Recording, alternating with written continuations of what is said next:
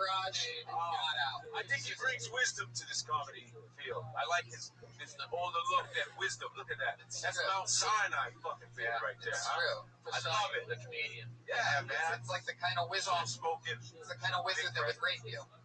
Yeah. Whoa, That's what it is. Drunker. Oh, he has not even drunker, but he has that big presence with soft voice. Likable. I like that shit. Yeah. Very welcome. He's smoking that weed, dog. I'm about to go back. I know you're going back. I can see it in your eyes. Have you felt better since you quit? Like, I mean, I felt bad for a while, but I'm starting to feel better now. I did a lot of slept for a lot. You have to. Memory, because I feel like that's the one thing that I've noticed the most is just memory, short-term memory loss. You know, from smoking weed. My memory's okay. My concentration is I quit smoking like a year and a half ago. Generally, what I've found is that I still have nothing to do all the time, but I'm aware of it always. Yeah. It's not that cool, actually. But What daily habits have changed from the last? Well, I don't smoke weed all day. that's the main one. Right, that would be one. Yeah. I'm pretty sure I just said that one. You look like you would grow some of this shit at least. I'm trying. There it is. Not selling it. Fuck. Yeah. I've been, like I said, I slept a lot more for a while, but trying to exercise a little, and I haven't been able to write as many jokes out. Really? Yeah, I can't concentrate. I've got some jokes. You said that's all I got, dude. That's what you said. Well, that's all I got about it. I haven't been able to write. That's all I got. Did you write that at the end of the fucking joke? I've got other jokes. I'm sure you damn it. Hey, how long have you been doing stand-up? 5.5 years. This exercising that you're talking about doing, how far have you got? What are we talking about here? What have you done? I walk for a couple miles every day. That's it? Yeah. No push-ups or anything? Not yet. Not yet. Where are you walking? I think it's speed bag. See those bits? Yeah, you fucking fist. Shit. Right. Fuck, they hit the speed bag. You do? You hit the speed bag? He hits it once and that's it. Walk somewhere. Done. Then you walk for 2 miles. I used to walk 5 miles every day. I broke my leg. So now I'm getting back to it. Now, like, what happens when you hit 2 miles? You just lay down? Wherever I go back to sleep. people like, they see the beard, they're like, he lives here, let him be. That beard, that has got to be one of the thickest beards I've ever seen in my entire life. I mean, it looks like you have angel hair pasta connected to your face, like somebody just glued it to you. It's a good one. It is. It's very powerful. Hell yeah. It's a wallet-sized photo of my back. Shit. That's what, like, what? What? I have no idea what that means. Oh, you're hairy. Oh, I got it. You thought about shaving it since you're, this is you're exercising That's now. like my look now. Like without it, I look like Elena Kagan. And, A what? A what? she's a Supreme Court justice. Wow. Oh, yeah. That's a reference. You don't know Supreme Court justices. Right. What a bunch of fucking You would be losers in surprised. this audience. I look exactly like I'm guessing Supreme Court justice is something you started learning in the last few days since getting Court justice. You watch CNN like, I'm going to use that. No, it's really fun. She's a congressman in the 40th district. You guys don't know that? Morons. I'm not very functional with thought. I went to work every day. All that stuff. Where'd you work? I've been advertising copywriter, but now I'm sort of getting out of that. I'm performing more. I got an agent. I'm going out on auditions. It is? It's shit. A lot is it's not good for the acting and the stage. It's not. So I wanted to sort of get out of it. I'm telling you, you're going to see a gang of shit. Yeah, I've had 3 callbacks and then whatever. That means we didn't shit yet, man. Last 2 weeks. You can totally. Not yet. 3 callbacks be like, come back here. Nah. Come back. But it's getting closer. Yeah. You're going to be at something. Are they sending you out on anything that isn't like rapist? It's all like tow truck driver, biker, lumberjack, rapist. No rapist? Please tell me you're talking about. He lost the parking Brad Watson. Well, I smell Law and Order. Yeah, I've seen this. Like, yo, I like a rapist. Where I can tell by your beard. I can tell. Oh yeah. I just did a film where I played a Saudi Arabian prince who gets killed while he's in bed with a hooker. Fucking nice. It was a nude scene. Damn. No, that was real life. They weren't filming that. It was, Did they have a close up on your back? Yeah. Really? You'll see the back hair. No, we will never watch this movie, so we won't see the back hair. Never in a million years. turbaned up the back just to keep the hair I covered. figured somebody should see me like that. Sure. Should see you nude. Yeah. They really got you nude in a movie? Yeah. And what did you have to do in this? Chick's on top of me. She's a hooker. We're having sex, and then an assassin comes in the room and kills us both. And then they spend the rest of the movie trying to figure out who killed me. Nice. That's what they told you the rest of the movie was going to be about in the softcore porn that you shot for $40. And they didn't tell you that that's the whole fucking scene. They told you that there's a whole bunch of other stuff that you don't need to be part of. Yes. The Mystery of Northridge. Check it out on Cinema Mystery. Your first opportunity. Can I just say, when I first moved here, I went to a taping of The Grief with Paul Perdoza, and afterward I took a leak next to Ron Jeremy. Is that right? Yeah, and everybody asked me the same question. Did you look? That is a trick question. First of all, you don't look. Second of all, I've seen it before. There you go. Yeah. There you go. That's great. David Niebuhr. No, he saw that. He kind of saw He was that. in the doorway. Snuck his head in. I can still see his dick in Yeah, the middle of the door. His presence is here. His presence is He's here. sitting back there going, I looked over at Neekers, and that thing, unbelievable. Well, they put me in a room. The Persian penis. But yeah, the Silver Surfer. Whoa. Because of that great fucking beard. Look at that thing. Amazing. It's unbelievable. Amazing. You're totally going to be the bad guy in the new True Detective. I I'm hope so. really excited. I'm telling you, he's going to fuck around and be I had an audition for, was it ABC Disney series regular? What the fuck were you? What? I was a cook, a camp cook from the... A camp cook. What was your line? Can you give us a line from it? Fish ain't gonna nut itself. Damn. Nailed it. ABC Family? That fish ain't going to cut itself. I'm sure I didn't get it, but So it's supposed to be a creepy chef, right? it's like a kid's show, so yeah. Obviously. I love it. Nice. There he goes, everybody. David Niebuhr. Yeah, there. He's on Twitter at David Niebuhr. Whoa. Yeah. Oh, whoa. Wow. He's a big man. Niebuhr dropping the mic. Fuck yeah. He's like on the microphone like a Like a Def Jam comic. Hell yeah. Tossing it down. I'm out. Bam. Throw him off the stage. David Niebuhr Rub the stump. dropping the mic.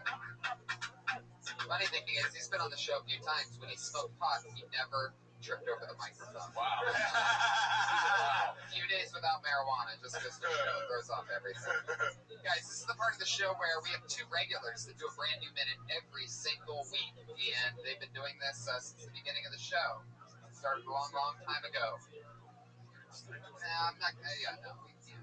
We always end up going too short. If we have time, we'll do another one. But anyway, put your We hands can't do another minute. First comedian that does a new minute every week. Put your hands together for, from Dysentery, from Kill Tony.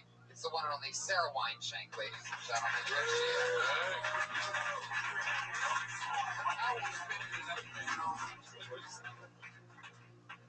What's up? Yeah. That's fun. Guys, I was looking for a thesaurus last week. I asked my friend, hey, you got a thesaurus? She's like, what the fuck are you talking about? Nobody uses a thesaurus. If you Google the word thesaurus, it just says, did you mean 1982? What's coming? And also, okay, in terms of the thesaurus, if you don't know what the fuck a thesaurus is, then you sure as hell don't know what a synonym and an adjective are. Because you're depending on a thesaurus. I was thinking about it and I was like, I wonder if the word thesaurus is even in the thesaurus. What would that say? All right. There it is, a new wine shank minute. I like that she stayed committed to the sword. Yeah. It was almost a tongue twister. Yeah. I thought it was a gay dinosaur. I was gonna say something about reptiles. Reptile. Yeah. The thesaurus. Now, Roger. It's always Roger's. what's that? Roger is the brand of thesaurus. Oh. It is? Oh, Roger, yes. Look that up, yes. Roger. It's Roger, R-O-G-E-T. I'm not lying. The Roger's thesaurus. I R-O- picture now. Blue with a red line under it, something like that. Roger's thesaurus. Look Is it it up. French? I think so. Because I would just say Don't say Rogette's. Yeah. Fuck that. Roger's Roget. thesaurus. There's only one way to find out whether that word's French or not. It's by looking it up in the thesaurus. Boom. No dictionary, motherfucker. That's right. Dumb motherfucker. I'm a big dumb idiot. I like that she's doing a thesaurus joke, and it didn't work. And then she was like, oh yeah? We'll enjoy 30 more seconds of thesaurus jokes. Is that what you did? What did you say? Antonym. I think you would say antonym. You said adjective. I meant answer. God damn it! Fuck! You said adjective. I said adjective? Yeah, you said adjective. I said, What the oh, I fuck? think it's antonym. Yeah, no, that's wrong. Because that's a wordy fucking joke. So, you know, you gotta, of course, you gotta work it out. Of course, you only have fucking 66 and shit. But the sword, you gotta, you know, the sword, that's a thinking fucking joke. You know what I mean? Yeah, I've been thinking about it. I've been thinking about it all week, and I don't. Think harder. I think it's super hard, and this is what I have, and I was like, I don't know. Yeah, Roger. Remember Roger? Add that in there. Roger, fucking add that in there. Webster and Roger. Yeah. Maybe if you go with Yeah, that's right. Add that in there. is thesaurus in the thesaurus, and then you go, I bet if you look it up, it says a book you used in 1988 or whatever. Yeah. Yeah. And I just looked at thesaurus.com. Thesaurus is on thesaurus.com. What does it say? It's just Reference to the glossary lexicon. Glossary. I knew it was gonna fucking say glossary. It's a blue and a black dress. Reference book. Is there any Rogers? It's all Roger. How much are they paying It's you? not the to plug kid, it's this? Roger. I'm talking about it. You ever seen Godfrey? He's great. Loves the Roger. That's right. I like to bring that up. You said wine? Do you have the Roger? He has an It exclusive might be a fucking wine, dude. The real situation is really that we don't have books anymore, right? It's these fucking phones that everything's on. Well, the Kindle, man. Kindle on your phone. I got Kindle on my phone. Kindle on your phone. Get your phone. Yeah, I read a book off my phone, half of it, Half of it. on a Kindle. All right. It's kind of hard, though. You know, the pages. Yeah, It's like a fucking freak. Do they have clip notes on Kindles? Yes. You can get all that. You can still. All that shit. All that shit. You're still cheap. Still cheap. Yeah, most of the books I read were like 4 pages long. Yeah. The sword. Remember when this was called Mini Clips Notes? Yeah. Those were the days. One sword. How long did that I last? think one week, yeah. Wow. We changed it like this too long and an apostrophe in it, so it was for hashtags. Anyway, What's a synonym for the? What's a synonym for the sword? Glossary. what made It's like a mini dictionary. what made thesaurus so passionately a part of your vision? Just out of curiosity, something happened. It's arbitrary, and I really wanted to dig into it, and I know that it needs work. But I think that I'm on something here. Yeah, don't let the audience steer you away from the gold that is the thesaurus. Absolutely. Sarah, I think you should look at the thesaurus for different stand-up topics. What's Synonym for ugh? all I heard was a sad mandolin play. I didn't get the catch it. What'd you say, Pat? I said I think you should look at the thesaurus for different stand-up topics. Wow. Yeah. Wow, you went for that, huh? I mean, you were... Jamaica, Bumbaclan! None of us. Just insulting over there. I think if you, Thesaurus. What's happening over there? if you look up Never Seen a Vagina in the Thesaurus, it says Pat and Guitar Comic. You look up, wait, what did you say? Oh, you wanted to hear that. You want to hear I didn't want to bring the fire. He said, what did you say? I didn't hear what you said. Oh, You look up. Well, when you watch this episode, Pat, you're gonna have a good laugh. No. You'll hear it next week. Like, yeah. Wine shank. What else? Everything else good? Everything else. Fuck yeah. Rocking the bow tie that says Captain's Jack. female sad magician. Yeah. On a ship. On a cruise ship. I love it. Well, you did it again. Another brand new minute from Sarah Wineshank, everybody. All right. Every single week from Sarah Wineshank. She's on Twitter at Princess Shank. This is incredible last names on the show today. Always, always. Next one's a cool last name too. She's from the great state of Florida. After her very first time doing stand-up comedy here on Kill Tony, she started here 2 years ago. And here she is right now. Ladies and gentlemen, the one and only Kimberly Condon with another new minute.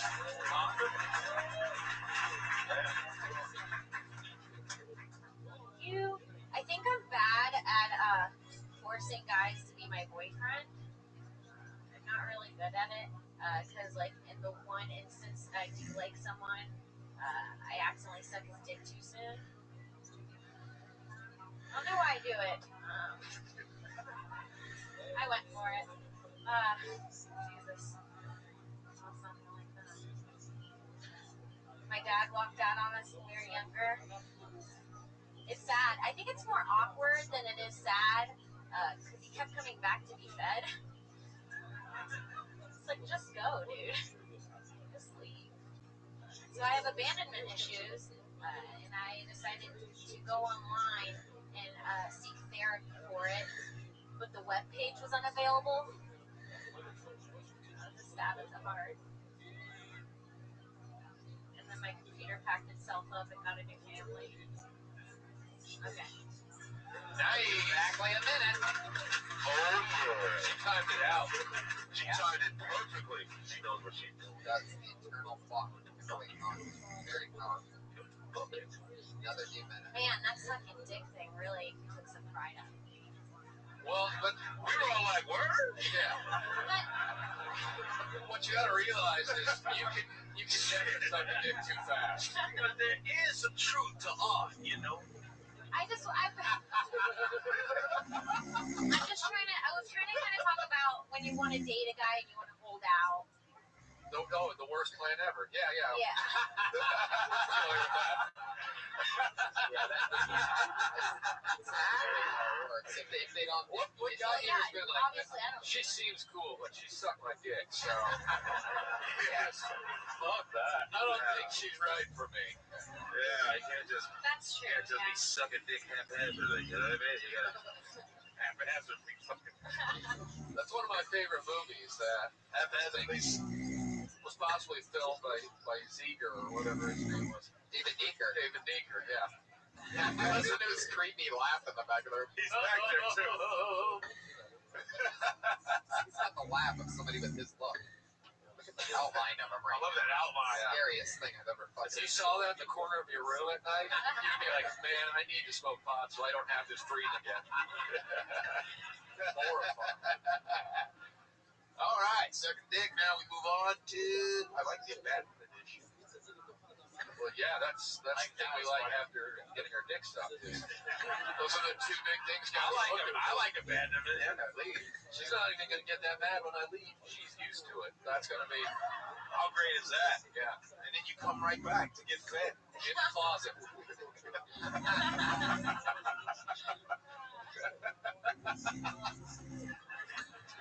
What came after Good joke. abandonment? Good joke. What was after abandonment? What was the last thing? Just my computer leaving. Yeah, That part probably. The dick suck thing, yeah, the dick suck thing, I think you should break down, like, sort of what we just talked about with it, too. You know what I mean? Like, the fact that some girls think that holding out with some, you know, it's not really, yeah, that's not really a thing. I mean, maybe, like, back in the day. Yeah, well, I'm feeling much better now. Yeah. Well, Holding out's not a thing anymore. Well, it must be a catch-22. Like, yeah, we support you, but at the same time, if you're really looking for someone to fall in love with you and they're not falling in love with you, and you're sucking their dick soon, then you, Like, what's wrong? yeah, there's something else that you haven't figured out yet because it's not That's the true. fact that you're giving blowjobs too Don't soon. you turn this around on me. She seemed perfect, but But if it's good, she was giving me Girls Rosie take Friday. Good blowjob.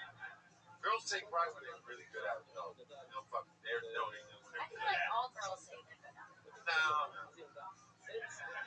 Well, most of them. I'm not very good at this. They're not all good at it, but I Just feel go like they for all it. say they are. I feel like Gummy. I am terrible at No blowjobs. teeth, get the teeth out of there. Yo, Muppet suck me. I think like all girls saying they suck dick is equivalent to guys telling girls that they can't come from head. It's like all guys say that. Really? Never said right? that. I've never said that. Man, you get tricked so many times with I that. haven't been tricked. I said it's a challenge. Like it's a lie. I know it's You not can true. do it, but I've never come before. Oh, That's what I'm saying. you're really good at this.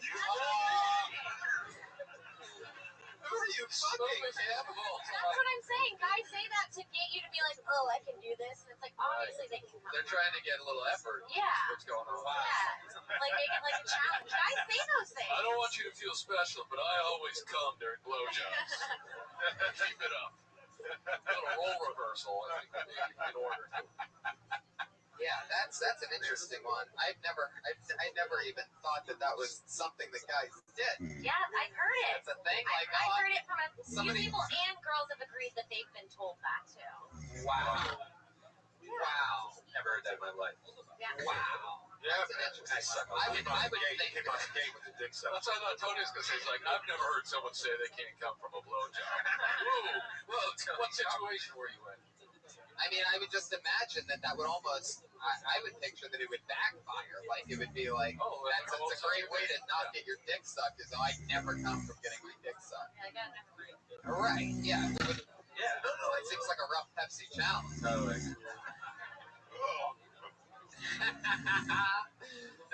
Fuck yeah. What else, Kate? You know. Are you What else really? can I say Are after you really that? trying to date somebody? Really trying to find love right now? No. You're lying. You're lying. Yeah. Because she's attractive. Comedy attractive. I can have. No, shut up. Shut the fuck up. Yeah. No, I'm saying all you do. All she does is hang around comedians. All she's around is comedians. The truth. And she's in comic convention. They're like, hey, what's up? Right? Yeah. There's a lot of comedy girls in there. It's like watching a basketball game, a girls' basketball game. You're like, come on. You know, every once in a while you go, damn, that girl, the point guard is hot. Fuck. Has anyone ever thought that? Yeah, there are a couple. Women's softball. Yeah. There's some hotties in women's softball. Really trying to pull yourself out of that one. That's the sound of Sarah Weinshank shooting herself for not being called comedy attractive when she was up there. They shoot. I'll make you look. You can slave page in my rhyme book. It's a rough night. Well, we just lost Weinshank, everybody. Hey, Cam, I think you can make me stop. She's firmly in the trunk of Beaker's car. You can't make me stop. Strangely enough, the only other thing in Nico's man. now. He said you can't make me Yeah, that was my joke that I don't fall for that. You can't do that. Oh, Okay, bye. Brian's being Damn, bye. to close out strong. I feel like every time we've done this show, Brian gets really creepy with. Okay, Oh, bye. Yeah, that's been 2 years of. She knows he's attractive. She has choices. Okay, bye. Boom, the powerful brand new minute from both of them. There she is, Kimberly Condon, everybody. Yeah. We did it again. That's an episode of Kill Tony right there. Pat Reagan, is that Patty Reagan? Kimberly Condon, Princess Shank, and Josh Martin. I've been here. Godfrey, what do you got coming up that you want to promote? My show on Fox, May 27th. It's called Bullseye. It's on Fox. It's me and Kellen Lutz from Twilight. We co-host. It's a challenge stunt show. May 27th after Master Chef. Fucking awesome. So, yeah, check it out. Bullseye. Everybody knows it's on Fox. Yes. Clearly sponsored by Roger Thesauruses. Rocher. Now Rocher. How dare you? There's no R at the end. There's a T. The great and powerful Rick Ingram, ladies and gentlemen, since episode 1. That makes me sound like a sad magician. Quadruple callback. Follow him at Rick Ingram at Godfrey Comedian on Twitter. Godfrey Comedian, yes, sir. So much fun. This was awesome. Live stream, Right. you stream, we all stream. You stream. Yo, Tony. Good night, everybody. Everybody get your dicks up. Take a picture.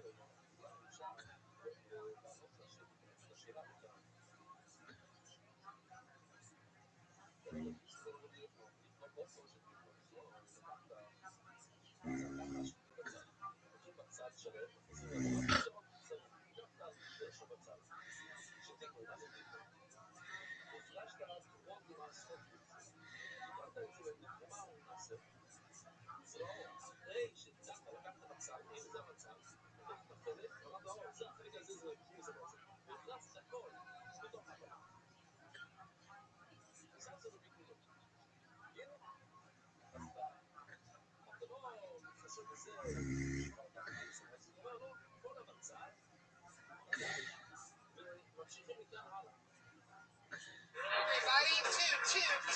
Fuck yeah. Hi, everyone. Okay. Fuck yeah. It's like a live Monday night in here. How you guys doing? Happy Memorial Day to you. Shout out to the troops. Right? Is this one of those days? Yes, I think that's what it's all about, right? Shout out to the troops. Shout out to the troops, the dead troops. Right. Shout out to the dead troops. There you go. That's how it starts.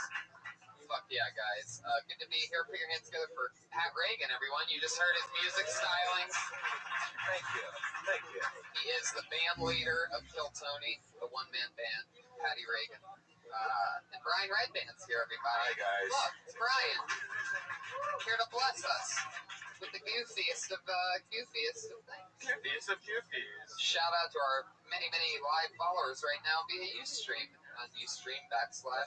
Ustream.tv / Death Squad. Hi, everybody.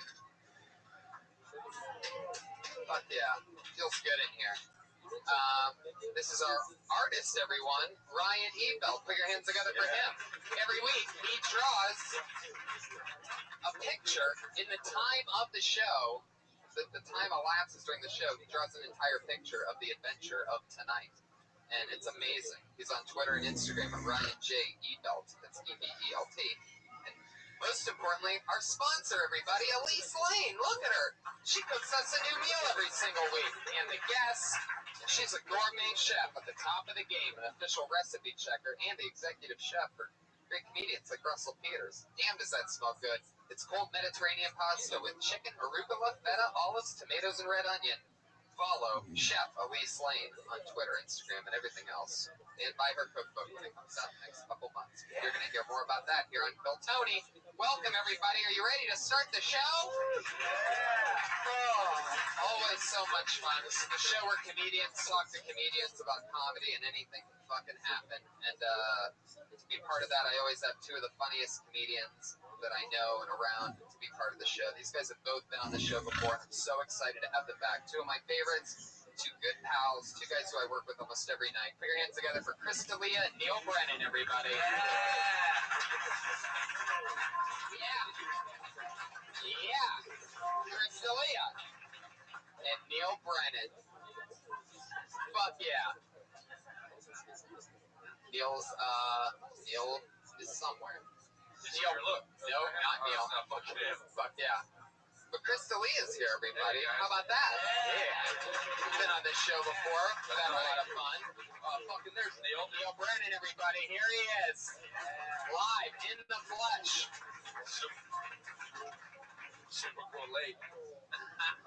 Well, no, not late, but just like, oh shit, they're coming in. Get up there. Yeah, hi. Hi. Welcome back to the show. Thanks, bro. Have you done something? All right, cool. We're going to have fun. Over 30 comedians signed up with a chance to do 1 minute of stage time, uninterrupted. Then we talk to them about 30 minutes. And we talk to them. Well, we don't have to go. No, I know. because we talked to them afterwards. Anyway, so welcome back. Every week I have Pat Reagan, the band leader, ask the comedians a question instead of me asking them, because I already know so much about my guests that I find it interesting to find out what Pat wants to know. So Pat, go ahead. All right, Chris. Hi, Chris. Hey, what's up, dude? Not much. What's like your craziest fan interaction experience? Oh man. Yeah, there's like stalker stuff, but like We had like legit stalker stuff. Well, I've had like people tweet like, "Yo, I'm coming for you at the Comedy Store tonight." And like, I don't want to give them like say who they are, but like, it was John Caparulo. it was no, but it was at least with the internet, you know who's gonna fucking kill you. You know what I mean? Like they'll tell you ahead of time. Yeah, it was. Did anyone come? Nah, they don't show up. Yeah. If you're gonna kill someone, you don't talk about it. Yeah. You know, you just kind of fucking do it. Yeah. Did they contact you after that? Yeah, I'm like, They'll be like, sorry, sorry, I didn't show up. I got late. I was late to my, spin class or whatever. Did you ever respond to that tweet in any way? No. I feel like early on I would, and I've definitely learned my lesson. Right. It just makes you have more stalkers. Yeah. Oh yeah, bro, fuck you. And You you're like, can't fucking you stalk me. What's your question for Neil Brennan? All right, Neil. Here's my question. Yeah. If you had to pick any addiction that you could be addicted to, what would it be and why? I guess crack. Because it seems like people get really into it. You know what I mean? It must be the best. Because people get they steal shit from their mom. That's a good drug. What about heroin? It's too sleepy. Good question, though. Thank you. Good question. Great answer. I like it. Good job this week, Pat Reagan, with some redemption. A lot of people have been critiquing him over the last few weeks. He's starting new, got a new colorful guitar, and he's on the money so far. Pat Reagan. It's like you just got back from like one of those schools that teach you where to put the silverware and stuff like that. You seem very nice today. That and maybe an ayahuasca trip to Peru or something like that. You seem pretty dialed in right now. Well, I can't I've made a mistake of trying to make fun of the comedians, but you guys have so many years on me that I'm just gonna get obliterated, and I don't like getting obliterated, so I'm gonna try to take a different. So honest, I love that. Speaking of ayahuasca, I was going to do ayahuasca recently with a Comedy Store regular. Try to guess who it was. Duncan Trussell. No. Joe Rogan. No. Joey Diaz. No. Artie Shapier. Whitney Cummings. Come on. I swear to God. You're gonna She did like a whole, we had a plan and everything. That makes sense. Yeah, we fell on. Anyway, good night, everybody. Back to the heroin. Guys, over 30 comedians signed up for the chance to do 1 minute tonight. They get 60 seconds. Comedians, you know your 60 seconds is up when you hear the sound of a kitty. You know? Do the Iron Man thing anymore? No. Oh yeah, I remember that. Yeah. He went Hollywood on Good movies. Yeah. When you hear that cat, wrap it up. If you keep going, you're going to bring out the angry West Hollywood bear. There it is. I know it's aggressive. So don't run your time, guys. That's the point. Are you ready? Yeah. A special Memorial Day edition. Not really that different. Kill Tony. All right. Your first comedian tonight goes by the name of Maddie Chimemore.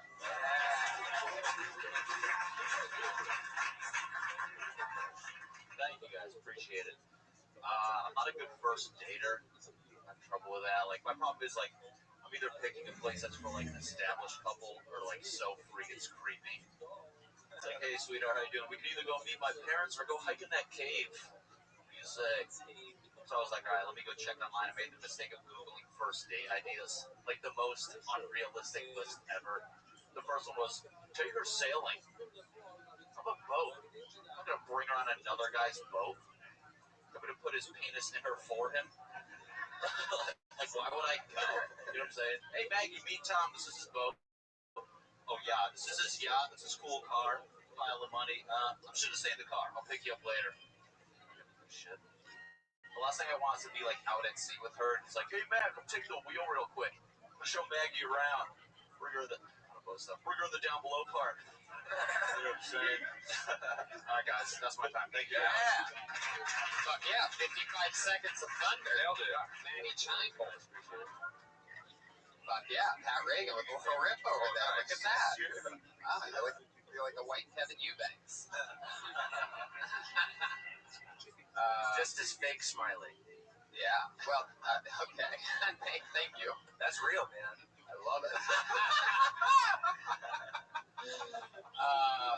Maddie, that was fun. How long have you been doing comedy? About 4.5 years. Where are you from?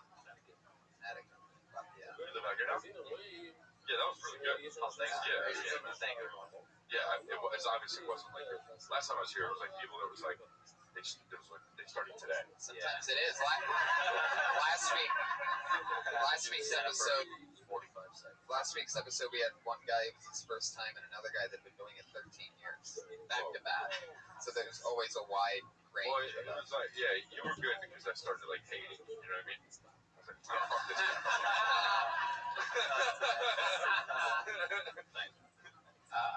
Oh yeah. You're good looking. That's good. Thanks, Neil. Yeah, you got it.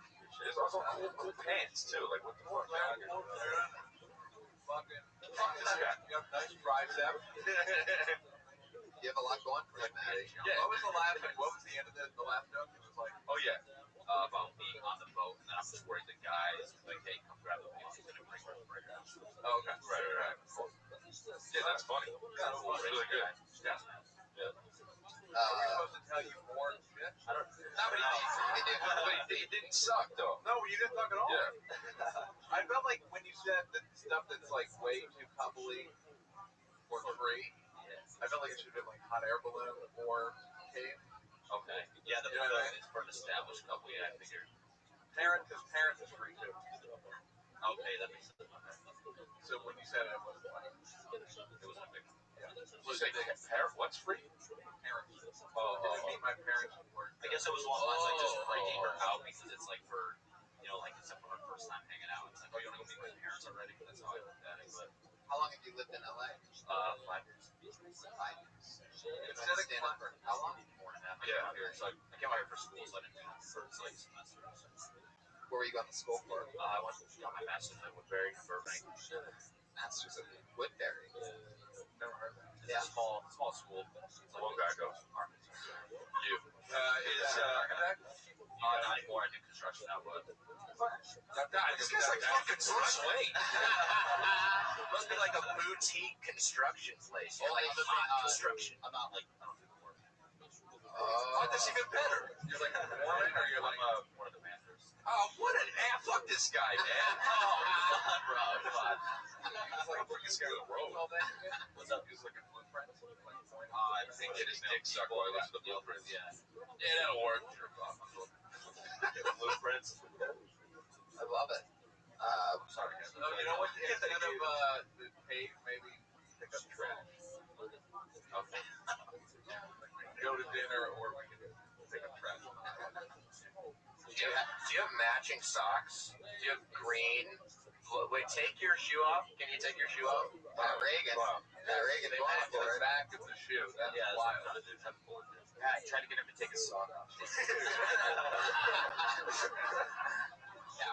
How did you get me to look at that guy's foot, Pat? Why did you do that?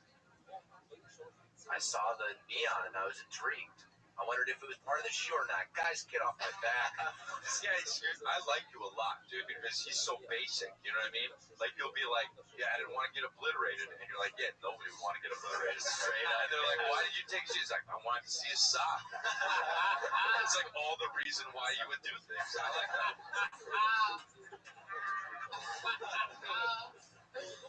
Fuck yeah. Maddie, anything else? Do you have any questions for us or anything? Have a good time. Maddie Chimor, everybody. There he goes. He's on Twitter at Maddie Chimor, CHYMBOR, all one word. Fuck yeah. Let's just keep the fun train moving along. Who knows what could possibly happen next? Put your hands together for David Deary, everybody. Yeah! Sounds like he's a crowd favorite. I know David. We've seen David before. I just moved to Los Angeles pretty recently. I like it. Used to live in New York City. Some people ask me, "Oh, don't you miss New York City?" They get excited. "Oh, New York City." It's true. Sometimes I miss New York City. So what I do now when I miss New York City is I take my bed and I put it in my bathroom. Then I invite a friend to come live in the bathroom with me, and then I invite another friend to come and just piss all over the door. New York smells like shit. It smells like piss. I like women's hands. Let's just get into it. I like women's hands. I have this weird hand fetish with women. It's weird. I have this thing where I can tell right away if I want to have sex with a woman by looking at her hands. Because basically, if she has hands, I want to have sex with her. I'm just kidding. I would fuck a girl without hands. Why wouldn't I? I'm not a monster. That would be weird if I fucked a girl. If I wouldn't fuck a girl without hands. I don't know. Fuck yeah. Yeah, I like that. David Perry. That's a fun minute. I already knew you were funny though, and still funny. Yeah. Can I just say something real quick? I think it's I don't know if it's weird or not, but I came home the other night and my wife was watching Chris D'Elia on Periscope. I was gonna maybe do this because I feel like it's a good comedy bit, but I haven't really thought of it yet. But I came home and she was like really embarrassed, you know. And she was like, She goes, "Is the Periscope stupid?" Yeah. And I go, "What are you doing?" And she goes, I think Periscope's really stupid. And I was like, "Are you watching Chris D'Elia on Periscope?" "Yeah, it's really stupid. He's like petting his dogs and shit." And then everyone's like hearting it. And I don't know, it's really stupid. So you walked in on your girlfriend finger blasting herself to... It felt that way. It really was his wife. She was having sex with Chris D'Elia. It felt that way. It felt like... Did you watch the replay and see like how much she was like, "I want to suck your hog" and shit like that? Just the comments going up. I just saw hearts Just flying so many everywhere. hearts. For color hearts. Wow. That was But yeah, because Periscope, Periscope is creepy. Like, it feels creepy. Yeah. You know, like you don't watch it in public, really. You watch it and you're like, "Oh, look at all these people having fun." But she said an interesting thing. I thought it was interesting because she said, "Well, he's a comic, so I thought," he said, "look at me petting my dogs. I thought I would click on it and it would be something stupid and funny and weird, but it was really just him petting his dogs." Yeah. And then I found myself watching him petting his dogs. Yeah, it's basic shit, bro. You know what I mean? How long? Do you know how long she watched for? No, I have no idea. You didn't ask her? I didn't ask her. I was too ashamed. You know, she was really enjoying it, I think. So I'm sure she would have. There was 500 people. There was 500 people watching it. To be fair, there were 500. Right. There's a lot of people. There's a lot of competitions. I don't feel that threat. What's the most people? Like, I don't know, like 1,500 maybe. What were you doing? Petting his Petting dogs. zebras. What were you doing? No, I'm kidding. I don't know. Nothing. It's more. I don't even get it. It's driving. I think it's. I'm trying to learn how to do it and be fun, like be funny on it, but like you're just kind of you do it when you're bored. You know what I mean? So I'm still trying to figure it out. I mean, I don't spend my whole day trying to fucking figure it out. Okay? Yeah, you do. Yeah, it's fine. Just a minute, you know. Don't you always hope it's gonna be other shit though? Because it'll be like driving, and you're like, probably not driving. And you click on it, you're like, it's gonna be some fuck action. Yeah. I think it's their fuck act. There's got to be. Well, that's what I think that you. I don't think that they allow that because you would know that. But why not? I got banned from it, and I had to find out like all the rules, and then they undid the ban and stuff. But yeah, there's no porn on it. So It's like a 3-week-old thing, and you've already been banned. yeah. But they let porn on Twitter, and isn't it okay? It's not the same rules. And I heard that they're actually getting rid of porn on Twitter. What's the porn on Really? Yeah. Well, you can just show porn You can on just show Twitter. whatever on Twitter. You can show anything. David, up until this week, you've been notorious. You were on last week, right? I was on The week before 2 that. weeks ago with Okay. And you had a giant mustache. Oh yeah. Oh yeah, you got rid of it. Yeah, awesome. I saw you had one. Yeah. How's that been going for you? Well, it's fine. With any major differences? Yeah, people say, "Oh, did you shave your mustache?" That's a pretty dumb question, you know. Yeah. Do you feel that you're self-conscious about your upper lip now that you that you start hitting your lip? Yeah, I'm like looking in the mirror like, that lip is huge. Can I tell you something? Yeah, sure. There is a lot of space between There your is. top lip and your nose. It's like, you had a monster mustache. Right. I don't know how that works. Like, does it just look bigger to me because you had a big mustache, or did you have a big mustache? Did you have a mustache because you know how much space is between your upper lip and your nose? The mustache was fucking putting his lip down. Yeah, it was. Your lip. What Yeah. if you shaved it and how long's it been? About 5 years. What if you shaved it and it was like a fucking eyeball under it? It looks like a little baby Homer. How long have you been with your wife? Well, we've been together 3 years now. 3 years. So your wife has only known you with the mustache. Yeah, I've shaved it a few times. Do you think that has anything to do with why she was watching me on Periscope? Yeah, I think so. I think so. Well, as soon as I started watching you on Periscope, that's when I shaved. Right. There you go. You know what that horse means.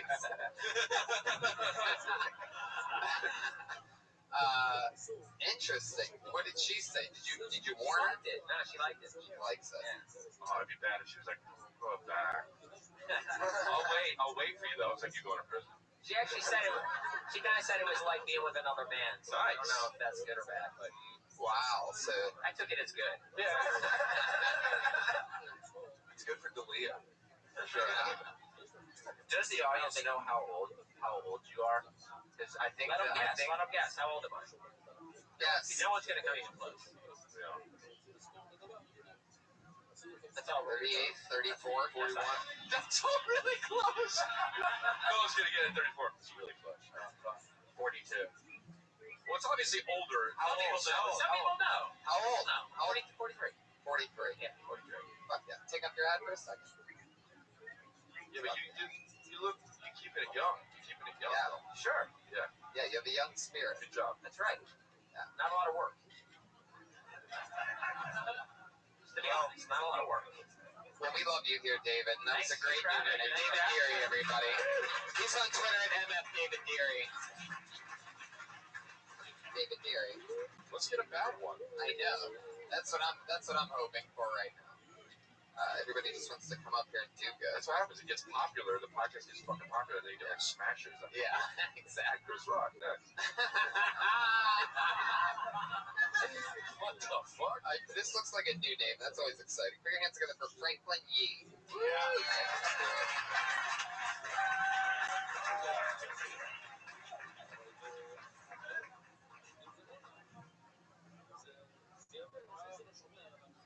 If I could be any superhero in the world, I would be Batman. Why? Because Batman's a billionaire. First thing I do is I stop being Batman. Just be a billionaire. Yesterday my agent told me to stop calling him my agent. I was like, I don't want to represent you, Frank. You fucking suck. You know, that's exactly what my manager told me.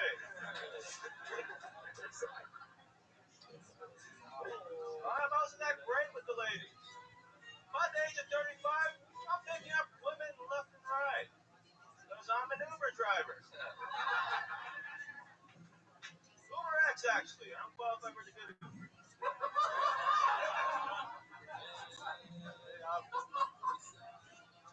I drive a white Nissan Versa hatchback. If you've never seen one, just imagine a smart car with an erection. And never stuck with that car either. Fuck yeah. Franklin Yee. Getting the cat. Another good one. Yeah, another good one. Yeah. I like your style, Franklin. Now, you've been on this show before, right? This is your first time? Yeah. Wow. Yeah, I feel like I've seen you. Is that what the horse means? Somebody's first time? I'm trying to figure out, like, when I said you guys know what the horse means, like, I was actually asking and didn't get an answer. I don't know what that horse sound effect means, but we'll figure it out at some point. We'll put the puzzle together. That's funny, though, because, like, you're kind of, like, weird, but, like, when you do it, it's like a lot of guys have that style, but, like, the way you do it makes it your own. which is good. You're funny. You have a lot of jokes like that? Yeah. You. How long you been doing stand-up? 2.5 years.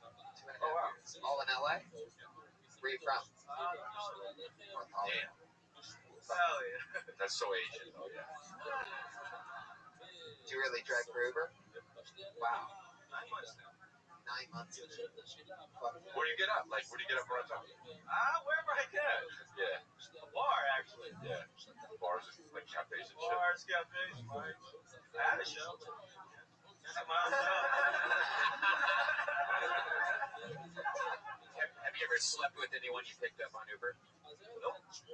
See, that's a good question. Yeah. Great question. I ask every Uber driver, and almost 90% of them have. No, come on. Yeah, really? Drunk girls at night, dates. What, your Uber X? Uber X. Fuck yeah, you are in a Nissan Sentra. Uber XXX. Yeah, but those are the drunker girls get picked up on Uber X's, and like the good ones in drugs and stuff. Yeah, I've been trying to. You're like shitty detective. The drunk ones get picked up by Uber X. She probably got drugged. I'll be back. Just jerks off in the corner. I'm back, guys. Anybody get fucked again? Franklin, how many girls have thrown up in the backseat of your car? Do you work the late shift, or what do you do? I do the late shift, but I don't do it no more. Last month, I picked up some guy on a date with a chick, and this chick got crazy on me. And my car with her. What? Yeah. Wait, what? Wow. Dude, whoa. Wow. Was she Mexican? No, I think she was Iranian or something. Walk us through what happened. Yeah, definitely. Okay. Well, I picked up some guy at the bar in Glendale, and then me and some chick were just talking in the parking lot for like 15 minutes. Did you have the meter on it? Yeah, no, I didn't turn it. I was just chilling. I know You're a nice guy. Yeah. But 15's a pretty long That is a time long to have time. an Uber You wait should for have you. other drunk girls having sex. Yeah, then they're hugging, then they're talking, hugging, and then I was like, I know I hate on his game and stuff. But then he walked to my car, and I just hear her scream like, "You piece of shit, you motherfucker! You made that guy wait for you for 15 minutes!" And then he got in my car, he's like, "Hey, my bad." Huge change in attitude when he got in the car. Then she got her brand new Camaro, and she rammed me. Come on! Yeah, Brand new Camaro? brand new one. And then she backed up again and rammed me again just to make sure, like, But it yeah. sounded like she was defending you in a weird way. Yeah, but she rammed my car. It's got a weird way. Wait. So then what? Wait a second. Okay. Hold on 1 second here. Are you sure you're not just giving us like the version you gave the cops when you accidentally backed into her car? That's what happened. He's like, wait, this is scene from Taken. Never mind. So what did you? Yeah. Did you call a cop? She left, then she left. And the guy in the car is like, "You better call the cops, bro." And he just walked away. He left you there with the rammed car? Yeah. And you still fucking drive Uber? That would I called the cops, and then she got away. Actually, she almost hit a pillar in her apartment. So now you're working the day shift, huh? Just working the day So shift. let me ask you That's the end of that story, yes. So let me ask you this, Franklin. When you pick up people, do you ever hear them say under their breath like, "Oh fuck, Asian driver, fuck"? That's also a good question. Right? Because I know I say it. I just don't think you guys can hear it. I think when they cancel right away, then they probably saw my profile picture. Oh, you put your face on there, not the car. See, Yeah, I go with the car because then they can spot you I guess and for drivers it's a bit like Tinder, where people can reject you. I think so. just off the picture. I got canceled on like 3 times. Right? Do you cancel like for shitty reasons sometimes? You're like, oh, this guy looks good dick. I'm not picking that up. Not really. No. I take what I could get, man. Yeah. You know? And you guys rate the people too, right? Did you ever give anybody less than 5? What does it take to get down on your stars? Wow. Yeah. You're fucking great, man. I would love to have you, if you can, Friday, do the Death Squad show at the Ice House. Wow, there you go. Franklin Yee gets a spot at the Ice House Friday night. You make it, Franklin? Fuck yeah. All right. Good job, dude. Well, there you go. Franklin Yee, everybody.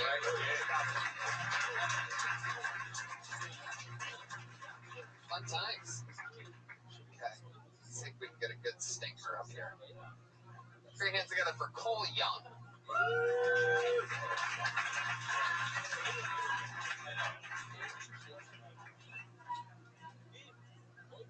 Hey guys, how's it going? When I started doing comedy, my own father heckled me. One time I was doing a set, my dad was in the audience. I wasn't even doing that bad, and all of a sudden I hear this voice say, "He's my kid and I love him, but I don't think he has it."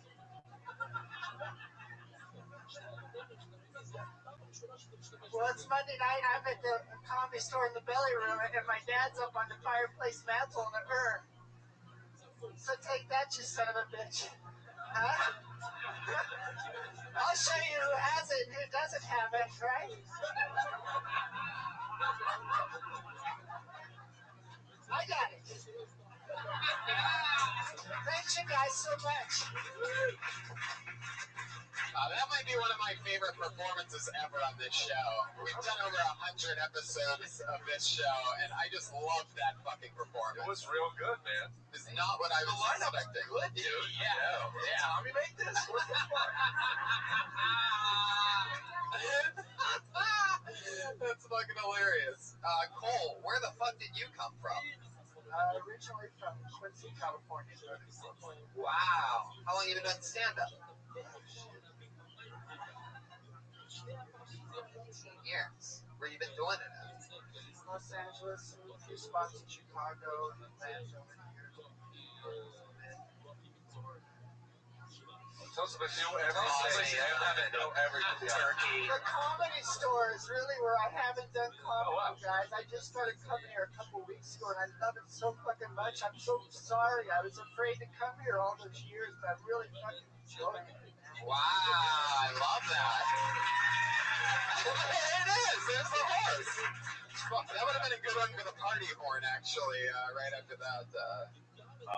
Well, the comedy store is a cruel mistress. There it is. This is the most intimidating place, I think, to do stand-up. Yeah, no, I'm really enjoying myself. I'm old as fuck, I know that. I mean, it's over for me, right? But Hey, you're not on the mantle. That's goddamn right I'm not. Did you and your dad not get along? No, my dad was really funny. That was the problem. He was just too damn funny. You know, so he died before I got funny. That was the problem. God damn you. Like, what do you... I know, it's like heartwarming. I don't know. Go home. It's like an HBO The documentary. documentary, yeah, it's a documentary. Fuck. This is a documentary where, like, at the end you feel good but bad and good and bad. You know what I mean? Yeah. I'm really... Cole, so what do you do for work? Right now, Sounds like you're unemployed. no, I work in the medical marijuana field. Nice. Oh, yeah, as if the crowd couldn't possibly love you anymore. Yeah, really. You're a real pandering fuck, you know that, Cole? I've been in LA a long time, yes. I worked in Hollywood for a lot of years. I was looking at shows and Shakespeare, construction coordinator, and all that shit. And now I do this. Wow, I love it. How much material would you say you have that you're comfortable with? I've got a pretty That's good. So cool. What do you do for fun? I watch chase girls. Yeah, literally, he literally has to chase them. Because there is something about your look that's a little bit the jinx, you know what I mean?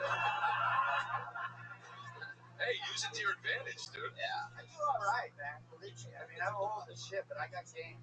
Oh, all right. I would also like to have you on the show Friday if you can make it out to the Ice House.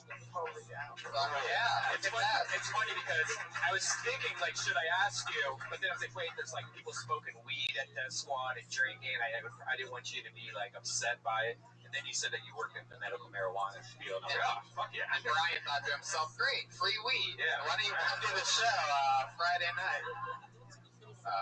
That's Hollywood for you.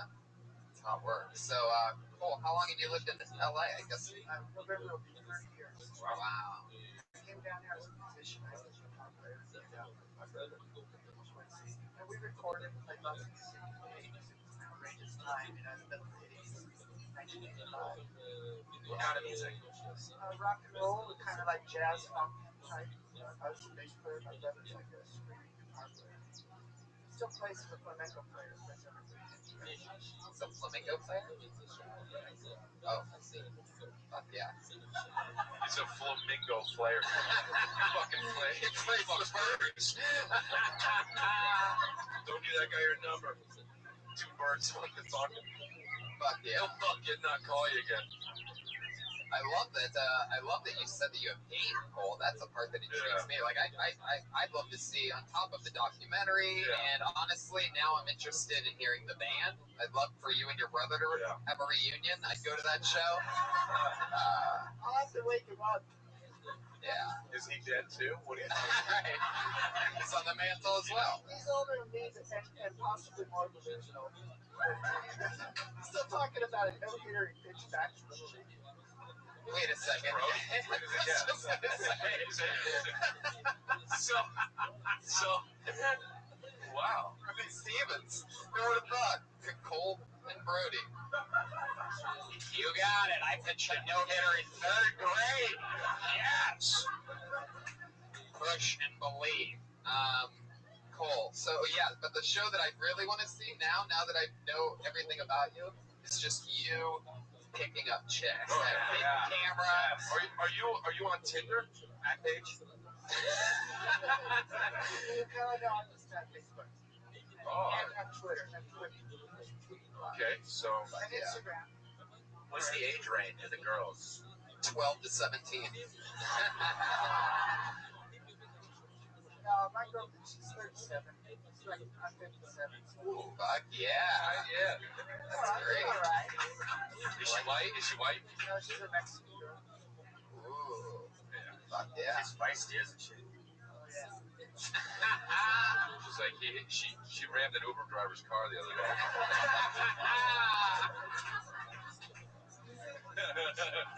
I told the guy to call the cops. No, I thought you were funny, man. It was great. Yeah, super funny, super cool, and it's so great to get to meet you, Cole. Thanks for being part of the show. Please come back, and we'll see you Friday night at the Ice House.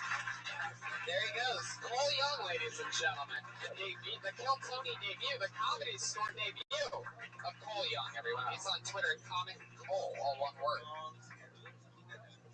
Wow, That was like heartwarming. it really was. I mean, It definitely was. you could feel the energy in his voice and how much it meant to him. Yeah. There's another new name. I know that because I remember this one. So I don't know how to pronounce this at all. Put your hands together for Golly Group.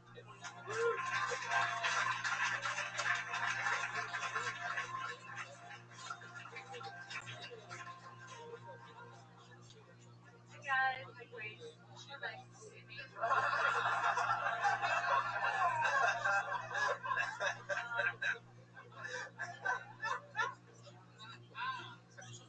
Pretty sure you noticed my accent already.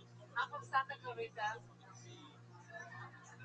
Yeah, I was born in Israel actually. I'm mixed with French, so I'm basically half Jewish, half racist. Yeah, I was just walking on Sunset before the show and I saw a flyer that said, have you seen this dog with this call? So I called and said, no. I've never seen this dog. My girlfriend asked me one day, do you think this dress makes me look fat? I said, no, I think it's the cookies. I was walking Hollywood one night and a 10-year-old kid came up to me and said, do you maybe please have some beef? I was shocked. So polite. I have a memory from my first, I guess, one like a bad memory. So I sleep on the floor. Yeah, powerful golly crew. A great minute. How's it going? Good, thank you. How long have you been doing stand-up? With you, a long time. I've been the headline of my show. Oh. I did? Yeah. Oh. Okay. Wow, golly. Am I saying that right? Golly? Golly. Yeah. Right. That's right. You work with Chris? Yeah. Yeah.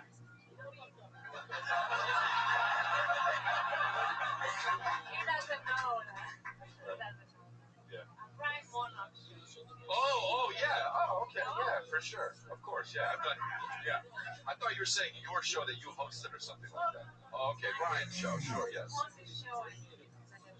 Okay, yes. Okay, let me just point out something I noticed. When you came up, you said, hello, Chris. Or, hi, guys. Hi, Chris. Because we know, I don't think she knew you guys, right? But you've never met. But even if she did, I've never seen anybody specifically point out a human in the room, which is great. And then when I asked you how long you've been doing stand-up comedy, your answer was a few years with Chris. We're the new Jimmy and Joey. Golly and Chris. Fuck yeah. So how long have you done stand-up? 57? 5'7"-ish. Not the fuck 6. Correct. 5'7"-ish. 5 or 7. I've 6. been doing stand-up back in Israel too. So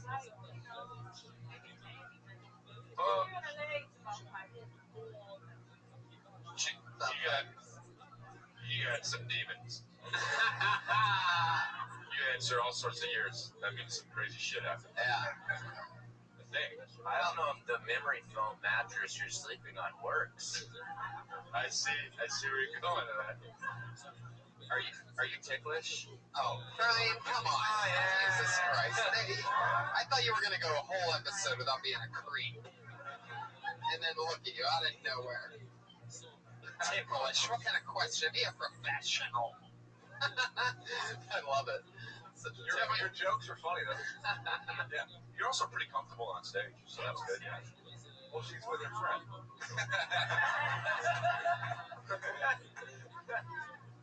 yeah, I have a show here Friday. You're in the belly room? Okay. Does Martin Harris know about that? So, golly, Oh, you Mike, yeah. seem to be like a real one-liner specialist, right? Are all your jokes like that, short form like that? How much time do you think you have? I know I have. 5-7 minutes. Perfect.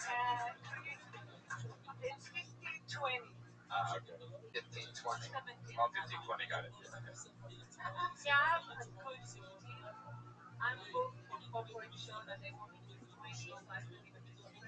With support, That's how you learn, right? You know? Yeah. But I have this 15. Oh, that's good. Clean's good. Yeah. For corporate shit, too. Yeah. Well, that's cool. Shower Put that one in there. Anybody smell her coming? Especially with Chris on the show. Did you guys Squat. Right. Did anybody, you guys smell her as she walked up? Right? Smell her coming? Did I you? smell it. I'm not even being weird. It's good. I smell it. Yeah, perfume. Yeah, it's good. It's nice. How long have you lived in America? 15 years. All right, don't start with this shit again.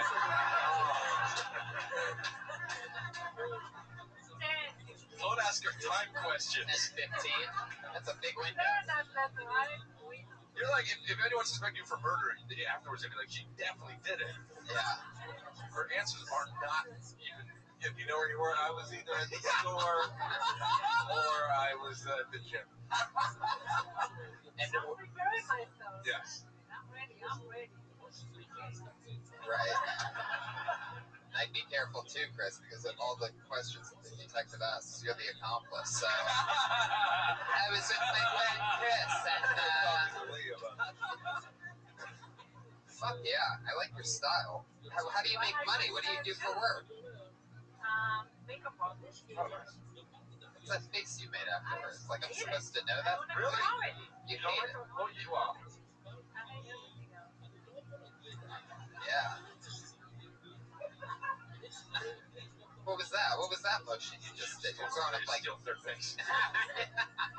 Somebody asked me for Oh, right. Oh, Forget you. fuck yeah. Very interesting. want more jobs? Yeah, you want more jobs? No. We have 25 more Friday people. night. Yeah, come Friday. I'm gonna headline.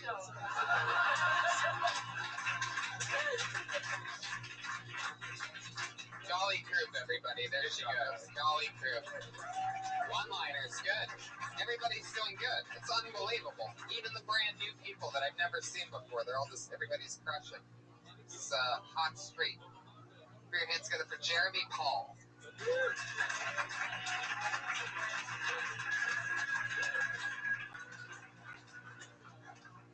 Oh, sweet person. I don't have any kids, and I don't want them because my bloodline is fucked. My niece just went to prison because she held up a cab with a Nintendo gun. You know, little gun. She held up a cab. 5 years in prison. My cousin believes he's smarter than I am, which is fun. Because he just spent the last 17 of the last 18 years in prison. I say 17 of the last 18 because he was out for a year. Now, he did 15 for murder. Got out. Then went back in a year later because he sold weed to an undercover cop. Twice.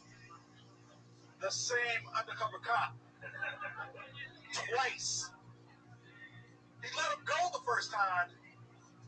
Came back, sold weed to him. What I'm trying to say is this.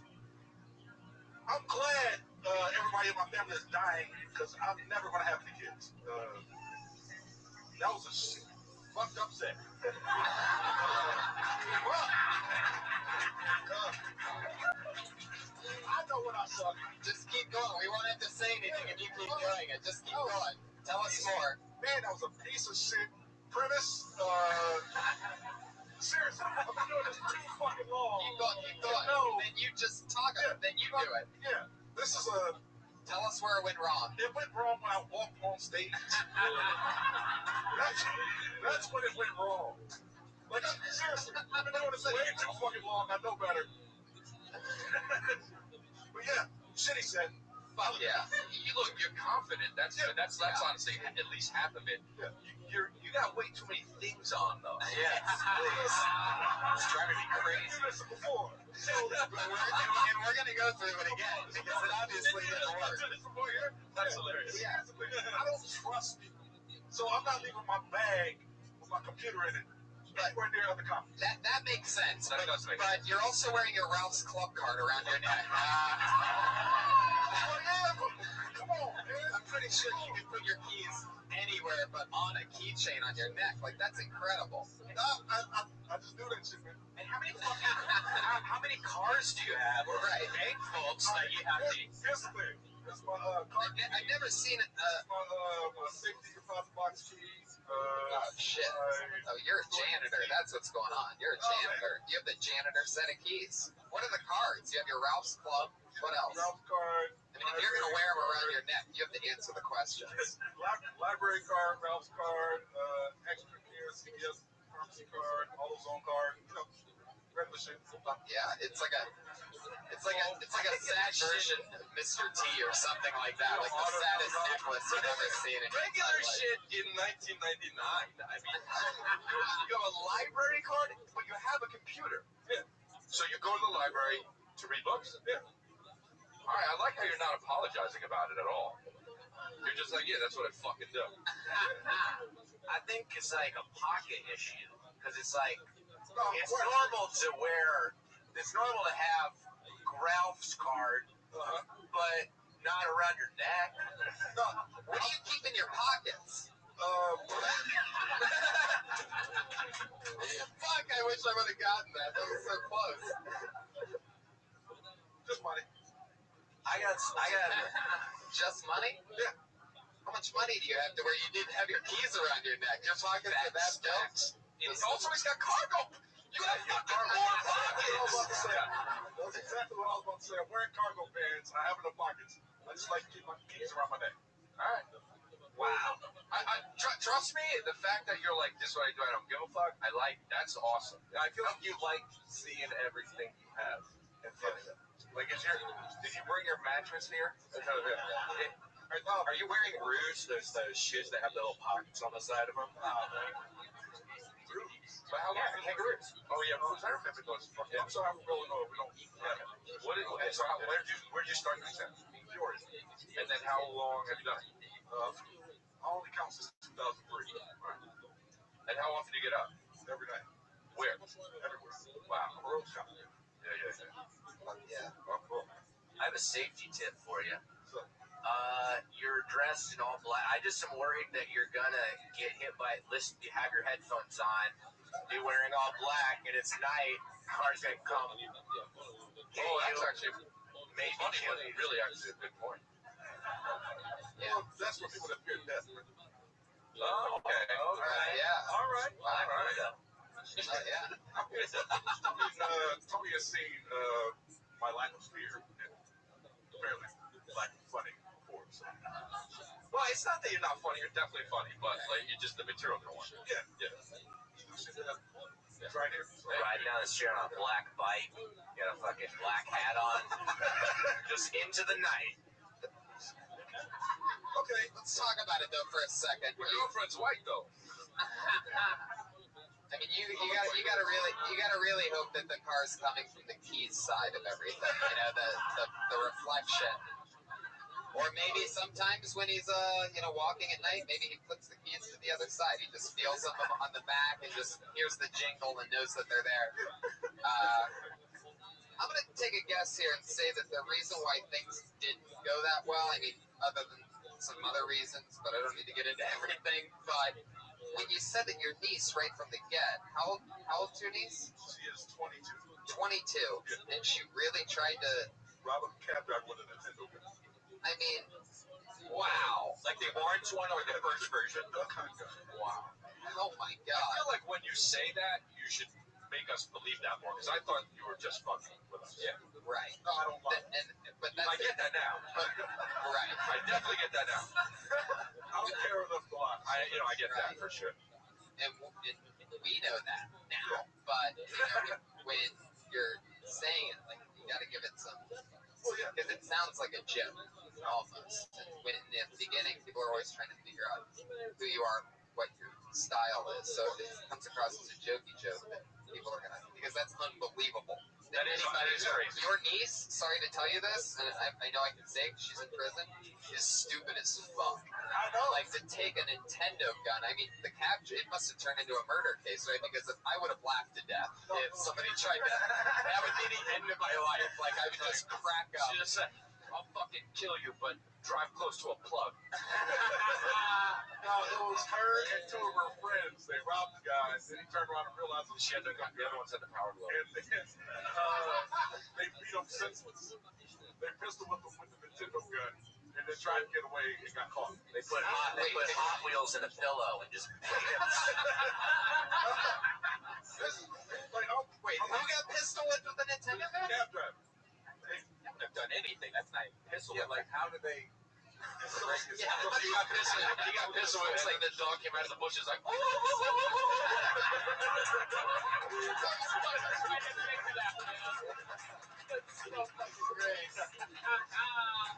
hey, you can use all that. So good. Don't get me wrong, it's good, but I'm dumping the bit. So. No, I don't think you should dump it. You're right. Good. It's fucking crazy, man. I mean, yeah. That's Peoria. Wow. How long ago did that happen? That happened last year. She, Last year. Yeah, she's in jail right now. She was on Peoria's most wanted list because she was on the run. That kind of thing. Wow. Was she like on? She hates me now. That's what I'm talking about. Was this like a news story in Peoria? Yeah. They described the She was Nintendo on gun TV, thing? websites, all that shit. They were chasing her ass down, and I knew where she was, but I didn't turn her in. So we Yeah, good. No, guys, still money. See, and that's gotta be You don't have part of money. that pocket. How much money? Still money. Fuck yeah, it sounds like the price of a few Nintendos. Yeah. Well, I got an Xbox now. Oh yeah. It's right here. It's your Xbox. Xbox in your bag. Right. I mean, you really do. You are the king of the accessories, perhaps the Don King of accessories, actually.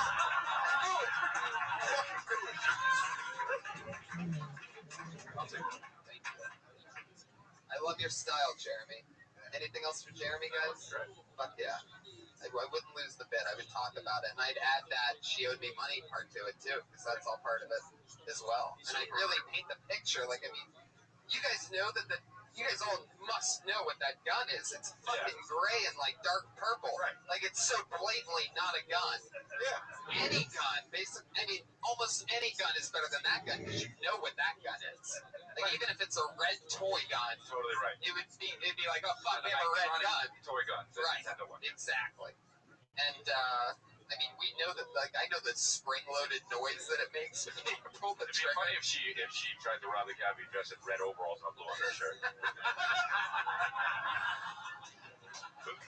with his old mustache. Fuck yeah, Jeremy. Well, we'll see you again soon. Come back. Jeremy Paul. He's on Twitter at Jeremy Paul Says. It's a fun one. We're almost there, guys. We're getting anything crazy. Oh, wow. Here's another new one. Tim Alexander.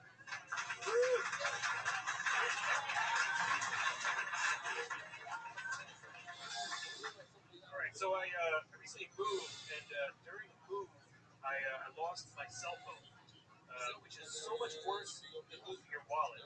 There's never a situation where, like, oh my god, there were so many pictures of my dick in that wallet. Oh no.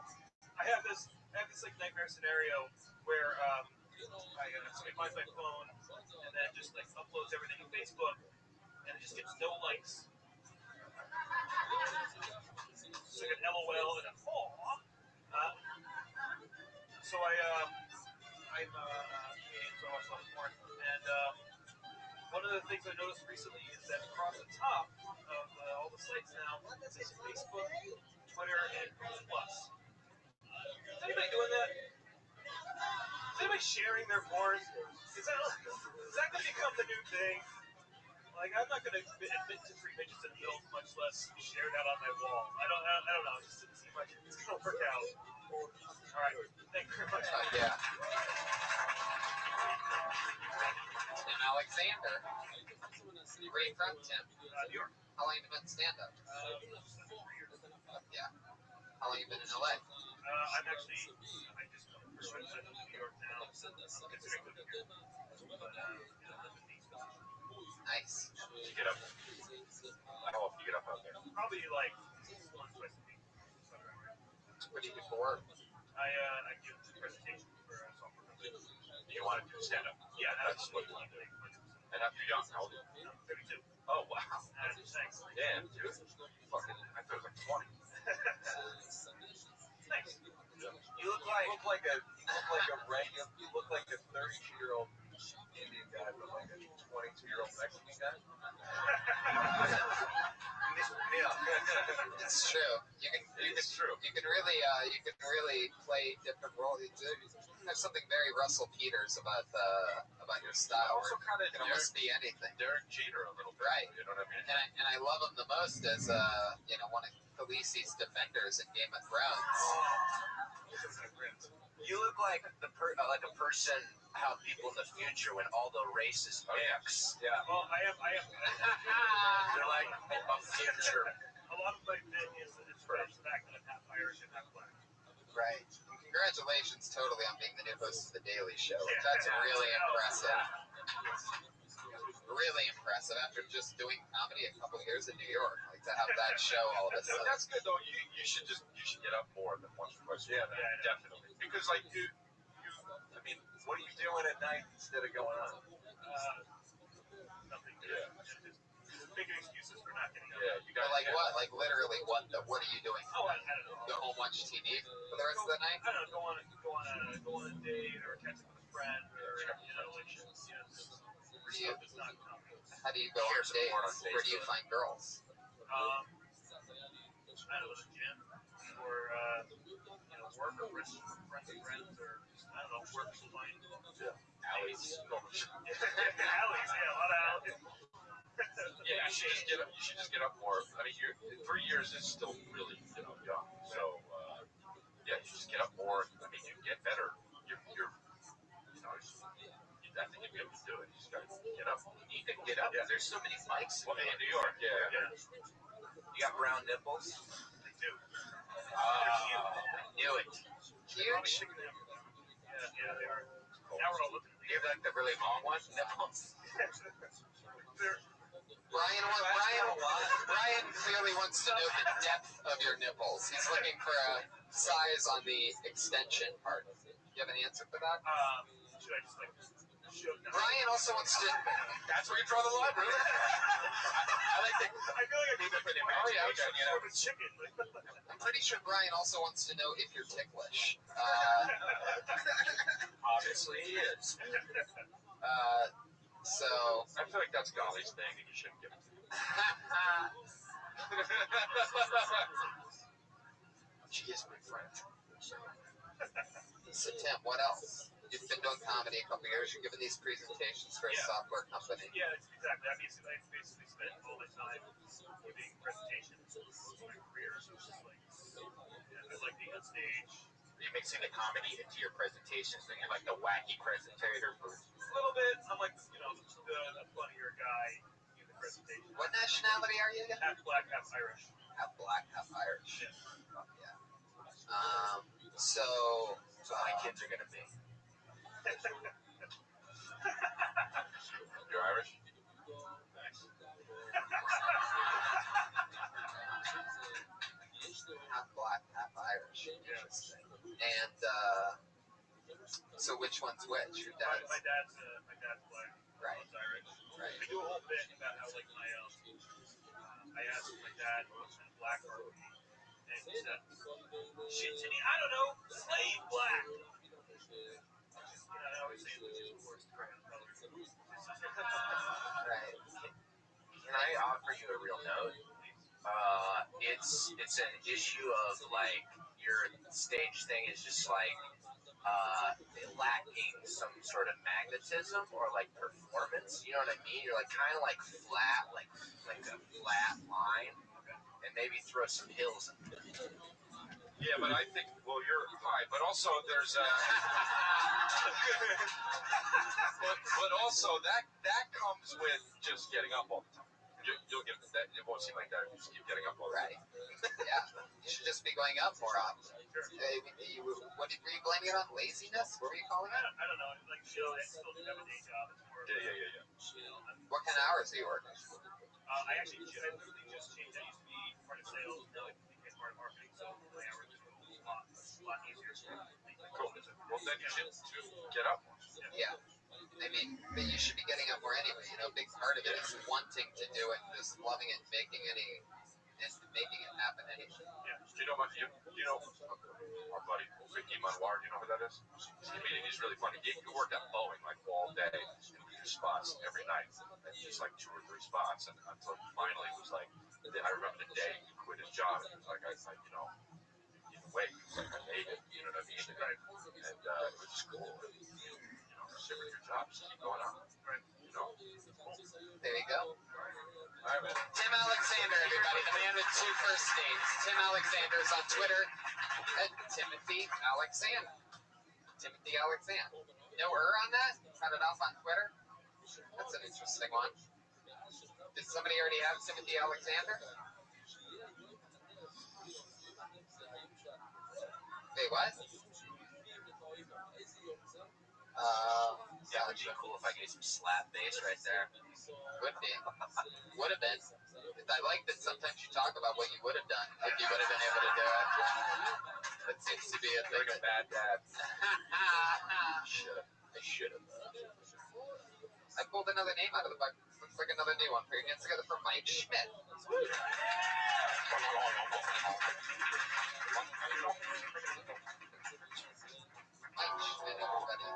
Yeah.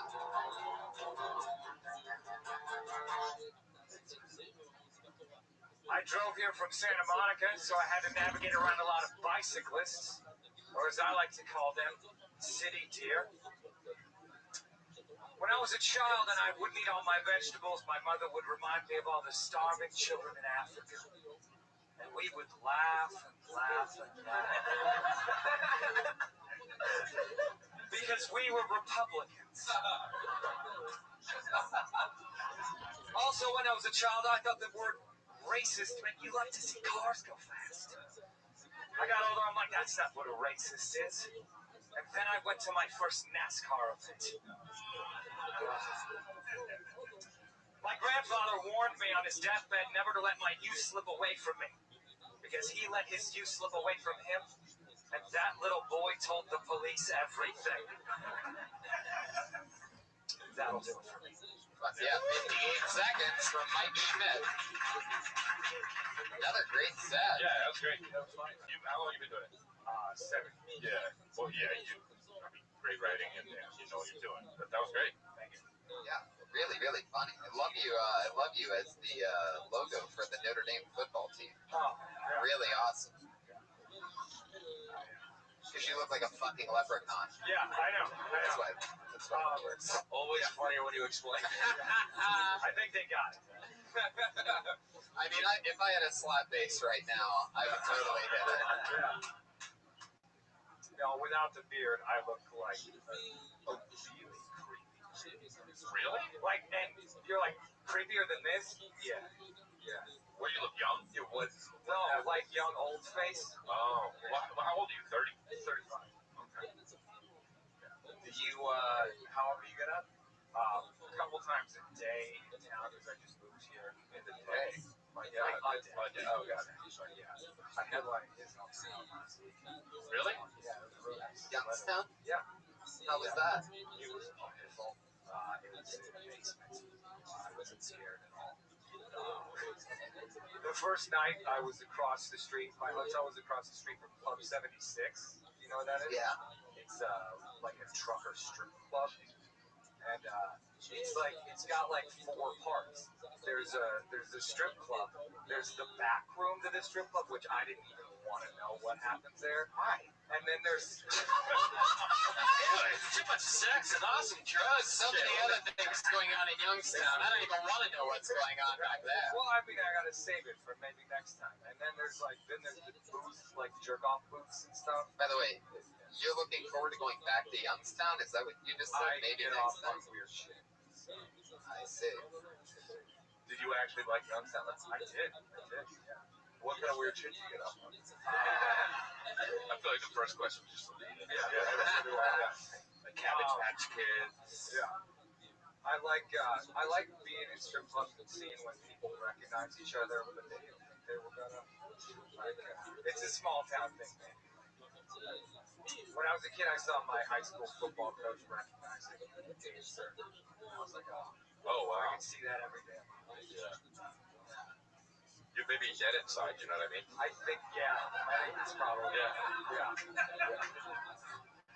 Now, your parents, they were Republicans. Yes. Where are you from? I'm from Wisconsin Rapids. It's the middle of the state. There's nothing. Wow. Right. The closest landmark is Keith's house. Wow. Wow. Maybe just to you, though. Yeah. Touche. Yeah. There is a cheese factory. Now, that green shirt, for some reason, I feel like you have like a closet full of those. Am I right? You are not specific. Like I have a closet full of ostentatious and colored shirts because I worked at a concert venue and I write shirts so that the dope shits who work security get fired every weekend would be able to identify me and not hassle me. That's funny, man. Right. Like nobody gets a shirt like that for functional reasons. Yeah. Right. Exactly. And this guy's like, you found the function. Yeah. People need to recognize you. People need to be like, oh, he's cool. That's the guy that dresses like a fucking pep course. Yeah, basically. Yeah. I have This Power Ranger on his day off. I have a seersucker suit for that reason. You're one of the kings of comedy? Oh, see, that would have been another good one for what's his name? Is one of the Don Kings of comedy. Yeah, that would have been good. Speaking of John King, you got any shirts for Jeremy Paul? Maybe he could borrow a bright shirt so he doesn't get run over at night. He wears all black and he's got bright shirts. And he says he's got a whole closet full of bright shirts. Yeah. Does he like hot pink? Yeah. Okay. I don't know what to say to Pat. I just roll with it. But yeah, Pat, do you want to tell us what it would have been like had what you just said worked? It would have been so awesome. Great, man. Oh, fuck. There it is. My favorite sound in the world. Mike, did I ask you what you do for work? Well, I just moved here, but I was in criminal defense. Wow. Yeah. Where? In Wisconsin, in Dane County, actually. So. Whoa. Yeah, don't clap for it. It's actually the most racist justice system statistically in the entire nation. Wow, somebody lost a lot of cases. Oh, I did. And I got really shitty about it towards the end. Well, at least when when you defend a bunch of pimps, they give you their hand-me-downs. Yeah. So that's clearly a... I can't pay you, but yeah. No, I've been invited to a lot of really weird dance parties by guys' trials I've won, and I've never gone. Well, I kind of regret that. Who has a dance party when they win a trial? I can't say his last name, but his first name, the most recent one, was Clinton, and it was a gun charge. Wow. And that was in Miami? No, that was in Wisconsin, in Madison, Wisconsin. yeah. Yo, I got off for having a dance party. Yeah. Wow. I don't know.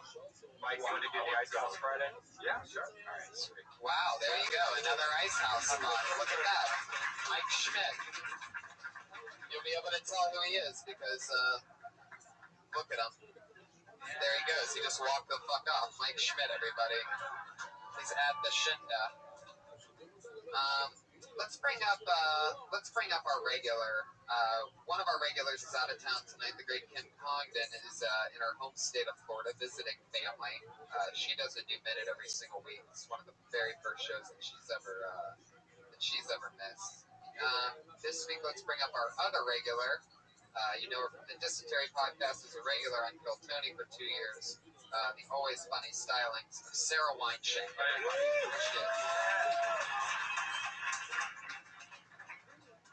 What up? I was talking to my friends about what kind of animal parts would be dope to have. Started with tails. I decided tails aren't for me. Having a tail doesn't support my lifestyle. That shit would always get stepped on or like slammed in a door, caught on something. Then we talked about shells. Having a shell would be pretty cool. It's like you're always almost home. Support my casual hermit lifestyle. Just feeling over a social situation, retract back into my shell. It's a one-stop shop. Just living room, dining room, kitchen, and everything. But having it tusk would be the most dope. It'd be awesome. Like you would have ivory growing out of your face. Who the fuck needs grills when you can have tusks? Like tusk size would matter. That'd be cool. You see the tusks on that dude? Alright.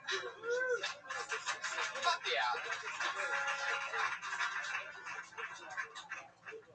That was, if you could have animal parts, which ones would you pick? Right? Yeah. And why the tusk again? I just think it's decadent.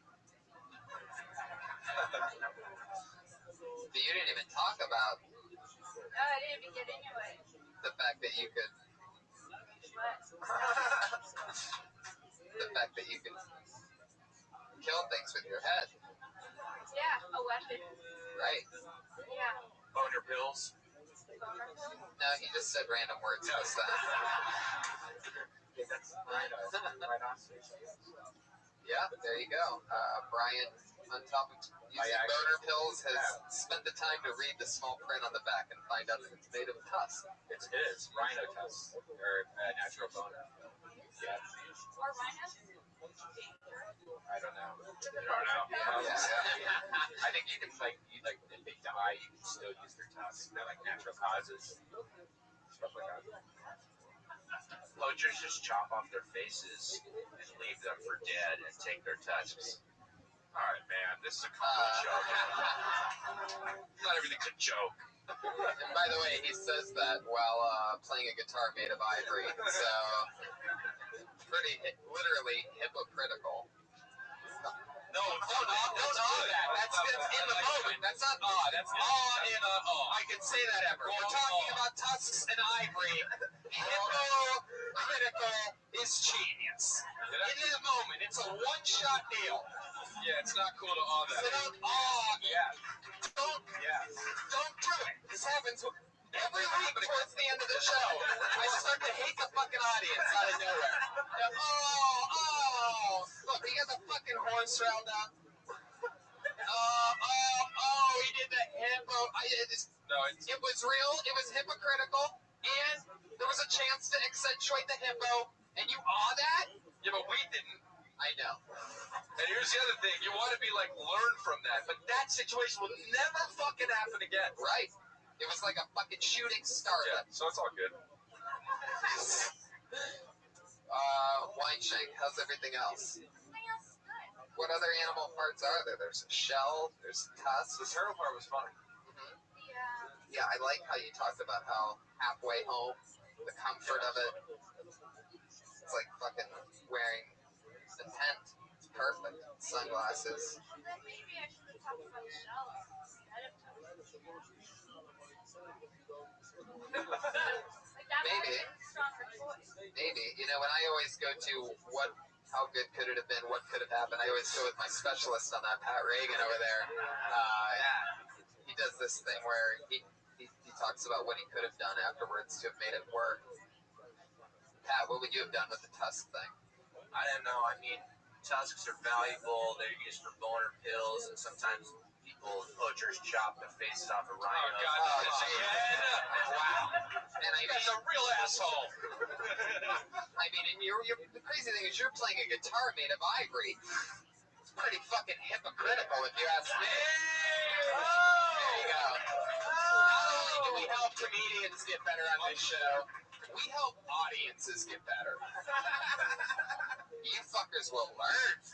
Next time you're at a comedy show, comedians are going to be like, God, where the fuck did that audience come from? It's like, you guys learned like pros. Well, thank you so much for the styling for Sarah Weinshank. Follow her on Twitter at Breakfast Shank. Guys, your final comedian of the night. One last minute as a special replacement, great friend of Kim Congdon and friend of Doug Squad. Put your hands together for Kimberly Congdon stand-in tonight. Edie Gibson, everybody. Here she is. A lot of people say that I grew up on the wrong side of the tracks, but my side has all the taco trucks and the drugs. And my side of the tracks is the side we're all on right now. Even though I grew up poor, my family always tried to donate to our church for the poor families. And it was more like a recycling program because it just got donated back to us. We were like, here are those peas. I was born poor, I'm still poor, you think I'd get used to it? Every time I can't pay my rent, I just tell my landlord, I'm like, hey, I was born this way. I checked my bank account balance the other night, and it just said, Edie, get it together. That's it. Fuck yeah. 48 seconds. Edie Gibson. Yeah? This is what, your second time doing the show, right? You're on Bill Tony 100 in the main room with Rogan and Irera. How did this go compared to that? This was way better than that was. The last I one. agree. You know I what was I love? like really nervous. You know what I love is that first joke worked, even though the first time you said it, you said my tried up the tracks, and it still worked. Like didn't even throw anything off because you just carried through. Did I? I didn't notice either, but just try to. I'm an asshole. My side of the tracks. How long have you done stand-up? 3 years. And you are poor. I'm so poor. I have literally $30. You have rich hair. Rich hair? Just like, it looks like you got money. Yeah? It does, actually, yeah. I don't do anything to it. It just grows like this. Oh, well, it wasn't this color, but, like, I don't, like, straighten it or anything. Yeah. Yeah. Okay, yeah. how often do you get up? Mostly, I try every day, but, you know, there are some weeks where it's, like, 3 times a week. Yeah, that's good. Why are you so poor? Do you have a job? I teach swimming. Wow. So this year it's been kind of cold. And why are you poor though? Do you teach swimming to black kids or something? I had that joke on deck and I didn't do it. Really? I literally was thinking, I was like, I can't do it. I had to do it. You know, they don't even try. They don't even apply. Have you ever had a black The problem with black swimming classes, everybody drops out. All right. Boom. Fucking love it. Now we're speaking my language. Right. Let's go. Right. Have you ever had a black student? When I taught high school, I did. What are you teaching now? I teach privately. Wow, so you just go to people's houses? Yeah. Damn. That's got to be creepy, right? No, because I'm cool. I'm like a girl, and it's mostly I train other girls. Oh, really? There's never like a guy that's like... Are they all like kids? I get the weird guys sometimes. They're like, you can train me for $60 an hour or something like that. I mean, I get that all the time. And they basically just want to see you in a bathing suit in their backyard, right? I don't have a pool.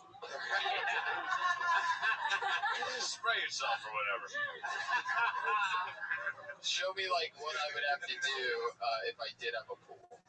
It'd be like the Pat Reagan of swim lessons. Like, man, if I had a pool, I would totally get lessons right now.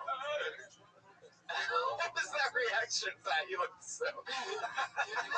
He's like defeated. Super defeated. It's like he did a thing with his head, like when like somebody gives like the snap thing.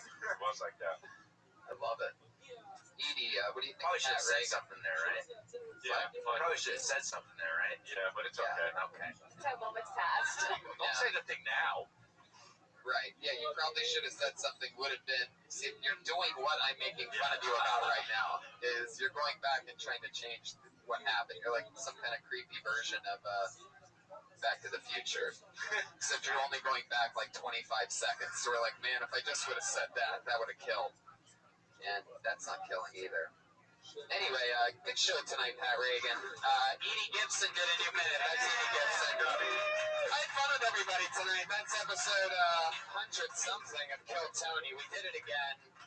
Multiple comedians got on. Edie Gibson's, Edie Gibson comedy? Or Edie Gibson comedy. Check her out on Dysentery. Yeah, and Patty Reagan, everybody, was the man on the side. Started strong. Started really strong. Sort of fizzled out as the show went on. And but we like that about Patty. Keeps it real, stays in the pocket, and he goes for it. Yeah. Elise Lane, our artist, guys. Ryan J. Ebelt. You got anything that we could hold up and show, maybe? Here, come on up real quick. Ryan J. Ebelt's a fucking monster. He's probably one of the coolest artists I've ever seen in my entire life. Look at that. That's us.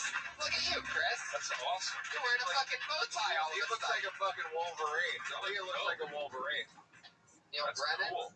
and the The bear. bear? It looks like me, yeah. Unbelievable. Oh, that's really cool, dude. That's awesome. Ryan J. Ebelt. Guys, you can probably buy these from Ryan J. Ebelt or something like that. Find him on Instagram or Twitter. See how much he'll charge you for this amazing Kill Tony art. Yeah. Patty Reagan's on Twitter at Patty Reagan, PATTYREGAN. Also, remember to check out my website, www.babydick.com. Is that really your website? No. No, it's fucking facelessrhinos.com. Neil Brennan. Yep. Anything coming out you want to promote? You're Neil Brennan on Twitter. Yeah, they can Twitter me. Cool. Yeah. Follow everything Neil Brennan, Chris D'Elia. Follow him. Do what David Deary's wife does, and follow him on Periscope, Twitter, and everything else that he does.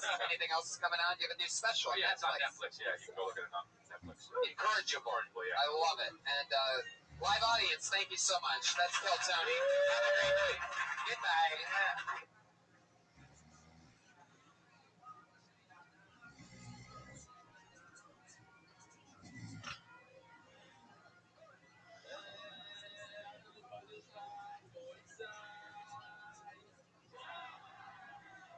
Yeah, here we are, everybody. Fuck yeah, here we are again. Here we are again, everybody. Another lovely, lovely Monday. Hey, hi, everyone. How are you, live audience? Yeah, do you hear that? That's us waking up, a live audience on a Monday night. That's what it sounds like. Hello to our viewers via Ustream, the thousands on Ustream, and the hundreds and hundreds on Periscope. This is Kill Tony, everybody. You guys ready for a crazy night or what? Keep it going for our one-man band, Pat Reagan, ladies and gentlemen. You heard it. How's it going, Pat? Did you have fun tonight? Yeah, I had fun. I closed my eyes most of the night. It was good. I felt good about it, though. I kind of didn't want to look at these people. Fuck yeah, there you go. Way to get them on your side before the show starts. Yeah, the old classic hate the audience. No, it's not hate. It's not hate. It's not hate. I don't know. I just didn't want to look again. Wow, again, he just repeated it again. Had a chance to clear the air, and look what he does. Well, you know, it's a tough spot, this warm-up thing. Because you're not introduced. You just kind of start going. So it doesn't feel like a regular show set. So sometimes I just go inward as opposed to outward. Did you just say inward? Lovely. You just go inward? But yeah. I think they're lovely. That's the first real funny thing of the night, everybody. If you missed it, then wake up. Here we are, everyone. Very, very excited about tonight's episode. This is a very, very special one. You know, comedians sign up for the chance to do a minute, and I always have very funny comedians come up and sit on the panel with me.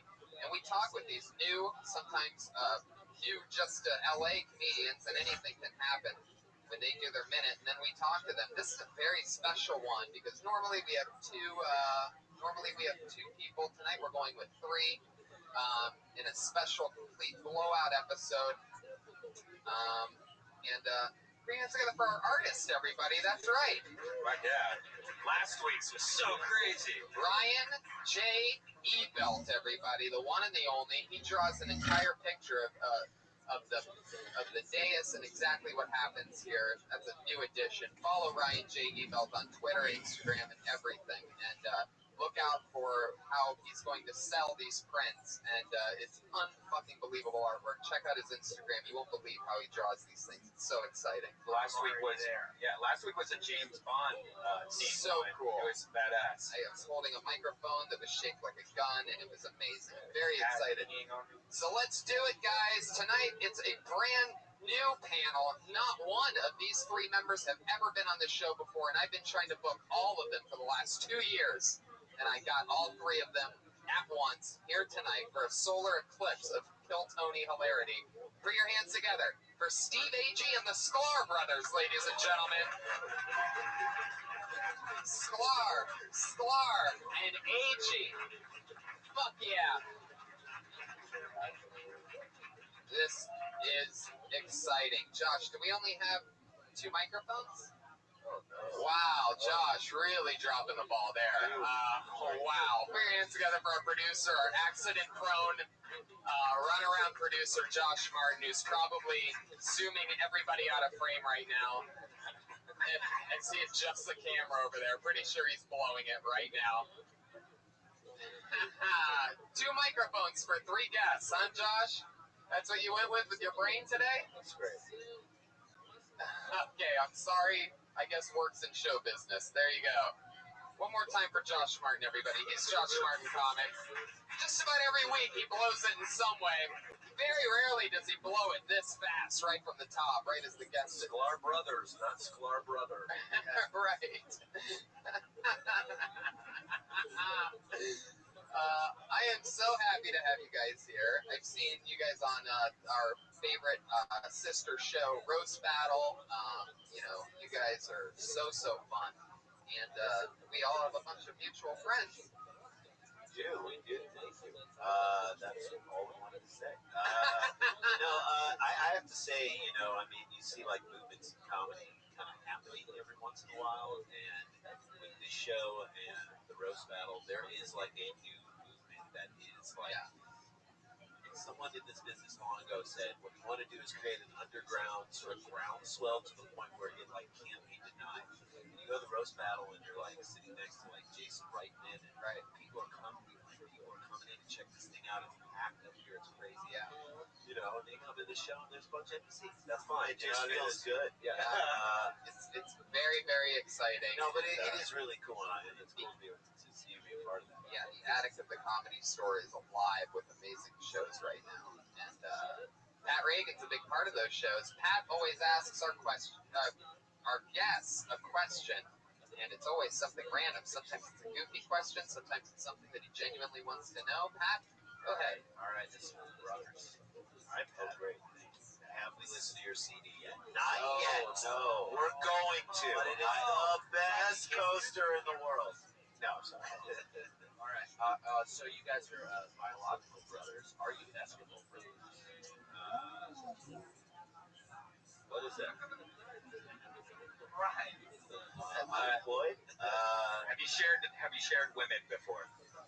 That's true. Have we shared it? Or have you that means? I didn't know that. Did the Eskimos wife swap a lot, or just like there were like a few women that they all just kind of had? They all lived in igloos, so they just all went in circles, slipped around everywhere. I also believe that like every igloo kind of looks the same, so you just like hop into one and you're like, I'm home, but it's not your house, and you're like, well, fuck it. All right, I guess. I also cannot. We were up in Alaska one time, and it was super light, like at 3 a.m, and I'm like, how? And this could apply to us as well. But how do ugly people get laid in Alaska when it's light all year round? I mean, like you don't have the cover of darkness to like pull one out of the air. A lot of guys avoided my question. Yeah. Have we? I don't think we have. Yeah, I think we avoided that. You think there's a reason for it? You think one of you gets a girl, the other one's like, well, she's ruined now. Yeah, that's damaged goods. That way. Yeah, I don't know. It's funny because we don't really have that different. Oh, wait, his wife. Oh, sorry. Yeah. Boom, there it is. Totally forgot. I just remembered that. Yeah. No, I think we are very conscious of anything, trying to stay away from anything that can be considered twinning or happening. You guys ever hook up with twins before? A lot. Yeah, all the time. No, never. Black twins.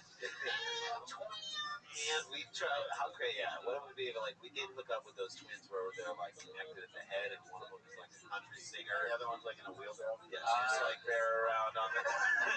She's like rolled around on a medical tray, and like she has to enter the country music world. That wasn't her fucking choice. Exactly. She's like, I like dubstep. Roll me over here.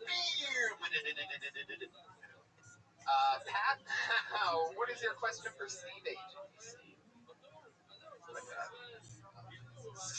Hello? Yep. Josh Martin over here unplugging the lack of microphones that we have. Yeah, he's like, how can I fuck Josh is that are here? Hello? Wow, he got another microphone. Josh Martin, everybody. He did it! Just in time for our interview to be over. Thank you very much. Don't let Josh's haircut confuse you. He's not retarded, everybody. He just put another microphone. Right. Or the way that he talks. Or his gait. Trousers. Question for Steve Agee coming from Pat Reagan. Steve, how would you describe yourself physically to a blind person? Oh, They just have to feel it for themselves and be bummed out. Just have them touch you? Be like, have you ever been to a petting zoo? Pet them. They don't have walruses in petting zoos, do they? I'd say walrus, and then they'd be like, I don't know what a walrus looks like, and I'd be like, feel my stomach, and they'd be like, oh, now we know what a walrus feels like. What? A pile of rabbits. Sewn together. Like a Holocaust pile of rabbits. Just, what? That's rabbit. That's where they draw the line. You say pile of rabbits, everybody's okay. A Holocaust pile of rabbits, too soon. They will or not. Maybe not soon enough. Well, there you go. There's your questions from Pat Reagan. You guys ready to get this thing started? Over 30 comedians signed up for the chance to do 1 minute of stage time on this show tonight, and then talk to us on this stage afterwards. Comedians, you know your time is up. Your 60 seconds is up when you hear the sound of a kitty. Aw, adorable. That means wrap it up then, or else you're going to bring out the angry West Hollywood bear.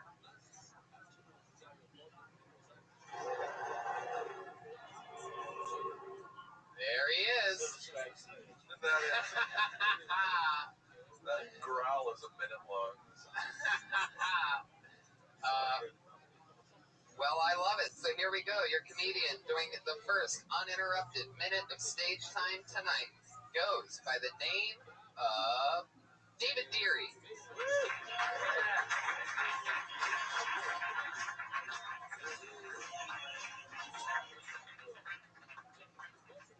I'm a little bit angry. I saw a 12-year-old kid looking at pornography on his phone. When I was 12, I found a Playboy in a tree stump. All the fucking pages were stuck together. That was my porno, you know? Porno on your phone, I mean, that would make going to temple a little bit easier, you know what I mean? I just feel like nowadays, if you can spell porn, you can look at porn, you know? And you don't have to spell it right. You can spell it porn. You can spell it pern. You can spell it P with a bunch of symbols. Google will know what you're talking about. Google will be like, PRQR3RZ? Don't you mean pornography? You want to see some tits? The kid's like, oh yeah, tits. And then it's like, welcome to porno world. Welcome to porno world. Wait a second. Are you 18? Yes, come on in. Welcome to porno. You look a little young. Come on. Like, why do they even have that thing? You know, that little security system? Are you 18?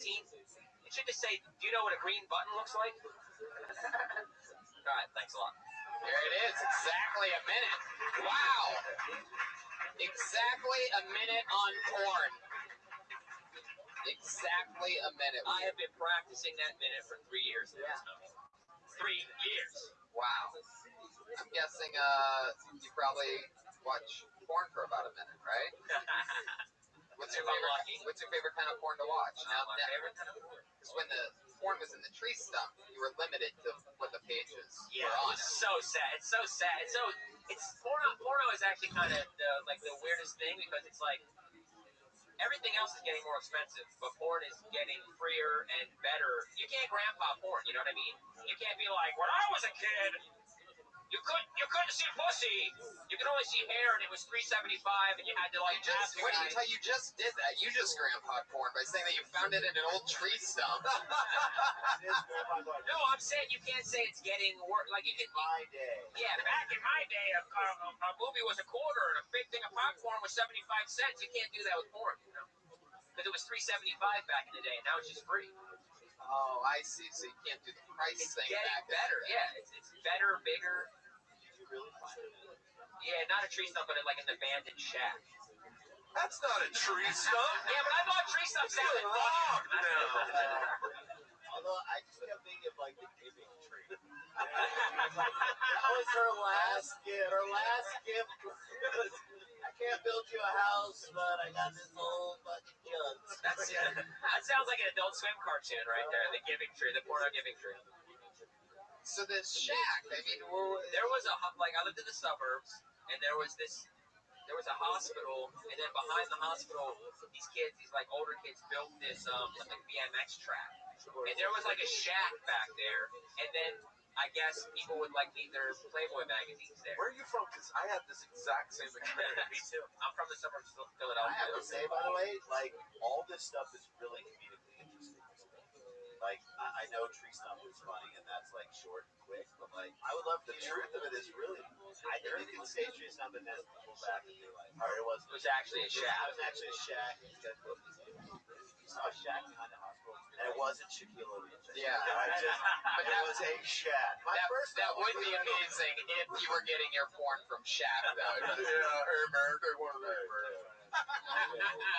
Look, jerk off to this.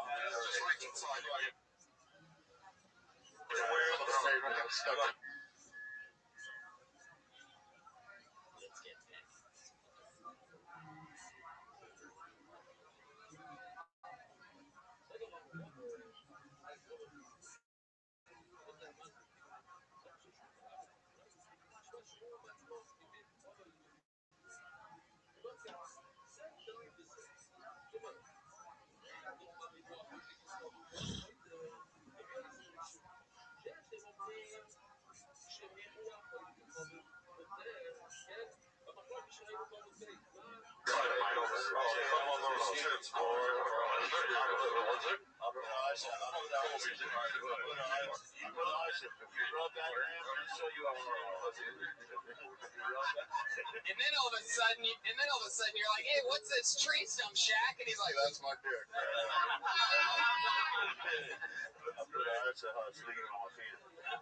man, why are you trying to get a porn?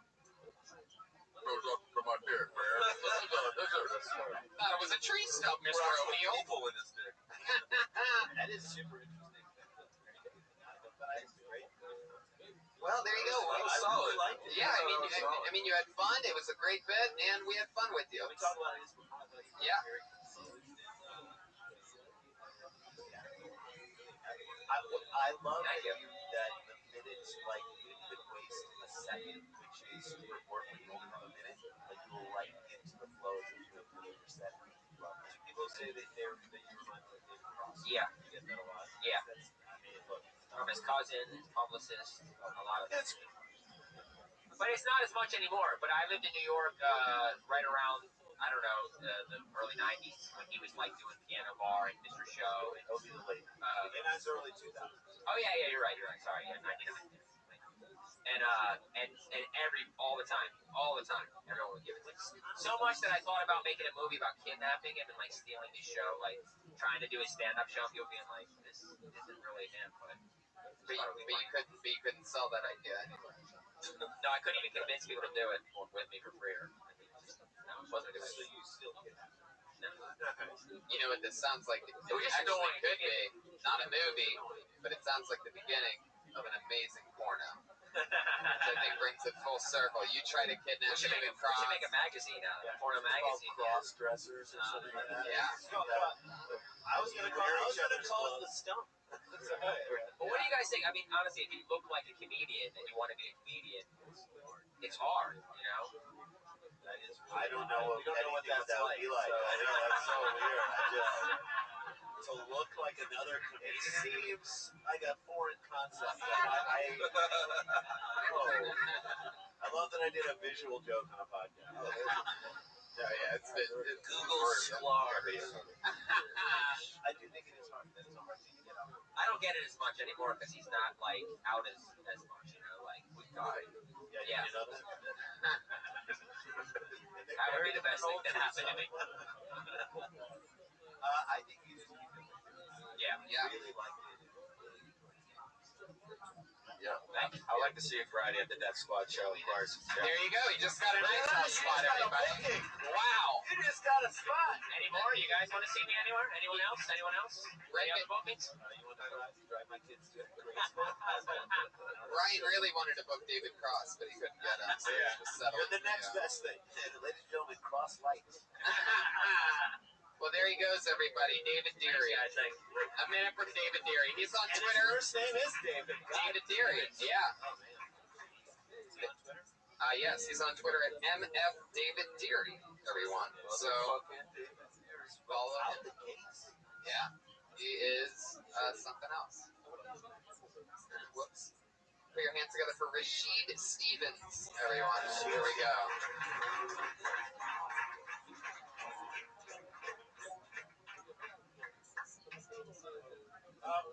Working part-time security now on Hollywood Boulevard. And I like working security because it's not a fake job. What I mean by that is like you don't have to act fake. Security is the only job where you can show up to work angry and mad at other people. Like I feel sad for the guys that work at McDonald's. They're making them smile for $8 an hour. It's wrong. I feel like you should be able to act according to your paycheck, you know? Being paid crappy, you deserve to act crappy. I feel like this would be the ideal transaction you walk to McDonald's. Instead of them handing your sandwich over politely and saying, thank you, have a good day, I think they should make that sandwich angry and aggressive and hateful and just throw it at your face. You should take it. You know why? Because both of you guys have made bad choices. That would be the ideal transaction. Only thing I have against the guys that work at McDonald's is that they feel like they own the restaurant. 50 chicken nuggets, one sauce. No, that's wrong. They charge you an extra 50 cents. Like, listen, if I had an extra 50 cents, I wouldn't be eating at McDonald's. I'd be in a more upscale restaurant like Wendy's or something. Making more better bad choices in life. Thank you. Yeah, 54 seconds from Rashid Stevens. Rasheed Wallace of comedy. Yeah. All right. I liked it. First of all, again, I liked that you talked about your security job, but I want to hear more about that. Like, as soon as you started talking about that, I was like, what is that? What's security for what? Where? Like, we always come from, like, start with this nugget of truth and then you go wild. You quickly went away from because you're a funny dude doing security. Like, you ever do jokes on it? Oh, yeah, all the time. I mean, well, recently I was working on security on Saturday in Costco, Hollywood and Costco. These two girls and this guy got in a confrontation. And I was supposed to break it up, so I was trying to have my guy in, so I turned. And the break came and tapped me on the shoulder. She's like, this guy harassing us. And she threw a drink in his face. He ended up slapping her. And I went to go break him. I was like, dude, what you hit a girl for? What you hit a girl for? He said, I'm sorry. He slipped a hundred in my hand. I turned to her, I said, what you mess with this man for? That's it. He's there. Get away from McDonald's and get into your personal shit. It's way funnier. That's so funny. That is like, that's what they said to Ray Rice. Exactly. Same thing. No, that's really funny. I was about to segue into that. He only has a minute. I know, but I also... Randy or Jason. Whichever one said that. Oh, that hurts.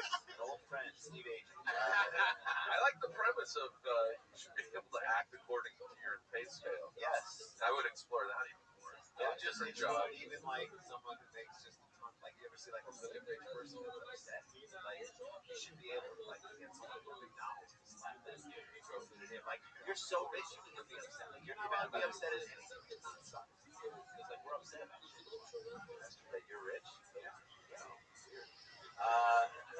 I also think that it's and you're bigger than we are, but like when you say you work security, I think like you're kind of slightly small. Yeah, I am. Security guy.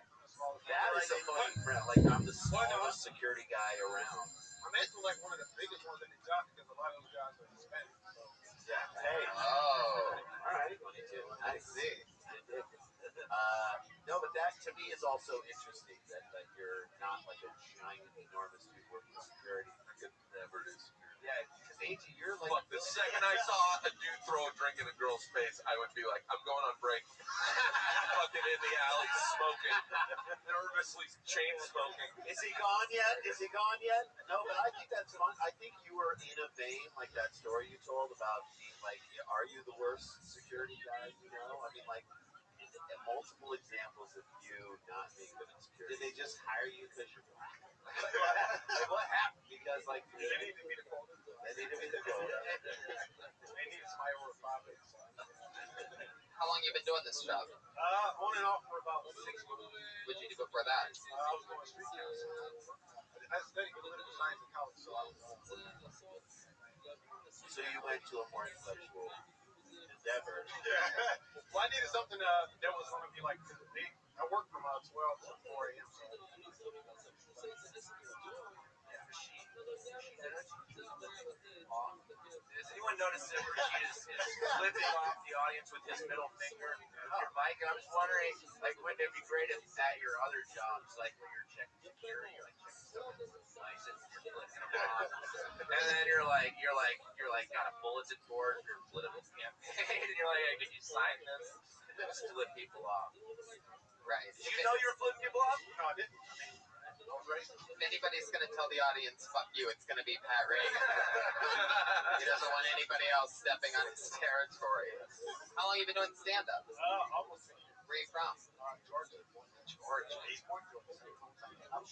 Oh, East Point, shout out, everybody. Look out. Was he like a vet? Was he sort of, what's out? I know where you were going. He was like, he just was some guy that like just no one really out in the inner circles. All right, whatever. All right, Did you start stand-up in Georgia and then come out here? Yeah, technically, I mean, I guess, I don't really see. So like 5 years ago, I tried it out.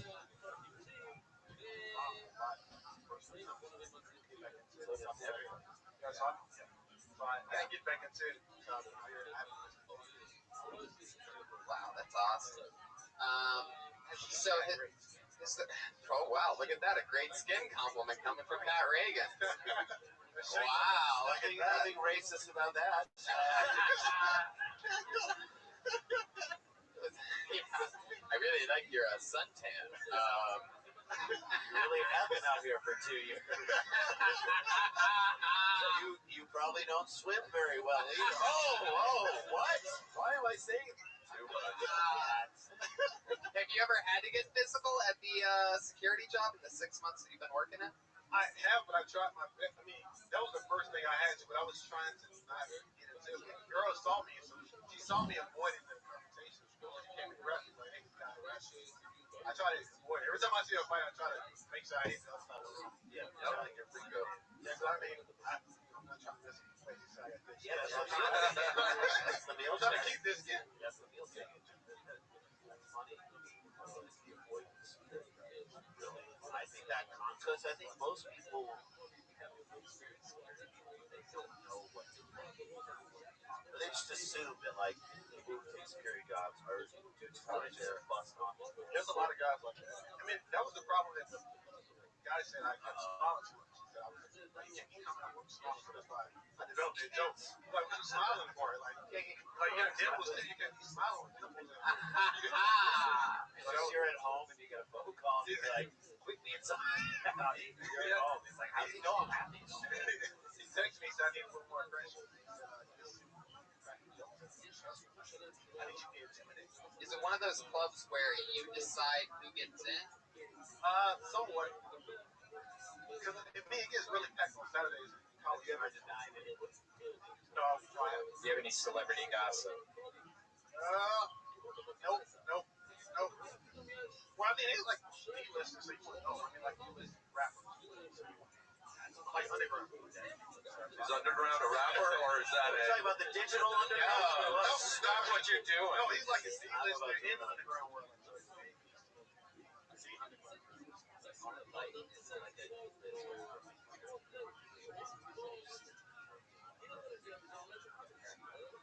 Oh yeah, they usually spend the most money. They actually, they do. Right. Spend the most money. Tipping out security guards $100. 300. That's the bottle of water. Well, Rashid, great stuff. Take that security stuff and run with it. The McDonald's stuff's great. Rashid Stevens, everybody. He's on Twitter at Rashid Stevens. Plain and simple. He's just the only Rashid Stevens. Not MF Rashid Stevens, not the real Rashid Stevens. Oh, there you go. Stevens with a PH. Like Brody. Yeah, you got it. Yes. You got it. Tarzana. I work security. I look for conflict in the clubs. I shave Fernando Vina's goatee with an epaulating. You got it. Push and believe. Rashid's going to be a big star. I work in security. You got it. Where's my tambourine? Yes. Push and believe. I like this show. I love it. I was denied entrance into a club I worked at. You got the resident loudest at the Guitar Center. You got it. I like McDonald's. I get the Happy Meal because I'm positive. You got it.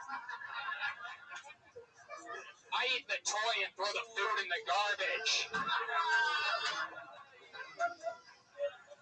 I pull another name out of the bucket. I'm really excited about this. This young lady I've heard a lot of buzz about, and I know that she's been signing up for like months for this show, and I just pulled her name out. Put your hands together for Ali Makovsky, everyone.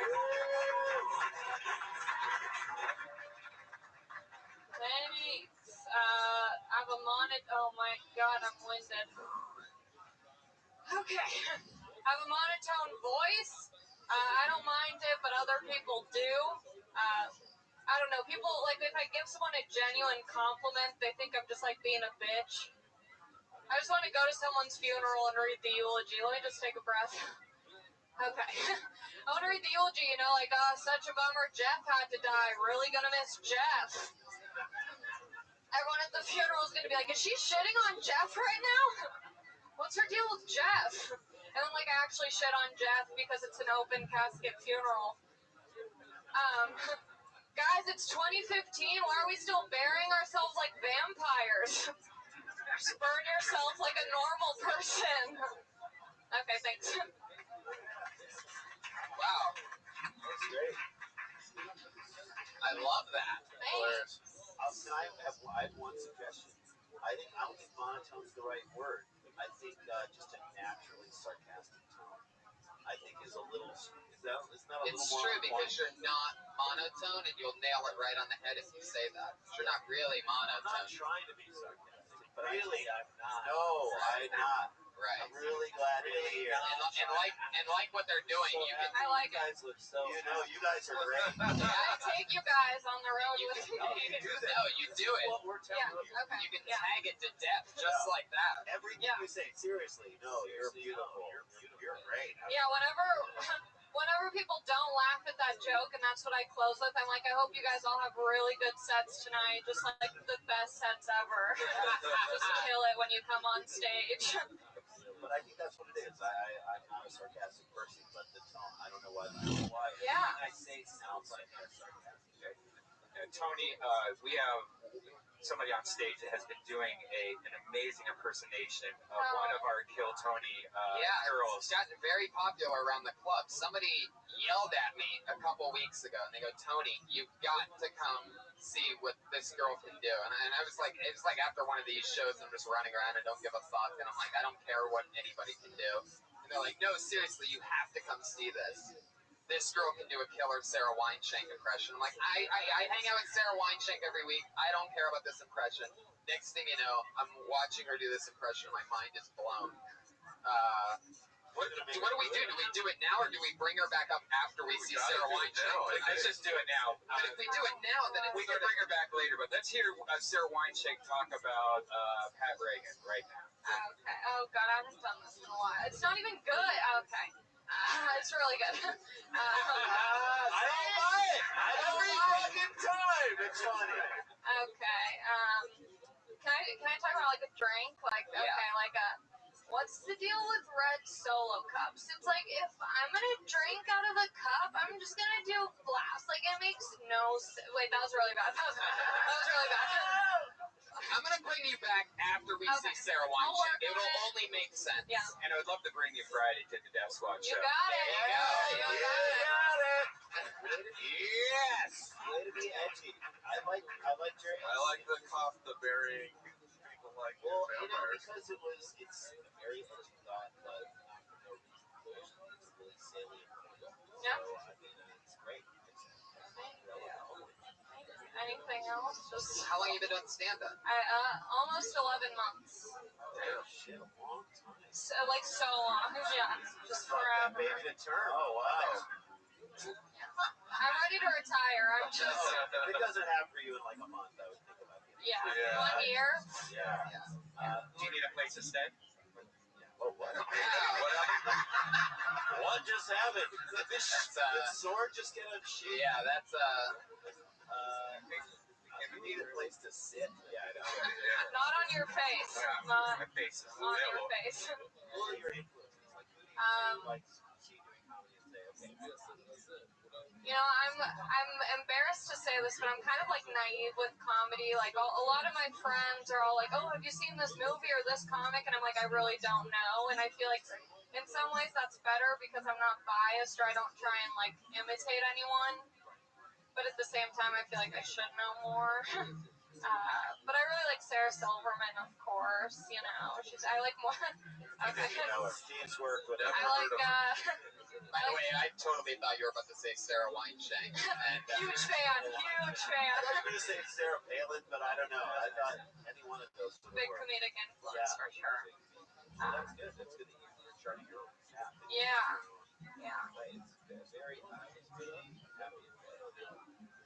yes, definitely. And I absolutely love that vampire burying thing. It's so perfect. I have a question. Whoa, look at this. Wow, that's interesting. I'm about to drop a bomb. I'm planning on moving in 3 months to London, England. And any advice about the comedy scene there? Because I am going solo. Yes, it's very similar to what I've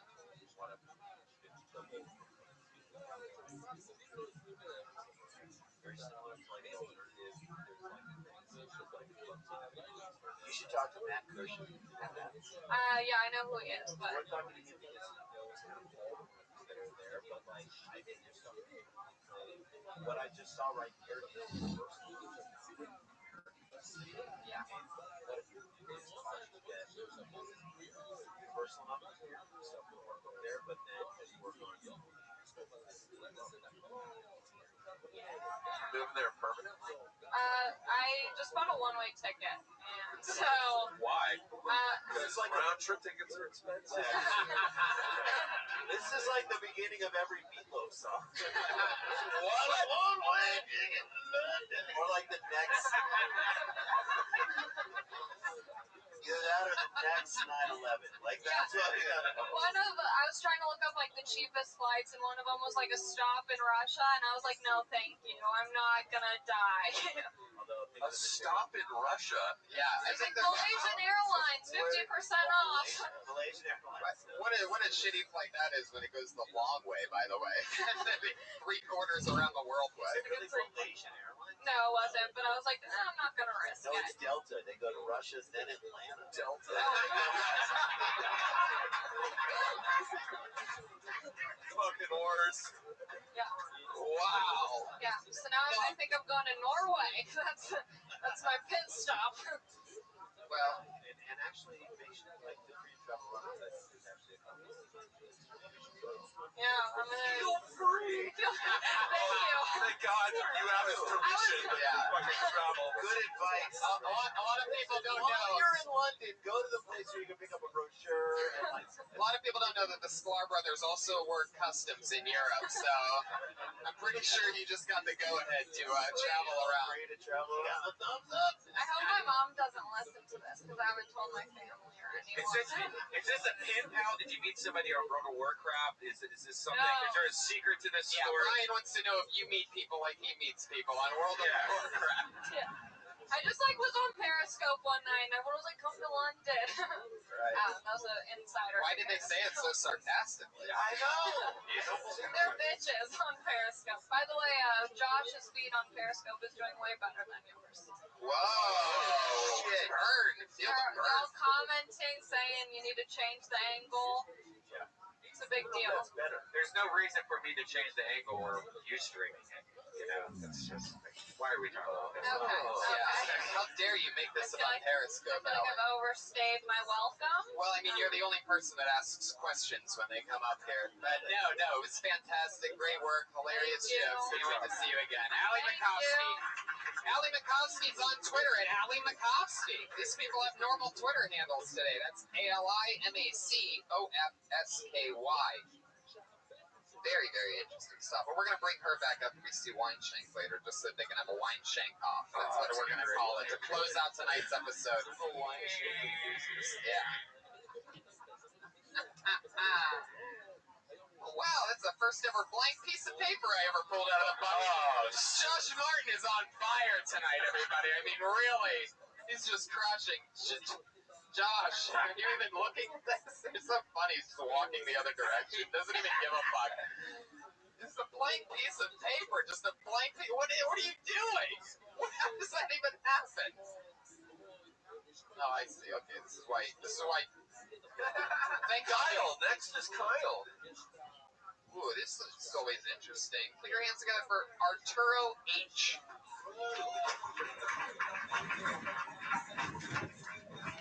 Here he comes.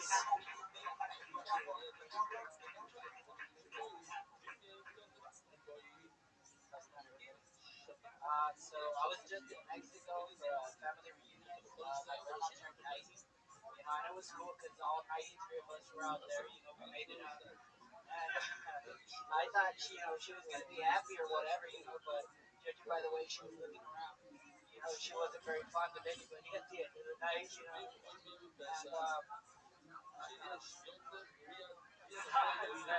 And, yeah, man, but it was fucked up. It was fucked up, man. Because an hour into the get together, she just limits her responses to odds and fucking grunts, But then my cousin reminds me she has Parkinson's. I'm like, oh shit, that's fucked up. But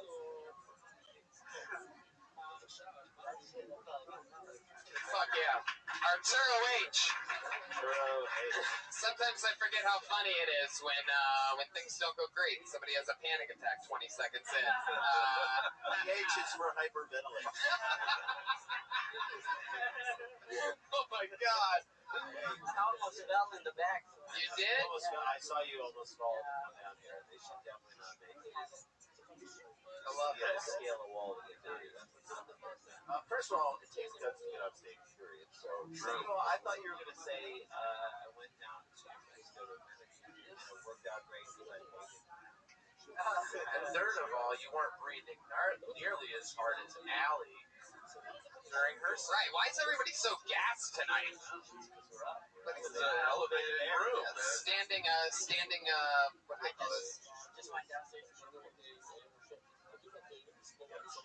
Yeah. Yeah, it's a lot. Hey, anyways, inside. Arturo, you're, yeah. Whoa. Wow.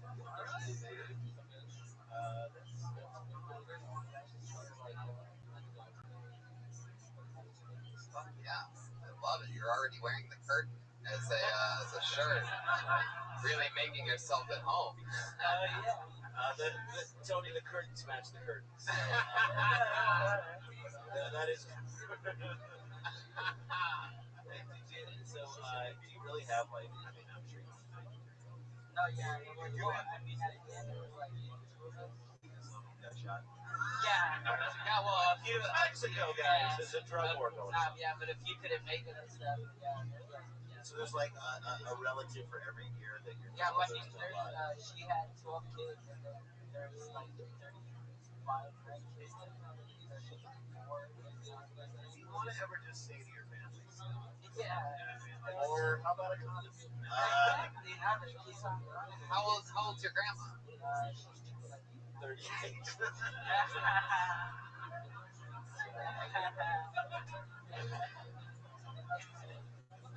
She's 89. Yeah, 89. Did she really have Parkinson's? No, that was. Oh. I thought you were going to joke. I think the truth is really funny. I don't know anybody that's got it. Everybody's got at least 80 people. Well, but I mean, the dead ones. Right? Well, the dead ones. But I mean, alive, if you could assemble 80 people in a family, that's enough to have a life. So there's still there's still 16 people. So what did 80 do to the city? Show up. We had a basketball game out there. There was 42 people. You were playing basketball? Oh, yeah. You? All of us are. How out of breath were you playing basketball, Arturo? What was that like? Everybody was winning. Everybody fell. A lot of zone defense. Exactly. Get him! I got the zone! I'm at the top of the key! I'm at the elbow, bitch! Oh my god. That is true, though. There's a bunch of from 5 to 13-year-olds. There's 10 of them. They were the ones doing the running. Exactly. Everybody else. Fuck yeah. I bet you were crushing it on that court. The food court. Where's my damn killer horn? Shots fired. Fuck. It's not there tonight. Do you ever? I mean, have you explored just talking about food and stuff? Oh yeah. There it is, right on time. What's your favorite? Nice. That's the key to comedy. It's timing. 8 minutes later. Go on. What was your question? What's your Okay, go on. What's your favorite food? Right now it's Everything. Yeah. No, but it's actually lemon Caesar salad. Wait, what? What'd you just say? It's a salad. Lemon Caesar salad? That's what you're convincing us that you're eating? Yeah, it's because I just started dieting, so like right now that's my favorite. Well, I think you should talk about dieting and stuff. Right? Absolutely. Oh yeah. Well, I wonder if culturally, like, also that, like, you are Mexican. Yeah. Is that you just went down the cup? What are you talking about? Yeah, he had a layover. What's the? He You want to name more? San Miguel Day, get day. All right. So get together and walk. Okay. He had a layover via Delta in Cabo. I wonder what like that your culture would feel about dieting. Like how is dieting?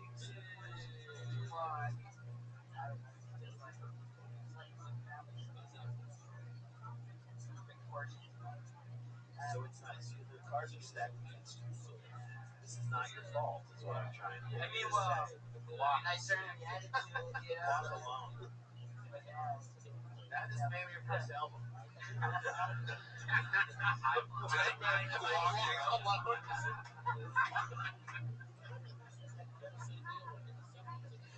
They're laughing too hard. No, the panel's keeled over. The audience is sort of. Nobody's laughing. No. Steve said if the name is first album, it should be Dead Man Walking.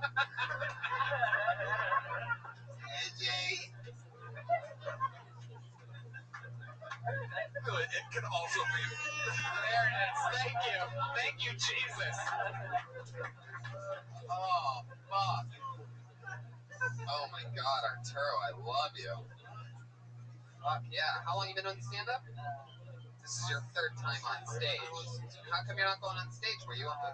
I feel like I've seen you here 3 times, right? Very good. What do you do the other nights of the week? Where do you work?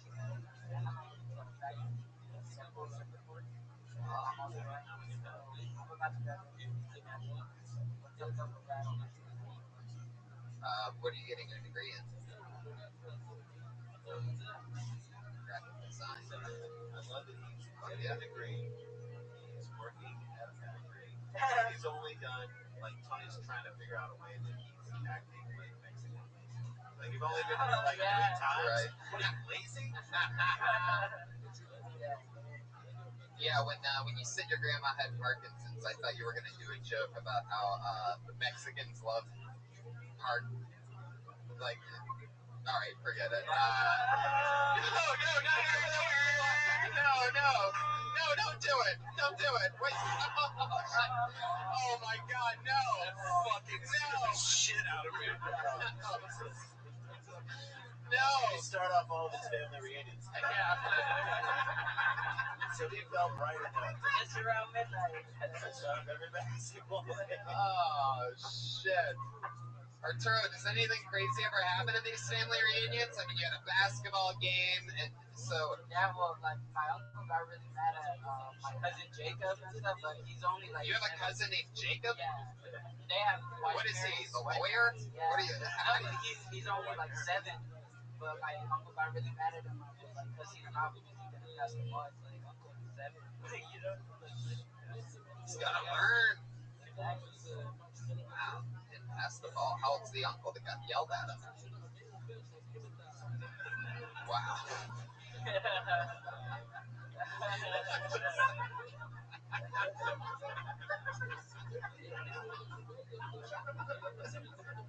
We just keep setting you up for these things. We don't even need comedians tonight on this. We could have just sat here and pretended like there was people here. All right, what would we do for the chubby Mexican man? All right. Arturo, I love your fucking style. Please do some more stand-up comedy. You gotta do spots outside of here. Yeah. Yeah, the more you do it, the more comfortable you'll get. You'll find this. You're an interesting dude, and there's some things in your life that not in anybody's life, so find that shit. You're right, a lot. Right. Yeah. There you go. There he goes. He's Arturo H. He's on Twitter at Artie Hughes, Hues, ArtieHues, Arturo H. Arturo, what's your real last name? Jesus Christ. Yeah. Arturo H, everybody, forever. You will always be able to find him as Arturo H.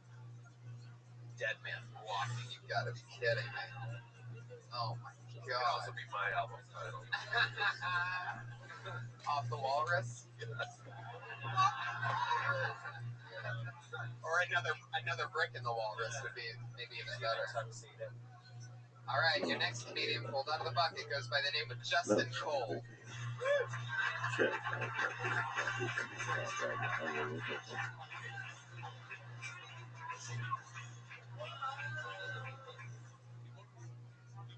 How's it going?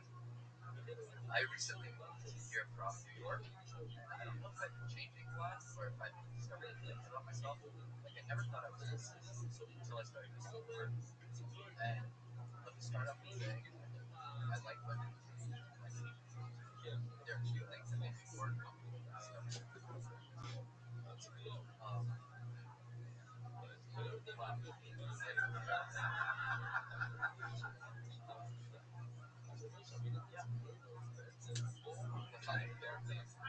That was that.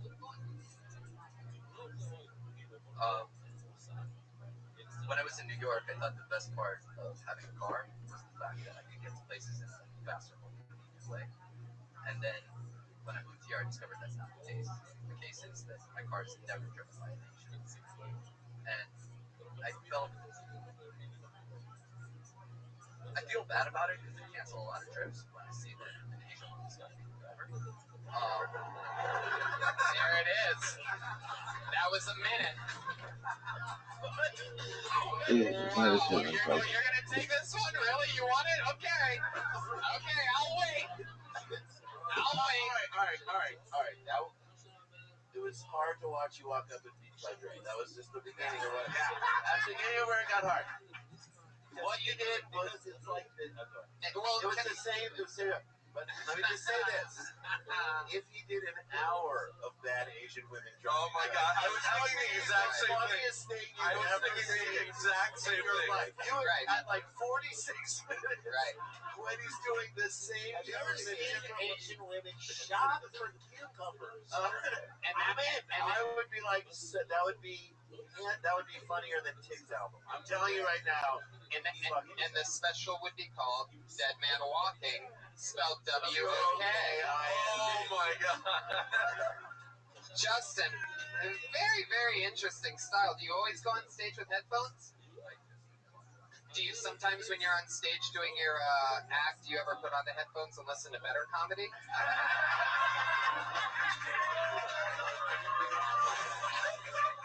Whoopsie. Whoopsie. Listening to Arturo H.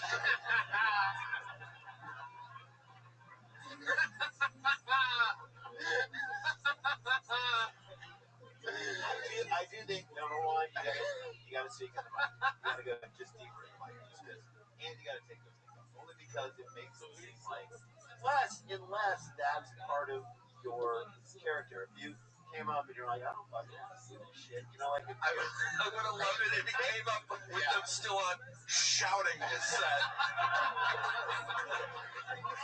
And then he forgot to take them off. What's going on, guys? So he was Asian!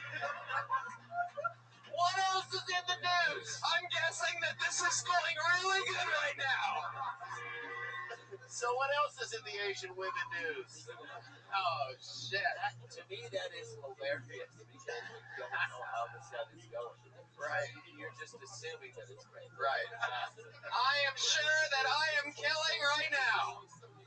By the looks on your faces. No, but I mean, I get what we're sort of getting at is like taking one thing and sort of what that means. You really have a car in New York? Yeah.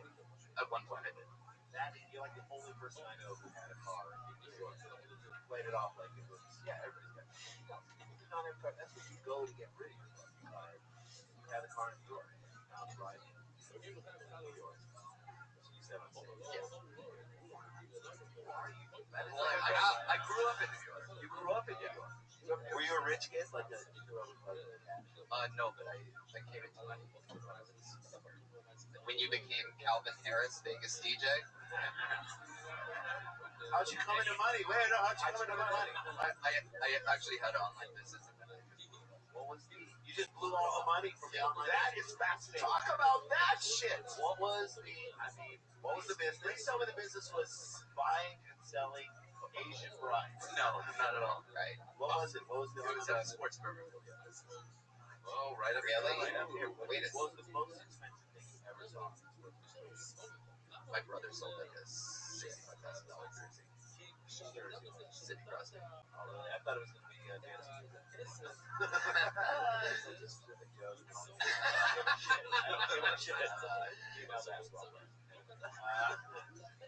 That's interesting. That, like, to me, that's so much more interesting than just taking a stab at something. I mean, your life is fascinating. Like, to me, like having tons of money and then now having nothing and having to do all of my stand-ups, that immediately when you walk up there and say that, it's like, I'm on this guy's side. Yeah, totally. When you're not listening to music in a construction zone, I would definitely recommend writing more about like that real stuff. What do you mean you left all the money? What did you do? Blow it on what? I blew it on having a car in the city on like a really stupid farm. Wow. Real? Yeah. How much was your apartment? $3,700. It's really actually in New York. That's not that much. That's not a lot. It's like a studio apartment in New York City. Where was it in New York? 33rd and 9th, right behind the garden.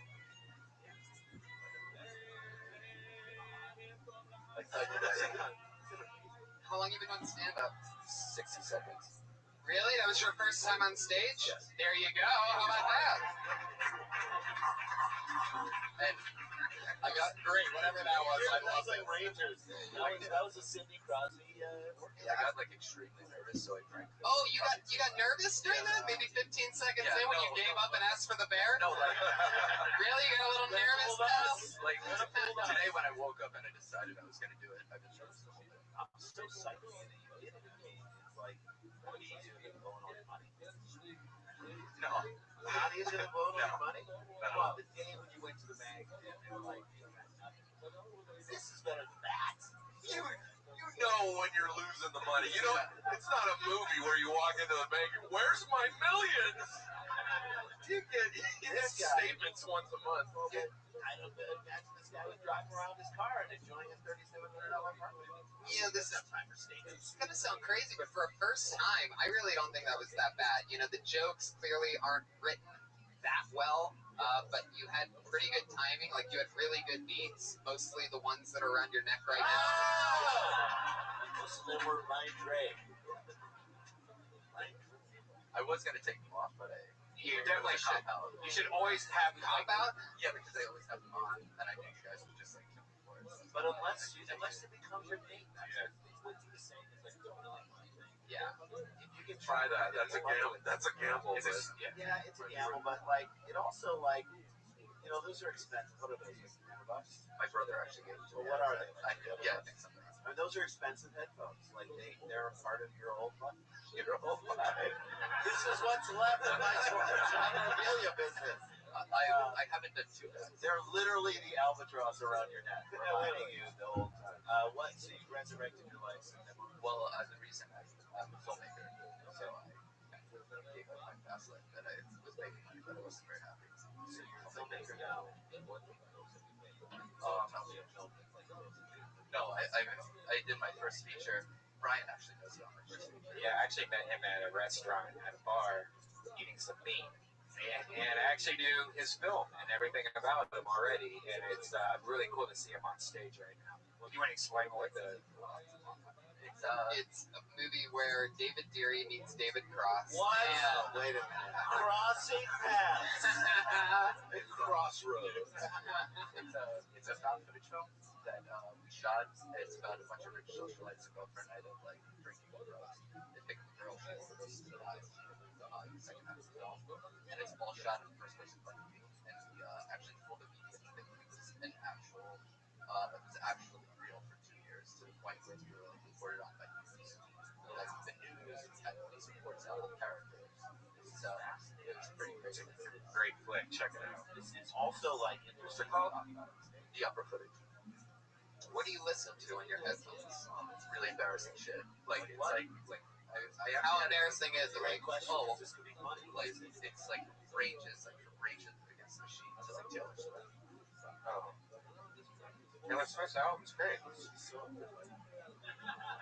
mean, and of course the Kill Tony podcast. There you go. Sure. What's your favorite Taylor Swift song? Because I know them all. The new one I've been listening to quite a bit more. The new album. No, Bad Blood. Why's your shirt inside out? Jeez. Oh. He's really drunk. No logos. No logos on the.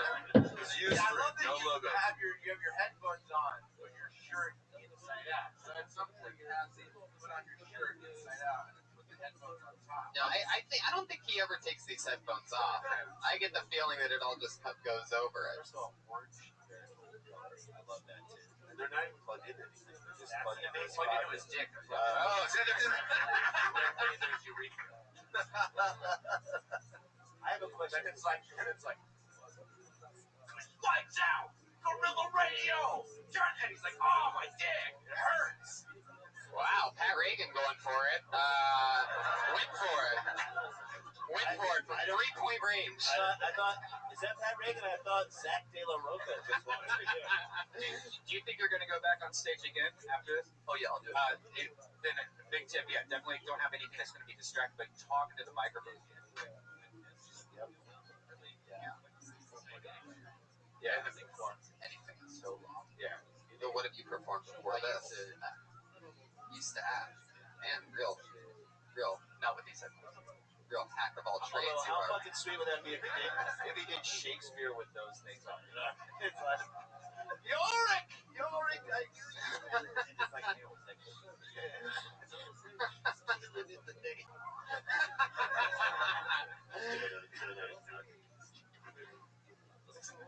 How long have you lived in LA? Since January. You watch a lot of stand-up?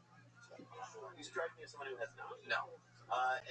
Part of that, and that's not a cut-down, but I do think the more you watch, the more you will see. And I will say this about the roast battle: when people crush other people, it's usually with specificity, as opposed to like the broader jokes that most people would make. And I think if you watch more comedy, you might. We're of the mindset that there is value in watching other people do comedy, not to steal them, not to steal them, but just to say, okay, there's some Maria Bamford, someone I love because she does this. Steve Agee, someone I love because he's kind of like that.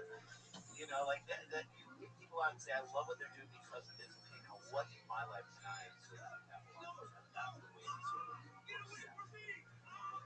sort of I'd also totally commit instead of bailing. Just Right. Yeah. Muscle through it. Right. I mean, you came up here with the headphones on. Yeah. You said I you thought that thought was about hilarious. it. Yeah. The intensity. Yeah. Came up with it. Yeah. And you said that it'd be a cop-out if you took the headphones off. So you owned the headphones, and then you came up and you bailed out as soon as it didn't feel right. But, I guess maybe you'll get better. Is stand-up something that you really want to do? Yeah, I'm interested in it. I actually came to a couple shows here, and I was like, wow, that's going to make me like really Where? Here. On this show. Yeah, Right. and I listen to you guys all the time. So it's like I was really nervous about it, so I was like, there's something I want to try. And then I was kind of like, I come from a background. We could play hockey growing up. Jesus, this guy's done everything. I haven't been nervous in like so long about like something, and this scared the shit out of me. So it's kind of like, I want to do it, like because I like had the butterflies again, and my legs. me feels like Tony has like a Chinese spot. You're not thinking on at any moment. What is up with Chinese women drivers? Yeah, right in there. It came out of that fucking thing. Exactly. It's true. It is true. Justin Cole, congratulations on your first time on stage. Good job, buddy. Congratulations. Nice job. Thank you. He's on Twitter at Justin Cole Film. Go check out his creepy movie that he made. Yeah, That's cool. Check it out. He can't be that good looking and then do a movie about disposing of movie shots. Right. Like you can't do that and then mingle in the after party. The guy in the corner with the headphones on. But yeah, Justin Cole. His first time on stage. Alright, let's get somebody else up here. Your next comedian, this looks like I think I know him. Put your hands together for Valentino McCoy.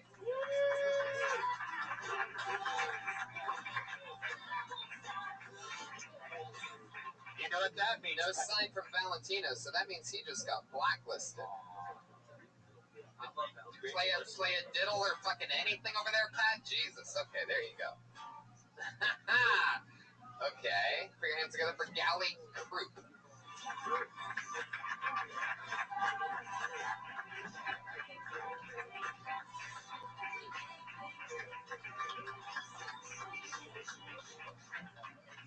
Hi guys. Hi Tony. So yes, I actually have a day job. I work in sales. I just do stand up for the attention, and I figured I'm pretty good at standing, so why not? Actually, last week I had lunch with my boss. She asked me if I want dessert. I said no, thank you, I'm full. And she said, oh, don't be polite. So I said no, thank you, I'm full, stupid bitch.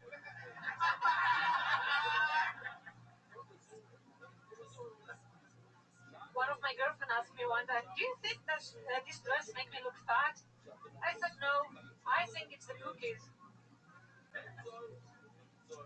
I was walking in Hollywood one night and a 10-year-old child came up to me and said, do you maybe please have some weed? I was shocked. So polite.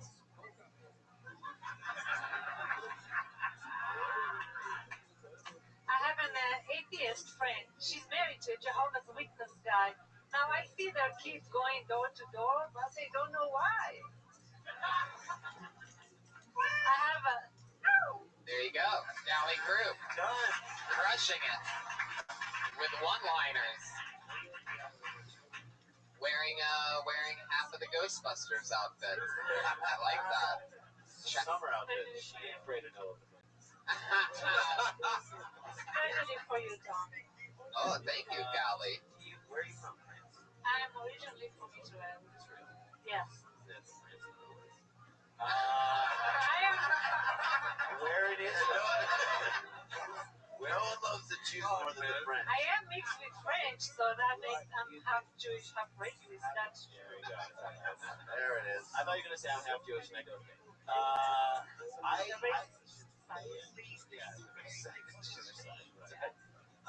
You are so interesting. Your phrasing of the kid coming up to you was so unique and interesting, and I love your punchline on that joke. That was your best joke of the thing. All the original stuff is great. I liked her stupid bitch. Stupid bitch. That was funny too. But I just think the way your phrasing is very unique because it is. You don't make a big deal out of like English is the second language that you love. You know, it's just you materialize your observations the way I did. Right, when you're hanging out with a bunch of Israeli women, you're probably the funniest one. I completely agree with that. Did you have to go to the army? I was in the army for 2.5 years. Yeah, careful. Oh, come on. I'm still wearing my Yeah, exactly. You're ready to go. You put those headphones on, you can fucking be top of the army. Don't leave. What was the army like? Did you want to be in the army? No, I hated that. No, stop. Write some comedy about how fun. Yeah, I thought about it, but I was afraid that people would not relate to that. You know, we go through stuff that people, But I would want to hear you talk about it. You do? I'm like, I don't know what that is. I'd love to hear somebody explain. Not so unique. Yeah, it's very, very interesting. You were in the Air Force, you said? Yes. What did you do there? Underground, listening to the enemy. Oh, wow. Were you wearing JB's headphones? We can call it a spy. Really? Yeah. You were cracking codes? Yeah. You were like that movie Leap Talkers. Like where they chime in. Remember we wanted to do a movie called Fast Talk? Just try to fast talk the codes. Yeah, So you would decipher codes? You would decipher codes. That was part of your thing. If so, could you translate any of the comedy that Justin Cole did tonight? Was it actually funny? Maybe he killed and we just don't know it. Maybe we're the idiots. No.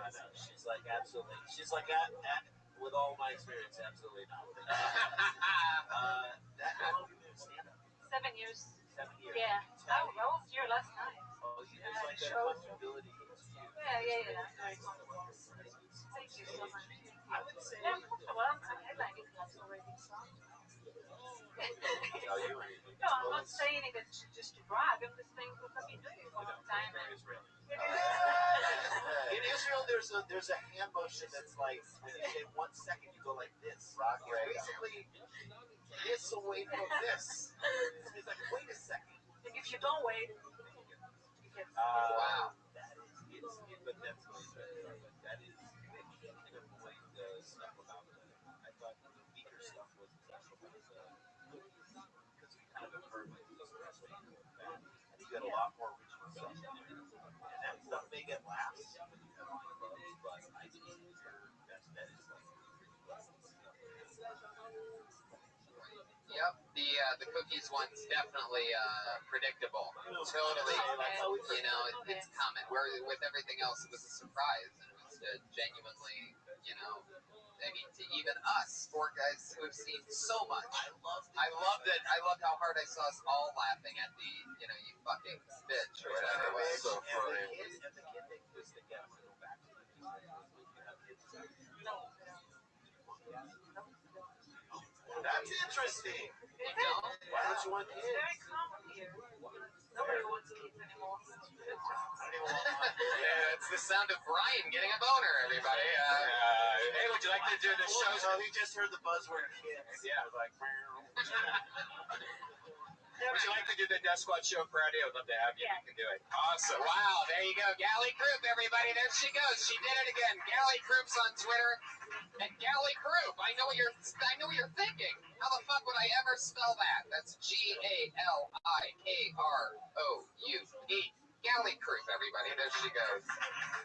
This is the part of the show where our 2 regulars go on. Every single week, our 2 regulars write and perform a brand new fucking minute on this show. This week's going to be no different. Going up first tonight, she dropped out of the University of Florida after performing her very first minute of stand-up comedy ever here on Kill Tony. 2 years later, here she is. Put your hands together for Kimberly Condon, everyone.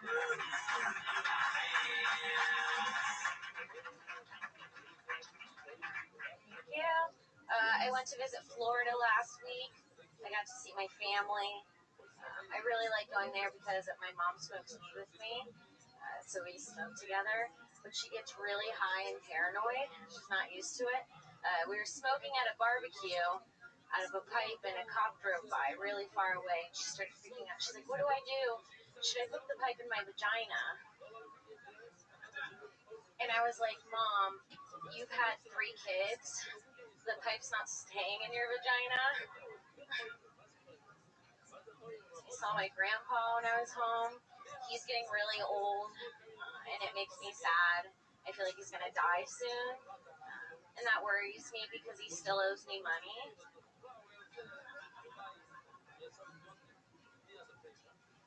My sister's 13 years old. I asked her if she wanted to do a one-on-one roast with each other, and I said, "I'll go first." I go, "Haley plays softball in middle school, which means in high school she'll play with women."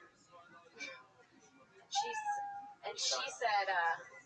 said, "Kim thinks she's a famous comedian, but Mom had to help her with money last month." Thank you. Boom. Powerful. I I really like that. You kept it on the family. You really did just go to Florida last week. You missed an episode of Kill Tony, but obviously it's worth it if you're writing new family material. I like that you brought your purse on stage. That shows how little you trust the other comics. Yeah. Now one fucking person hold my purse while I go on stage. Are you Jewish? No. You're not. So what you tell your kids? All right, no. It's an old joke. It's not my joke. I'm not. No, just that was. How much would I do? Jewish. I like that 18. Well, I say 50 usually in my joke. I just didn't say this time. So that's something. Yeah. That's something that you've worked out before in other rooms. I've said that joke once or twice, but since I was talking about my family, I just threw it in to make it a whole thing. So does he really owe you money? No. Oh. It's something my mom said about my grandpa when I was home. And you're Puerto Rican? I'm Puerto Rican. And how old's your grandfather? 30 years. That's a running joke from earlier. Anyway, remember that, everybody? It's like a callback, everyone. There he is. Arturo remembers. It was on him.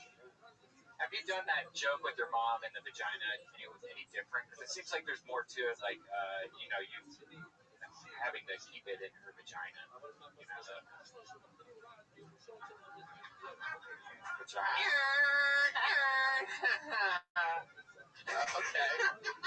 You deserve that. I'm glad that you can give it to yourself sometimes. I don't say that. Yeah, she did. Well, we were actually out on the boat. We were on the boat in the sandbar, and she just she threw it into the river. And she was like, I was gonna put it in my vagina, and I was like, well, it wouldn't have stayed. I love that you were in a boat. It was the Coast Guard. Well, where I live. It's like all we have is water. There's nothing else. So yeah, she was super paranoid. She threw all of shit. Every time we smoke together, she throws the rest of the weed away because she gets paranoid. Something happens and she panics and tosses it into a fire or eats it. She asked me to eat it 3 times the whole weekend. Eat the weed. She'd be freaking out and always making me eat the fucking weed. That's like a Jewish mom, though. Eat the weed. I got you great weed. Eat the weed. Your brother eats his weed. Your brother eats all of his weed. Totally. I'd stretch out that stuff if there's more and she really gets that paranoid. I'd stretch it out and just not make it, a joke on her vagina. You know what I mean? Really make it about what it is that you do have that bond with your mom, and you guys do that when you hang out. And I think that's more compelling than just a simple vagina joke. Probably because she thinks it's cool.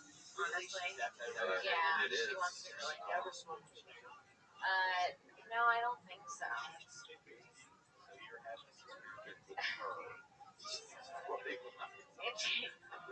Yeah, she came to visit me in college one time, and it was her first time doing a bong rip, and she peed herself in front of my friends. Wow, that's a story. That's a story.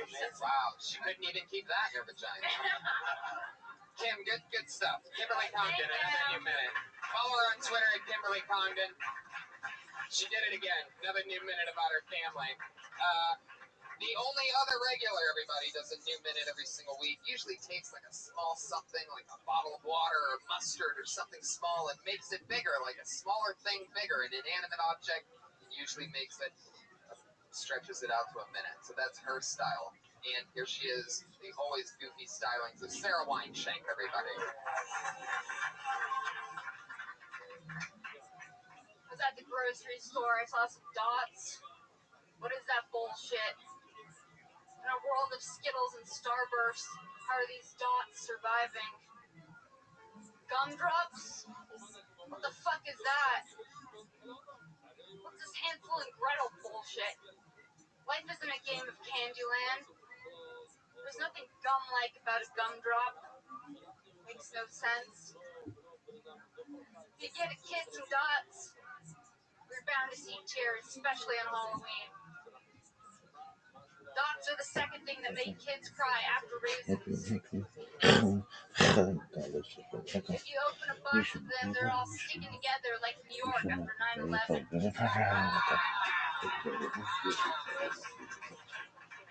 Wow. Saved the thunder for the end on the dots. You went away from the dots. You came back to the dots.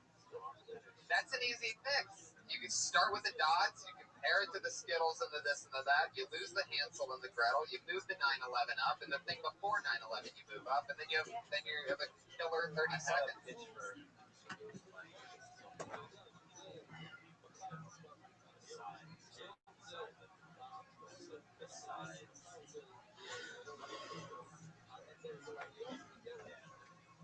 Oh yeah, like it gets super dark. Like Or on Halloween, like when you go to that house, like just turn this light off and just hold this right here. Sorry, that was a weird memory. No, but I think another thing about that's ridiculous is that it's the only candy that is like fully connected to the paper and never going off without you. Is it connected to paper? Yeah, it's on the fucking paper. No, it's in a box, a yellow box, right? They stick to each other. No. What are you? Oh, you're talking about something different. Shit! Willy Wonka's yelling from the top, everybody. Oh. No, in a box you of get dots. Nothing. I know what you're talking about now. The rowers just keep rowing. What was I talking It about? looked like you were talking about candy buttons. Yes. Okay. But But that's some bullshit too. Did I say the hand? Did I say the gingerbread house thing? Asian ladies back me up on that bullshit. That's what I meant. Due to time restraints, I'm going to tell you this. I love the dots thing. You know where the adjustments are to be made. But I made a promise to this audience earlier that we were going to have a wine shake-off, and goddammit, we're going to have a wine shake-off. Experience together for Allie Makovsky. Here she is, everybody. Stay there. There you go. All right. She's winded. Give her a second. Give her a second. She had to come from there and here. So much Give her work. a second. There was one step up on it. Allie, what are your thoughts on dots? Not a sweets type of gal, to be honest. Did I really bring it down with the sweets? You're supposed to be doing the wine shake Oh, impression, right now. Okay. Wow, real improv guru over here. But yeah, really rolled with that one, Allie. Okay, take two. Sarah, have you heard Allie's impression of you? I have. What do you think about it? I heard it once. Oh shit! It's the dots of impressions. Can you do an impression of Allie Makovsky? I haven't heard her talk that much. Can she talk and then I try? Yeah. What do you want me to talk about? Not a big fan of sweets or anything like that. I'm not a big fan of sweets or anything like that. Not that good. Allie, will you do your Sarah Weinschenk impression? I'm pretty sure that that's the entire reason you're on stage right now. Yeah. Okay. I just don't like dots. It's like if I'm gonna eat dots, I'm just gonna have another sweet. You know, it's like, is that dessert or breakfast? Didn't work out like I thought it was going to. Allie Makovsky, everybody. Put her on the spot. Put your hands together for Sarah Weinschenk, everyone. Another new minute. The dots 9/11 sticking together might be my favorite joke of the night. Fun times. Jamie Vernon, Ryan J. Ebelt. You want to show the picture that you drew tonight? Let's do it. Put your hands together for Ryan J. Ebelt, everybody. A monster artist. What do we have here tonight? Whoa! Full samurai mode, everybody. Unfucking believable. Really, really take a look at this, guys. Everyone's a samurai, and AJ still has the glasses. Samurai, but he looks like Samurai Count. The work of Ryan J. Ebelt. He's on Instagram and Twitter, Ryan J. Ebelt. Pat Reagan is Patty Reagan. Josh Martin is at Josh Martin Comic. Follow all the comedians that you saw tonight. Guys, anything coming out that you want to promote? Steve Agee, thank you so much for being here. Unbelievable. I'll be back here Wednesday on oh, yeah. Yeah, this secret show, guys. Hey, we got Dan Cook, we have Steve Agee, Tony Hinchcliffe, we have Dalia. We have a bunch of surprise secret guests. It's Wednesday at 8:30. Always a bunch of insane secret guests on that show. Sklar Brothers. We have a new series on PBS.org called You're Doing It Wrong. And a thing for Regal Cinemas called The Trailer. So check that out on YouTube. Yeah. Thank you, everybody. Thank you, live audience. Thank you, Ustream. Thank you, everybody. Good night.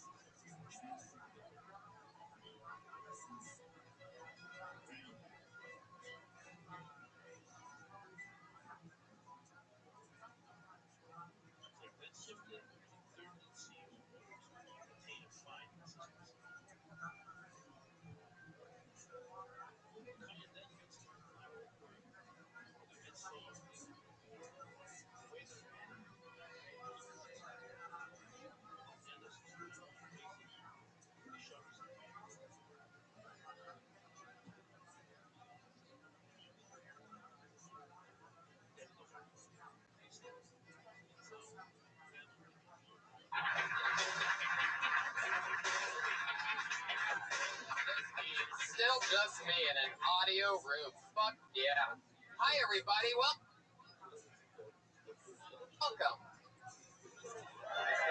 Yeah, that's that Monday warming up feeling that I love. It's fun having a Monday PM show. Still no mic. Good thing this isn't a podcast. He had to go grab Brody. Fuck yeah. Here we go. Here's another mic. How about that? How exciting. This is like a real show. I mean, it just starts. It's so smooth. Fuck yeah, everybody. Hi, live audience. Make noise one more time. It's so fun. Just to prove to the thousands and thousands in Ustream watching live right now around the world. Josh, we have no audio on mic 2. No big deal, but just two. Yeah, Josh Martin, everybody, the runaround community producer. And now he's just leaving. There's no audio on this microphone, and that microphone's fucked up. We got bad mics, Josh. Good thing you're leading the charge with your Periscope stick. Yeah. Josh Martin, everyone, just a real moron. I mean, it's just unbelievable. I come up to say hello on a show with my name in the title, and it doesn't even, there's not even audio on it. And your mic doesn't even work. On my birthday, On his fucking birthday. I decide, you know what, people are like, hey, what are you going to do for your birthday? I'm like, you know what, just keeping it routine, going to have a show, going to listen to Lainey and Jerry talk way too loudly in the very beginning of it so that it distracts me while I'm going off on a separate rant about Josh being a bad producer. And here we are. I'm excited. This episode is sponsored by Mentos, the fresh maker. I didn't know we had a sponsorship by Mentos, but I'm finding it out right now because Brian has 6 rolls of Mentos in front of me. And I've gone through 2 of them. I quit smoking today, so I'm just chowing these Mentos down. Fuck yeah. I love how everybody applauds that. Goodbye, lung cancer. Hello, diabetes. Yeah, right? Just eating tubes of Mentos, and the crowd goes crazy. I love that. Yeah, save your life. Fuck yeah. I drink 2 Trentos a day of coffee, so I also quit that this week also. So I'm just like, I'm the best right. Who knows what you're going to turn into in the next week with all the poison out of your body. I started doing kettlebells. All these major changes. What's next? Are you going to be respectful to female comedians? Oh, of course I will. Wow. Princesses. I'm excited to see how you develops. Put your hands together for the music that you've been listening to. The leader of the band with his band tonight, it's Pat Reagan and Jeremiah Watkins, everybody.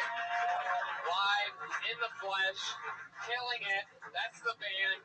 And here's the show where comedians talk to comedians after they do comedy. I always have 2 of the funniest guests, 2 of my funniest friends. This week's no different. Put your hands together for the great Brian Callen and Stephen Brody Stevens, everybody.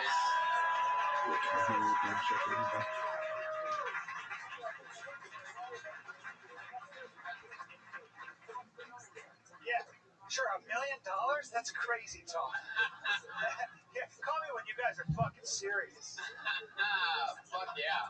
Ryan I use my phone as a prop. I love that. Thanks, buddy. Well, it comes from years of doing stage and acting's kind of my secret card. That mic's not working either. This is bullshit. I mean, it really blows my mind. Like, I see shows that go so smoothly here. My favorite thing is when I sat down, he's like, I haven't had a chance to check the mics yet, and then he runs outside. Josh, does any microphone work right now? Is this the only live mic for this show right now? What else works? Brian's doesn't work. Brian still is testing. So that means mic 1 and mic 3 are down. Brian, can you say testing? There it is. There. Hello? Brody Stevens is here now, everybody. Yeah.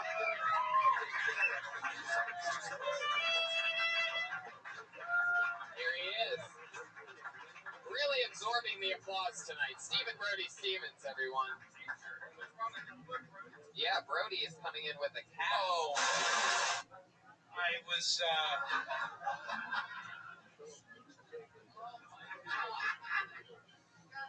You're like, what's happening over there, Josh? Wasn't me. Okay, forget it. Brody Stevens, everyone. Thank you. First of all, I want to say. Yes, they did. I want to say happy birthday to Tony Hinchcliffe right now. Thank you. First of all, thank you. It's a really electric evening, or a lack of electricity, as we're finding out from our microphones. So I banged my foot today on a kettlebell. I've been exercising again, and I didn't want to, I was just working out I was just picking things up. I haven't worked out much lately, so I was just picking stuff up, and I left them over on the other side of the room. And this morning, I was cleaning up, and I was just walking, and boom, right into the 35-pound kettlebell, and it hurt my little toe, and now it's all black and loose. Well, I think it's broken. So that's where I'm at today.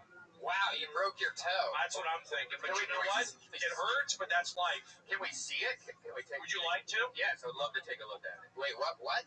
A broken toe? That's not going to translate well, guys. There you go. All right, so that's where I'm at. But you know what? I'm here. I will never not do a show. It must go on, and I'm excited to be here on a Monday night. Yeah! That's it. You got it. It's, what happens? I tried to do an onside kick with a 35-pound kettlebell barefoot, and I squibbed it. And we laugh. You squibbed it? What is that? It's like trying to do an onside kick. I love that name. Oh, I love that name. It hurt. Now, Brian, you're a pretty buff guy. You don't even work out with kettlebells, right? No, I won Best Body in Comedy, but a lot of it's just because I'm God's favorite from what I hear. Symmetry. I have natural symmetry. That's what they told me at the Institute for Physical Symmetry. Oh, that's a pretty big institute. I know. They did all these stupid studies and stuff. So. Hunter, come on up here. I have to give somebody a package. Put your hands together for Hunter. Hunter Mons. Not a lot of people speaks know. 9 languages. Hunter Sims from the San Francisco Giants. Watch this. Hold on. Hunter, stand behind that mic for a second. Ask Hunter a language to say something in golfing. Hunter, how do you say something in? What would you say? How do you say? I love you in French. Je t'aime or je t'adore. How do you say I love you in German? They don't say love in German. How do you say I love you in Russian? Я вас люблю. Or there's a famous Pushkin poem. Я вас любил, Бог еще может. You're so fucking smart. Can you say it in Chinese or Japanese? Yeah. Well, I mean, Do it just for Michael Costa. Love it, Eric. Yes. Stay with me. People have come to see you guys. Don't deny. You're smart. You have Just give me one more. What are the 9 languages that you speak? Say it into the microphone. Say it in the microphone. You're being French. Sorry, I'm not a professional. French, Spanish, Italian. Sign? You use sign language? No. Then you failed. I did. Let's get this thing going. I'm trust negative. There he goes. Love you, Hunter. Hunter Mott, smartest man in the world. Sorry for attacking your friend, Brian. It's okay, buddy. Hunter tucked in his shirt extra hard tonight. He did. He does CrossFit. He likes to show serious business. Yeah. So here's the show. watch comedians doing comedy for 60 seconds uninterrupted, and then we talk to them about anything. Maybe we help them out. Maybe we discover some crazy new talent. Maybe we just make fun of them. Anything can happen. This is Kill Tony. Comedians, you know your time is up when you hear the sound of a kitty. There you go. Tony, can I say one thing? And I know I'm going to get trashed because that's what happens a lot here. I'm sitting. I see two chairs. It's too. I think they should be moved or occupied. They're just standing. I agree. I don't understand why they're. Okay, good. Is anybody sitting with you, Miles? Why you didn't go against me? Why don't you go sit next to Jared? You don't need. I don't like two empty chairs up front. It's not professional. Now we get a couple there. Why don't two people from anywhere? The girl right there. That's how the girl This goes. crowd, wake up! Let's go! They can't. Sorry, didn't come in the right door. It's cranking. Yeah, I'll take you to the X Games. Yeah. Let's go. If I had 1 minute to do stand up, I was just thinking this. I don't usually share, but if I had 1 minute, I would do Brody Stevens as a penguin. I'm a bird. What are you saying? I can't fly. I don't have legs, but I have feet. I'm attractive. I have a walking boot. I'm not It's a a bad Brody Brody Stevens. myself. I isolate, but I'm here tonight to have a good time and not have this crowd sit and stare at me. We're not going to go through that tonight, are we? Are you going to sit and stare when I say something funny after I did an hour and 15 minutes the last 2 nights downstairs? So don't play hardball with me. Let's go. Don't sniff me out, and let's crank it. I agree. Yeah.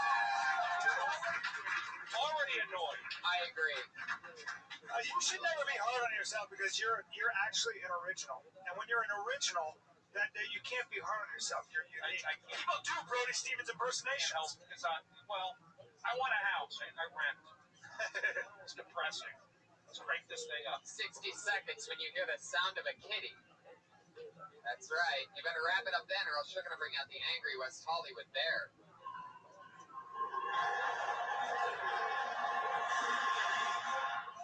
Completely obnoxious. Fuck yeah, that's that Scary sound. bear. You just killed this man on the side here.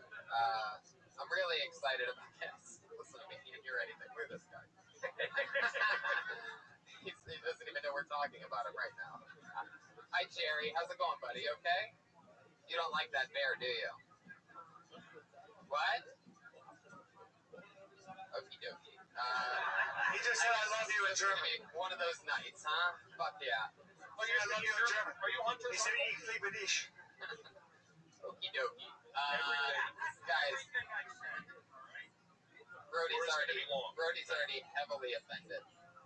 Guys, I'm excited about this. We've seen this guy on the show before. It's always fun. Put your hands together for Tam Fam.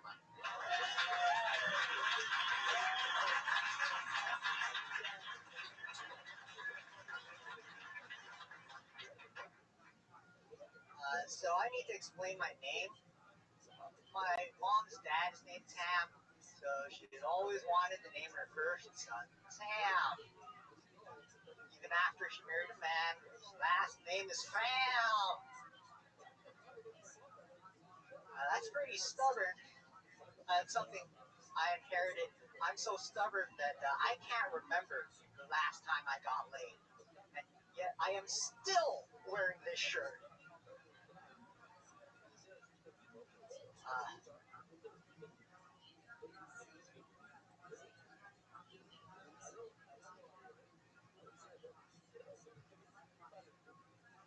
I know I should be less upset about this having a silly name thing, but it's just that the only good reason to name your kid Tam Fam is if you lost the bet to Dr. Seuss.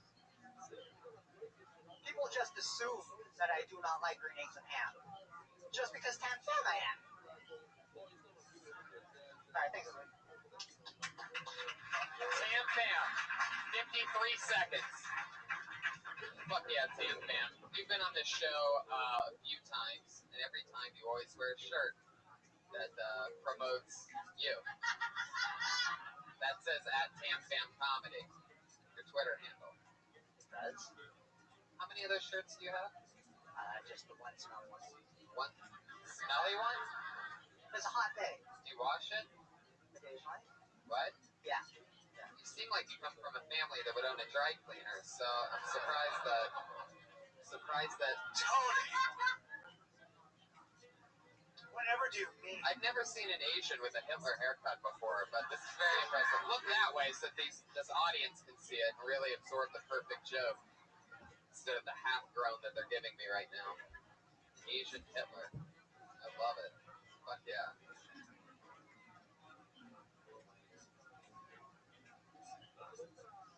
I thought he'd have at least bow. You think I was gonna let that dead mic ruin my night? No! I'm just getting warmed up. You got it. It's like me right there.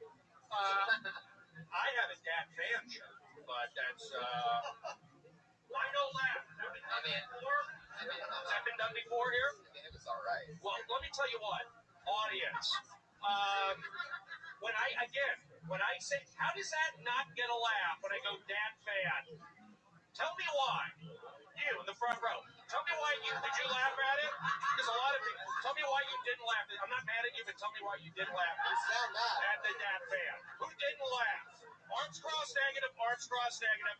Tell me why. I did an hour and 15 minutes on Friday and Saturday. So this isn't my audience. I want to know why you didn't laugh. Tell me. Go. Trust that it's funny. I plug for free. My name's on the wall. I'm on the marquee 3 times a week. You're not laughing at a dad fan joke? Look it up. Drop the mic. Laugh and then look it up, I'm pretty sure is what he meant by that. I'm pretty sure Brody just said that no matter what he says, laugh at it. Yeah, exactly. Want to play games? Play it. Wow. I said that off the mic. Play it. I think the mic still picked it up.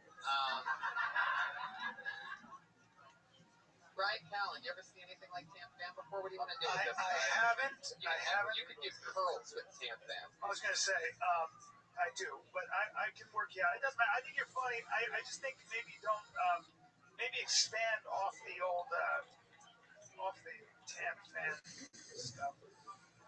Maybe talk about what you'd rather have your name be. Now, Brian, like a sound. You are completely fucking ripped. Thank you. That's why I do the show.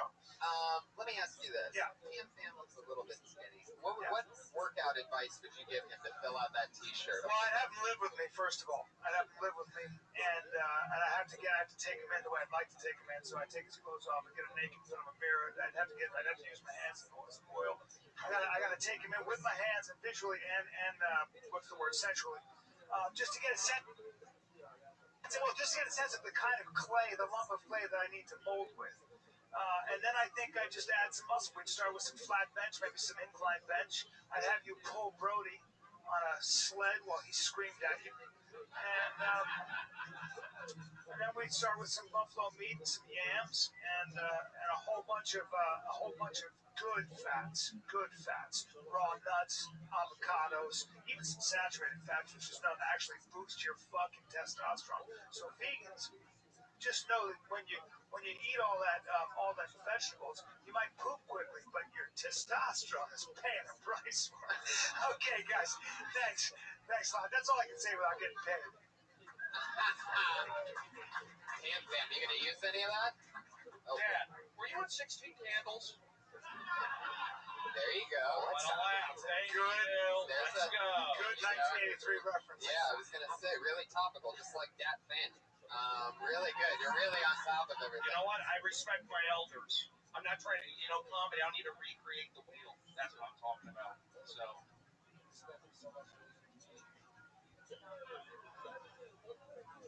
What in the world does that mean? Vicious. I think Pat's saying that you're paying homage to the older comedians because you have a key. I know, that's what he meant. Give it up for Pat. He's a good guy. And Jeremiah. Hey, Brody. Yes? Jeremiah Watkins over there. Did you just dye your goatee? Because it's looking sharp. I don't dye my goatee. I've just been taking extra supplements. So, yeah, one of those supplements just for men. Because, I mean, what supplement makes a beard go from silver to black? takes reds and greens here? Anybody? I do. Who's done 3,000 television audience warm-ups? I do. Reds and greens. What are you, in the Matrix? Yeah, I'm healthy. Reds I'm very healthy. Why wouldn't you do what I do? Whoa, Were you in The Hangover? Were you in Hangover too? Nobody was. Actually, Brian Callen here was. And I'm pretty sure, unlike you, he was in The Hangover 3 as well. Oh, shit, Tony, I said no to that script. Really? They never all.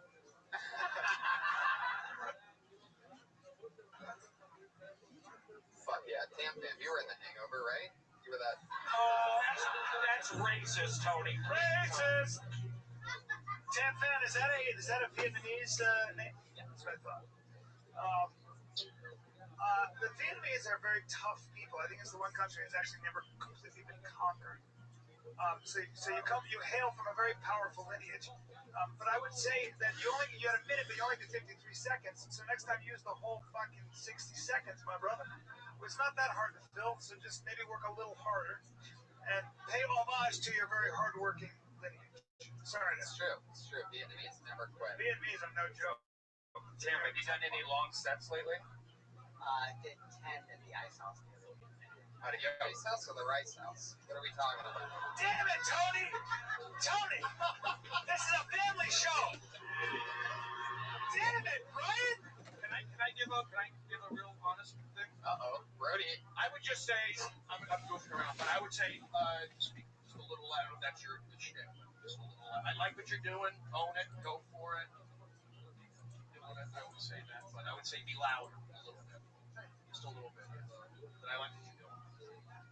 There you go, Brody. Can you take care of my mother down in Palm Springs?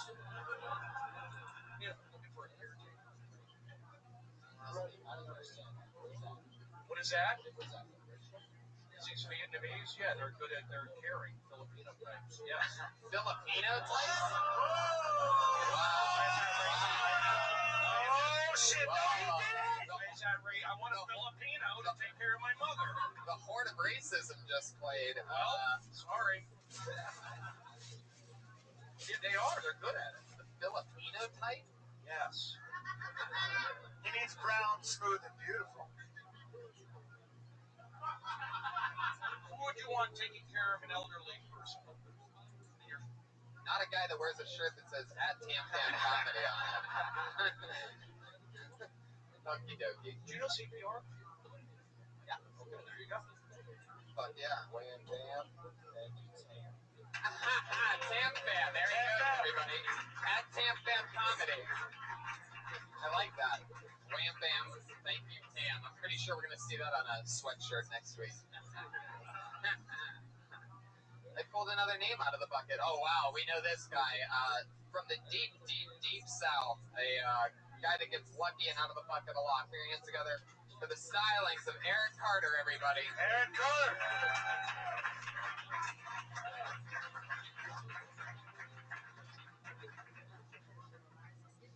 A few months ago, Hillary Clinton announced her candidacy for the Oval Office, as we call it Mississippi. Oh, shit. I never realized how big my overbite is until I put on a luchador mask.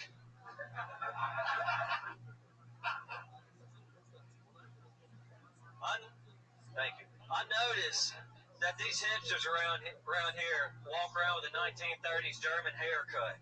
I'm going to start calling them Hitlersters. Why did the hipster cross the road? To get hit by my car.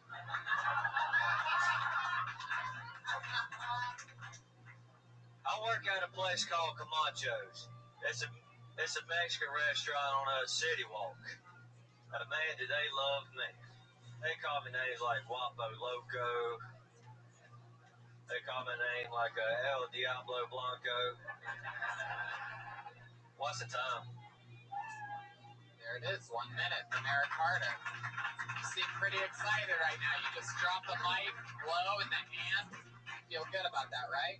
It was fun. I like your style. Not a lot of people follow a Hillary Clinton joke with a luchador mask joke. And you're one of the guys that'll go both political and, I don't know what the culture call that. Sure. I don't even know what luchador is, but I think your delivery and the way you do it is real comedy. So I didn't even know I had an overbite. Yeah. That's pretty interesting. Yeah. Eric, It's funny. you've repeated material though. I realized that afterwards it came to me, but I didn't want to just stop it. I mean, maybe they haven't I heard it. didn't even know I did the same joke until after I said it. Oh, sorry, Brian.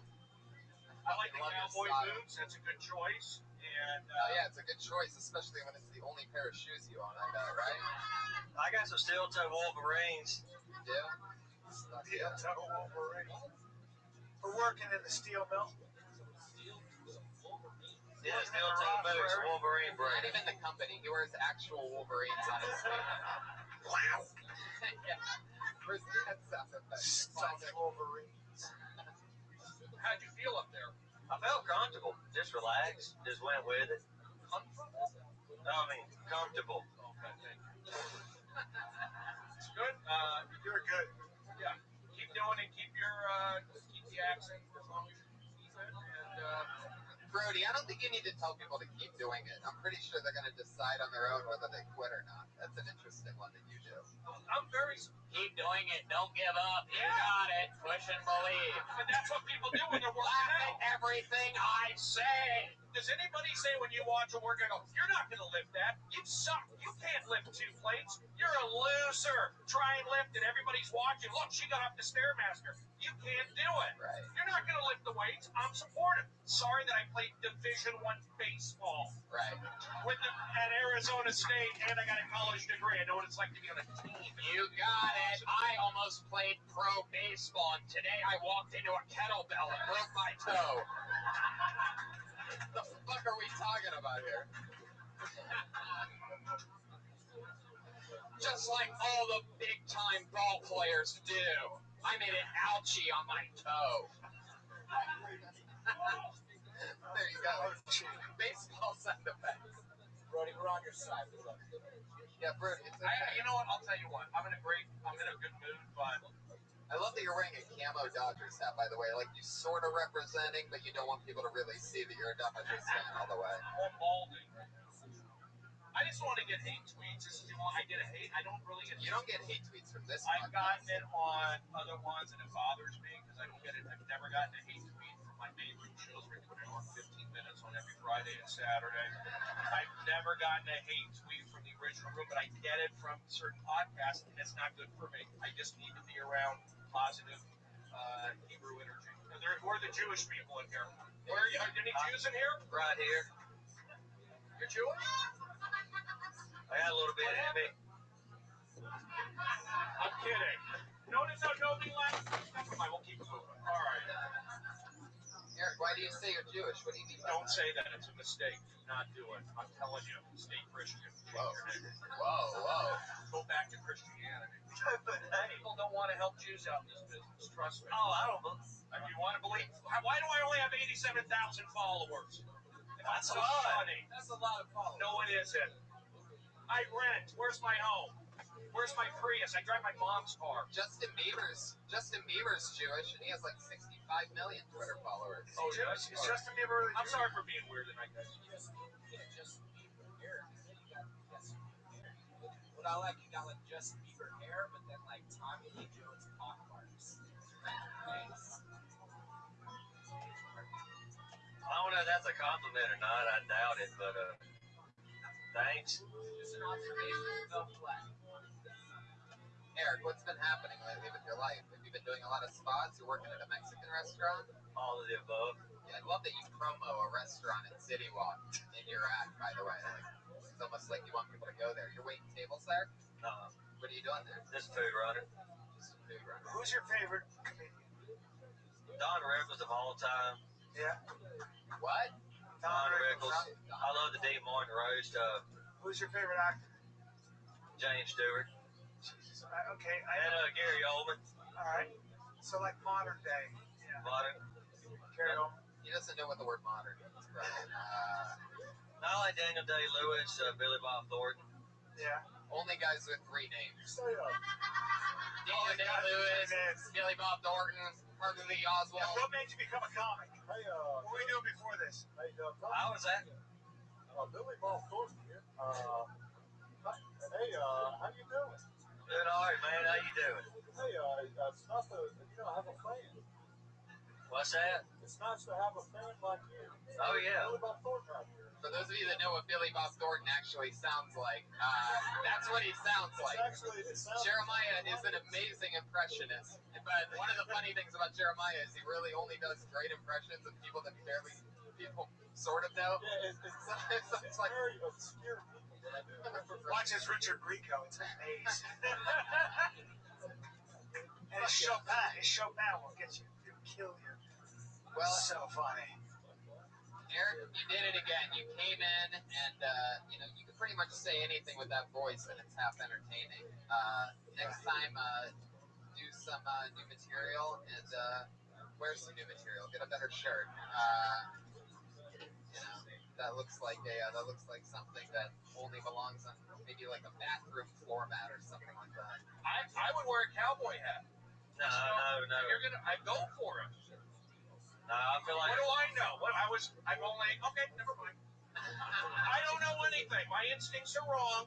Don't wear a cowboy hat. Don't listen to me. I only created ridiculousness in Chelsea lately. Michael Strahan, Jeff Dunham, Stephen A. Smith, Mike Goldberg from UFC. But what do I know? You created Jeff Dunham? Yeah. Fuck yeah, I did. How about his puppets? Was that him or did you do that? Doesn't matter. Jeff Dunham, I helped out when he's huge out. He wasn't huge about 8 years ago. Bottom of the barrel. He would come on Fox Sports, and I pushed that guy. Laugh. Next thing you know, he's back on Comedy Central. Huge specials, $30 million a year.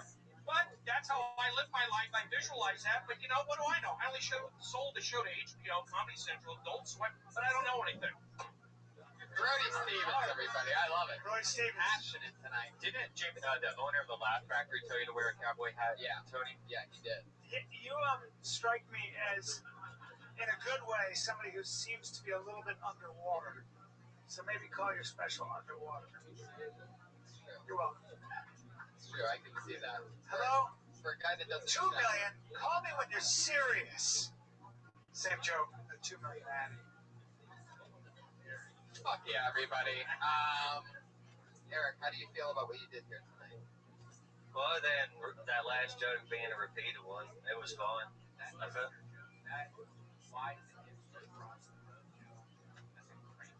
Thank you. Thank you. There you go. I kind of feel like if you can write like a minute of funny material, you can write an hour of funny material. And the only difference is effort and daily attendance. How do you write? Well, I'm just thinking things with my brain. This may come as a surprise, but it hurts. All of a sudden, I know when I feel that spark. All of a sudden, I take my crayon out of my pocket and I find like a nearest bathroom stall wall or something like that. Because sometimes I forget the idea within a few seconds. All right. There you have it right there. That's a good impression of you. But how do you write? I take my boobs. God damn it. I write it in the dirt sometimes. Well, if I get to talk, I'll be more than happy to tell you if little birthday boy stopped interrupting me. Whoa.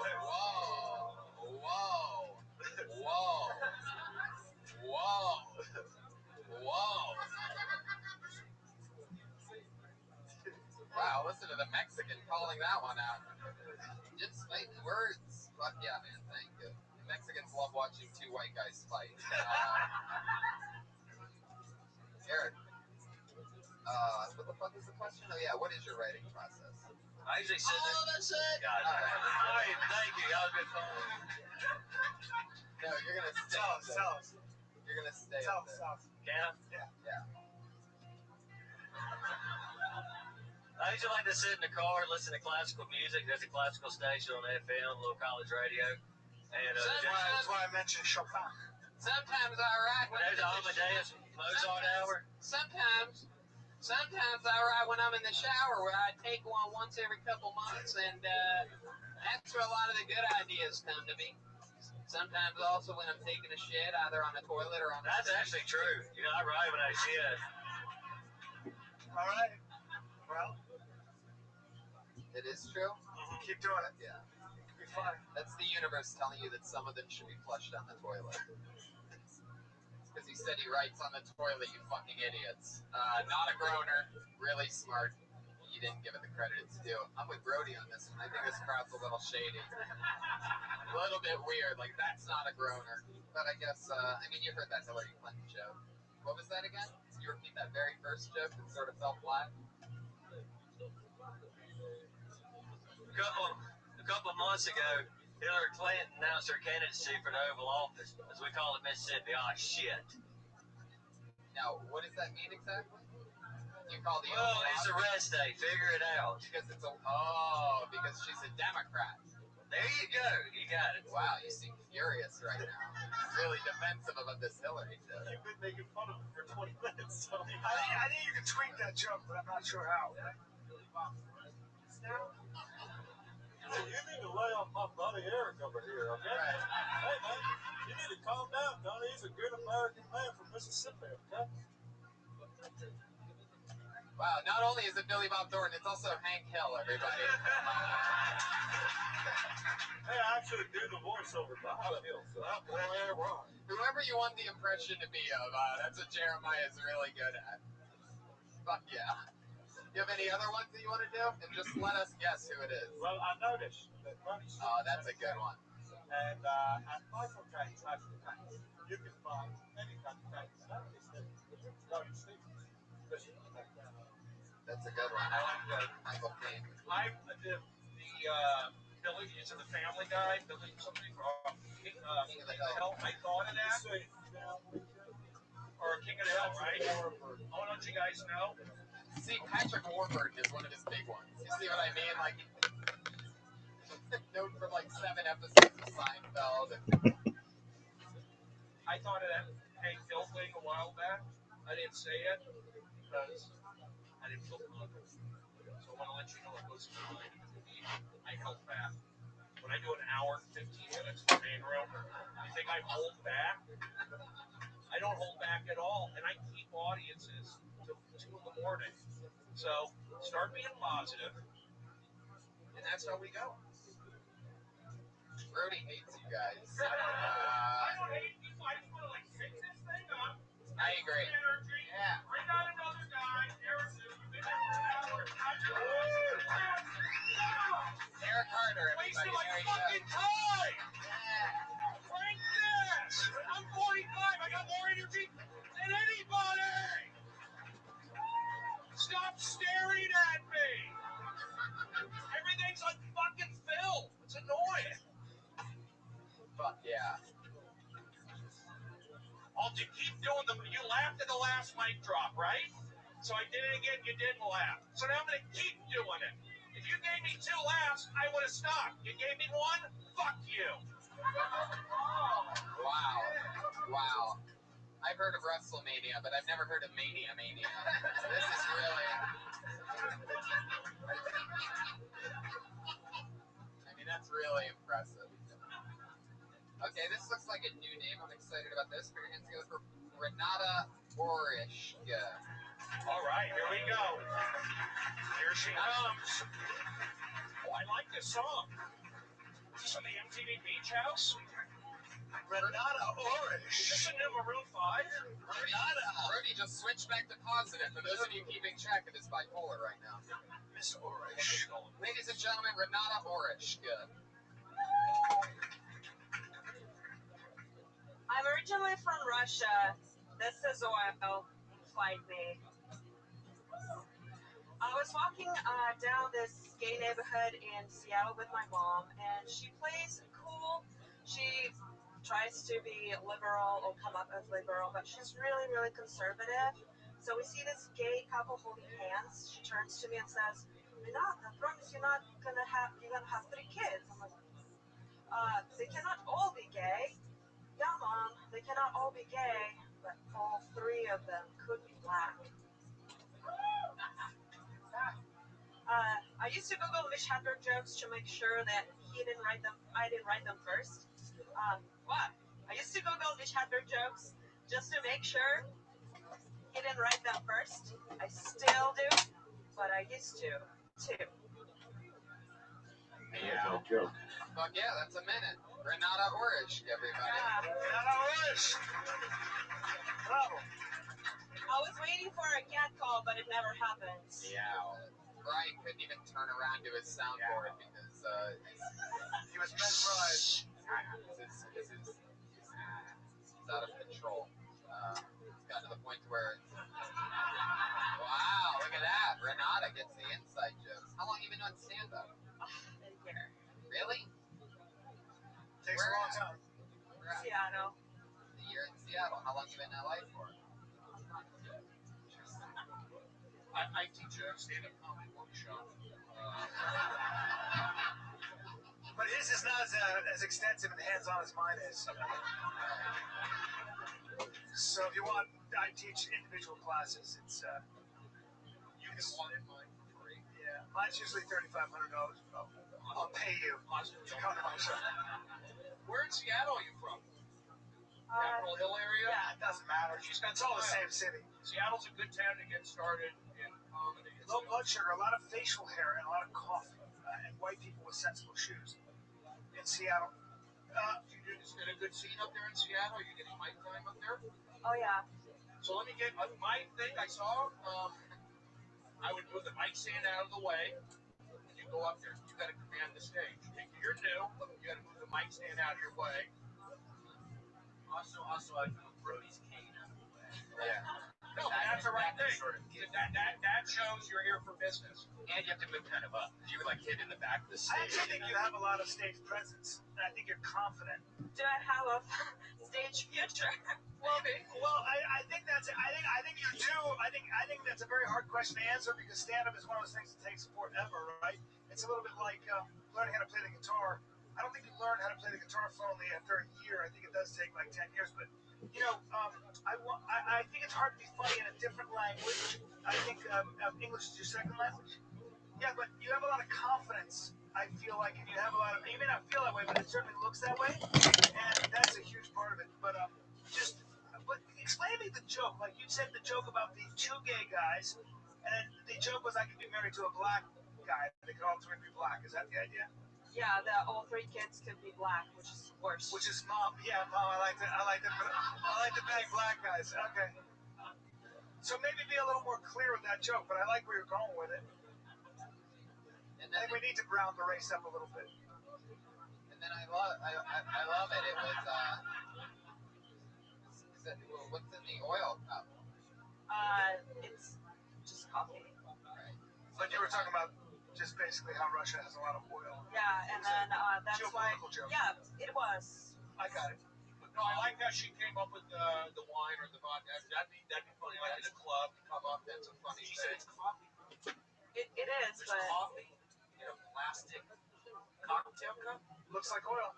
But you meant it as oil, right? Yeah. Okay. I like that little. I like that little. You want to call it a shit? That's a good thing in a club. You can make that into something. So you just got to keep doing it, but get the mic out of the way. Take charge. You'll get more confidence as you keep doing it. I do have family in Seattle. I'll be up there this summer. I'm doing a roving workshop. Doing it at a Buffalo Exchange. So, Are you ticklish? Are you ticklish? Brody. Yes, I am.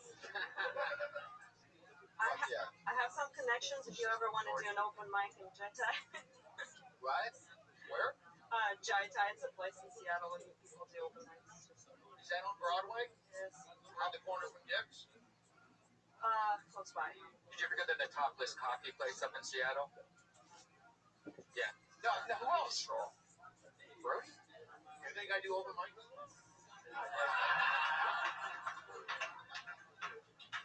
How long have you been out of Russia? 8 years. 8 years. What do you do for work in Seattle? I live here now for a month. You're going back after a month? No. Oh, you're here. Oh. What do you do for work here?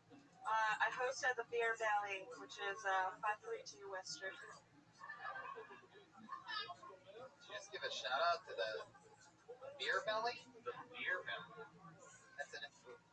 What is that? Jeremiah, do you know what this is? No, but by you giving me a get dressed, then SWAT fans will definitely show up to see you. So you can get to the yeah, like Brody Stevens, for example. When you were you know me from the podcast you did. Get in the car, trust me. When do you work next? Weekend. Weekend this week. On the moment you like you're trying to drift back into the curtain. How many times a week do you go up usually? 1 or 2. And how much time are you comfortable with? I don't know. I 10, 15, something like that. That's the longest you've done is 10 or 15. Yes. What's your favorite joke that you do? Well, I really like this joke. It says that because I'm from Russia, certain things I realize people don't. Like the word MILF and the word film are comprised of the same letters. So I wonder how many dyslexic young men went to film school hoping to score it with a cougar. Not bad. It's not bad. It's not bad. Well, you're thinking in the right direction. I think it's always like I hate being this older dude who's like, let me tell you something about comedy. It's just so I probably it's just so annoying. Like when I was a child, but I do think the difference is just like following that thread. That if you can write a joke like that again, I really think you just keep in that mindset. You just keep following that thread and expand. Don't just stop at one thing. It's never a noun. Your jokes, they're verbs. That makes sense. Like your whole act should always be changing. Well, I have a follow-up for that joke. I was like, I said it wrong. I meant how many dyslexic young men went to film school just to become crappy filmmakers. That's good. Man, you're like the Pussy Riot of comedy. In that you're pretty terrible. It's impressive. Not a good band. I mean, a year in and you don't move the mic stand, but I get it. You're from Seattle. It's not the best place to start. Everybody's terrible after a year. I mean, they just got terrible. I was murdering a year in. Hey, man. I wasn't. Keep doing it. A year's very new, but have confidence up there. Keep doing it. You gotta move the mic. That's the one thing I did. Move the mic out of the way. Stand up this whole show. But keep doing what you're doing. I'm looking. Little Esther moved on, so auditioning new Little Esters. Yeah. Keep doing your thing. Keep doing that kind of joke. I mean, keep thinking that way. I think you could be fine. And keep seducing 007. How do you say your name? Orishe. Orishe. Renati? Renata. Renata?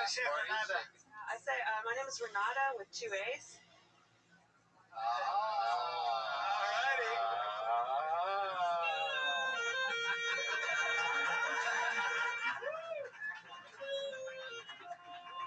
Renata Orishik, everybody. She's not on Twitter.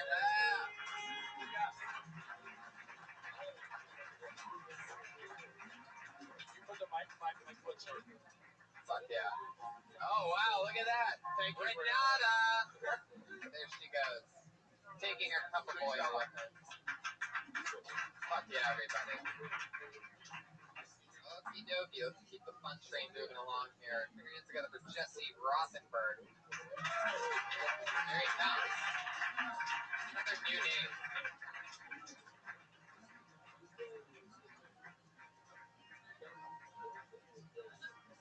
Wow, this is not Jesse Rothenberg. This is Brody's Pizza. It's been a blood sugar attack. Thank you very much. Oh my God. Wow. All right. However, the pizza guy does look exactly like Jesse Rothenberg. Very impressive. Fuck yeah.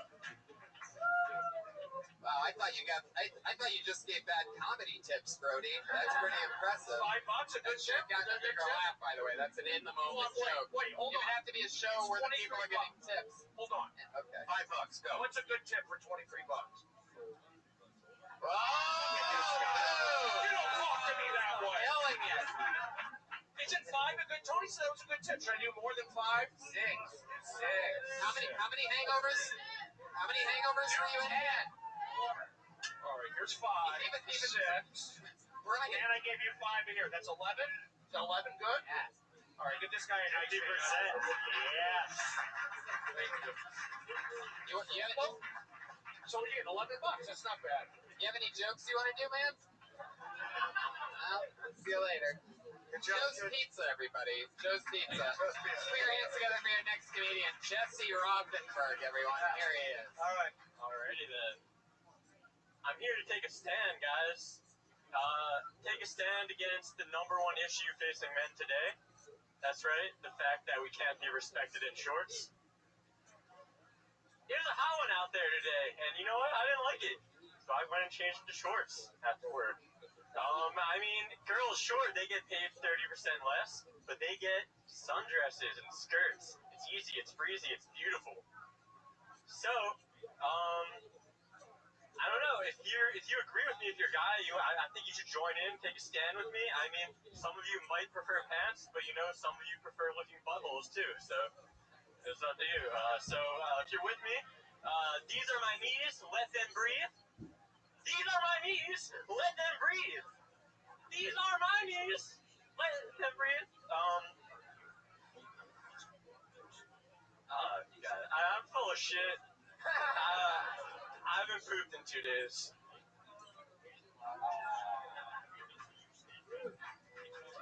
Yeah, fuck yeah.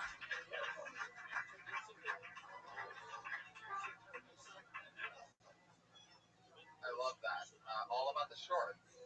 Yeah. Fuck yeah. It's like some really beautiful poetry.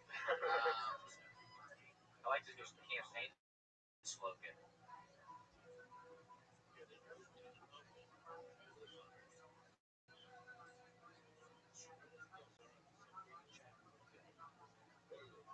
These are my knees, let them breathe. Yeah, yeah. Rothschild, 28. Usually when a line doesn't work for a comedian, they don't repeat it 5 times.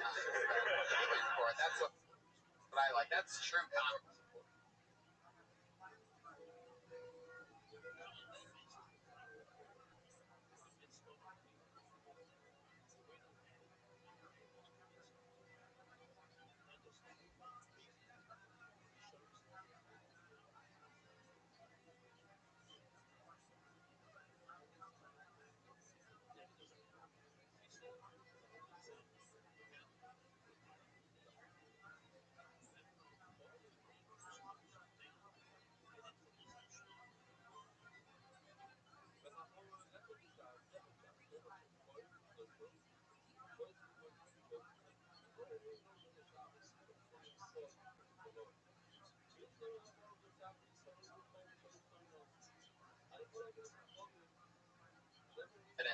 That's fuck you confidence is what that is. Just he doesn't even care if you guys laugh or not. It takes a lot of guys a lot of years to get to that point. And like when you wrote that, what were you thinking about in terms of it being actually funny? Like I'm just being like, you said I'm gonna write about shorts and guys can't be respected. I feel like maybe he was doing like really long jokes at one point. And somebody's like, dude, you should be doing like short jokes. And he's like, okay, I'm gonna do that. See, Tony Hansman's the brother. Do you want to know the origin of it? It was just really warm one weekend in February. Yeah, it's not a joke though. It doesn't matter. Yeah, it's not. Like the story behind it doesn't matter. I'm already bored. But board shorts. I don't know. What did you do before comedy? College. Okay. How old are you? 23. All right. What'd you go to college for? Economics. What's that working out for you? I got a job from it. That's how I live. Yeah. What do you do for work? I'm an analyst. What are you analyzing? You make me depressed by the way you're talking about this. I just, do we have to talk about this? What's your name? Jesse. All right, let me relax. And by the way, you want a slice? Brody, I'm not letting you talk with your mouth full on that show. I'm not full anymore. All right, let's find out. Where are you from, Jesse? Philadelphia. Philadelphia, great town. I was in the movie there, Philadelphia 2. I played Banderas and Hank's love child. And then how long you been here in LA? About 9 months. Now, did you go to New York? Did you think about going to New York, or did you? No, this is, I I got a job here, so I came here. Like for your analyst job. Yeah. And then you wear the shorts on stage all the time. Is that your shtick? No, only when. How much time did you spend writing this set? Be honest. 1 minute. Yeah, like a minute. Yeah. I thought of it one. Yeah, I Yeah, thought of you it one day. kind of over there, right? And No, it was at an open mic. I know, but did you go over it in your head? Probably not, really, right? Yeah, you can't do comedy like that. I've done it a few times. I know, but that's like, yeah. If I were you, I'd do the whole Tony Hawk thing. I'd play that. You gotta just write, bro. You're not writing. You know, you just gotta do the whole Tony Hawk thing. Yeah, do the Tony Hawk. throw a cowboy hat on and just kill it. That's where you start. That's where you start. Get his journey. People go in, athlete, audience, warm up, positive energy. I believe in it. So that's what I'm known as. You could be like a skater guy. If you're gonna dress like that, it does matter. One of your mottos was let my knees breathe, but you're wearing a knee brace on one of the knees. So literally, even though you're wearing shorts, there's a little bit of hole there, you know. I see. But what happened to your knee? I tore my ACL. Doing economic shit. Oh yeah. Hard.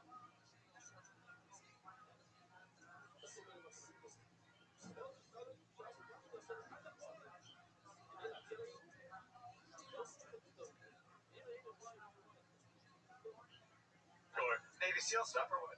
Snowboarding. Wow, it's a lie. So, did you say that's a lie? Thought maybe you were a private dancer. What are you so afraid to tell us about this economics stuff? Oh, it's just a very boring job, and like whenever I meet people or go on dates or something, they want to ask me about it. It's just, I don't know. There's what do you want to talk about? What's more interesting than that about you? Where are you from? Philadelphia. Well, what did you do for? Brody, you're unbelievable tonight. I love it. It's always a risk booking Brody Stevens. You never know which Brody you're going to get and how much of which Brody, and it's always fun. First guest to ever fucking order a pizza out of 109 episodes. It took 109 hour-and-a-half long shows for a pizza to come up here at the same time as a comedian. It's pretty epic. Jesse, you ever delivered pizzas before? Nope. No. Pizza's dripping, by the way. Listen, Jesse, it's good pizza. Here's the deal. Yeah. Get some energy going. It's all about energy and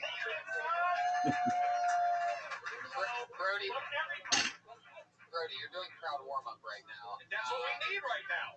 It's energy. You really need to find your voice. It sounded like you were doing like a bit. It sounded like a story. Yeah, it doesn't sound like you talking to me. Like if you wanted to tell me about shorts, you wouldn't tell me like that. I know. Yeah, I know. So find the meat that's in the joke, if there is a joke in there, and then just try to do it out of your own voice. It's just like something I have that I know is a minute. No, but dude, there's no effort. You can't like be nice to yourself on this. Because there's no effort. It's no joke.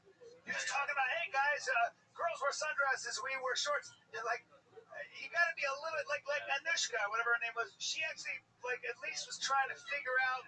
She had like MILF and fat, whatever. Right? It's new. It's maybe not the funniest thing, but there's effort. I can see at least some effort there. Like you can't tell me that you thought for more than 1 fucking minute about what you were gonna do tonight. And you got up and you talked about shorts, but there was no joke, bro. You were acting like you were an activist for shorts. To be honest, I stopped at home to change it to shorts, so I thought of it a little bit ahead of time. I know that. It's not like a rocket scientist. You just got it. I wore shorts all the time. I did Best Damn Sports Show, and it's because it's a sports show. But when I did Chelsea, never wore shorts. And when I did Best Damn Short Show, never wore shorts. Yeah, Brody, I'm just talking about shorts. So let's just get a thread, energy, push, hands out of the pocket. Let's go. Who's up next?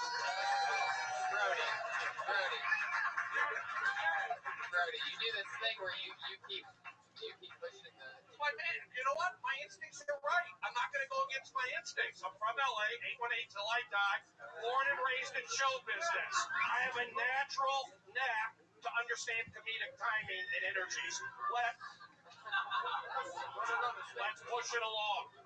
I'm just gonna keep agreeing with you. Jesse Rothenberg. I love it. I can roll with that. I can roll with Brody ending it. Let's get another name up here. Bianca Cristobal.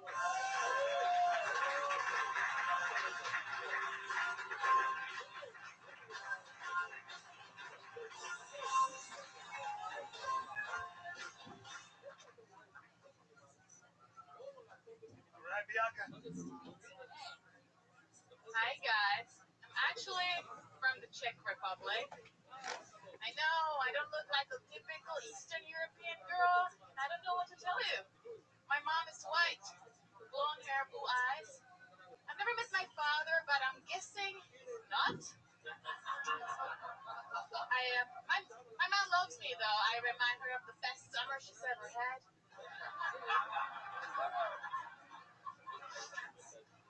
She was in Africa about 25 years ago and she had sex on the beach with this black dude. It was sexy and hot and sweaty, and I know that because I was there. It was the last time I saw my father. I was like, Daddy, don't leave me inside of this crazy white woman. He's like, I'm just going to get some cigarette. That was it. So I lived here for a while in America and I had a blast, but I'm gonna be 25 now, so I'm ready to settle down. I'm ready to get married. I don't have like a biological clock, but I do have an expiring visa. So. Good job! Bravo! There it is. Fucking, that's what you call Eastern European discipline. Yeah. Fucking, that's good. Bravo. Fucking, that's effort. That's goddamn effort in another language. She comes to this country at 25 and makes everybody laugh. That's a big fucking accomplishment. Absolutely. Congratulations. That puts me in a good mood. I love fucking effort. Bravo. How long have you been in America? Oh, 5 years now. Wow. Wow, that's amazing. And I feel like you speak better English than everybody she does here tonight. She's a better person. Including Eric Carter, who's from the South. It's really interesting. Bianca, that's amazing. How long have you been doing stand-up? 9 months. Bravo. You're right. You can tell you're right. You're right a lot. How many times a week do you go out? Oh, like, sometimes 3 nights a day. Damn right you do. That's right. I'd like to have you on the Friday show. show. That means I'm just pumped. I'd like to have you on the Friday show at the Death Squad. That's right. The universe rewards effort. Bianca just booked a slot. That's how it works. I'd like to have you on my podcast. Wow, there you go. Yes! I think you did great. I like you got a nice, positive, your demeanor, confident. And yes, of course, you have jokes, these guys understand. But you had good confidence. You stepped to the front of the stage. You took charge. And your body language is really good. You got a nice thing doing it. That's nice. You have intelligence and poise. Where were you in? I like that word, poise. Here in LA. What school?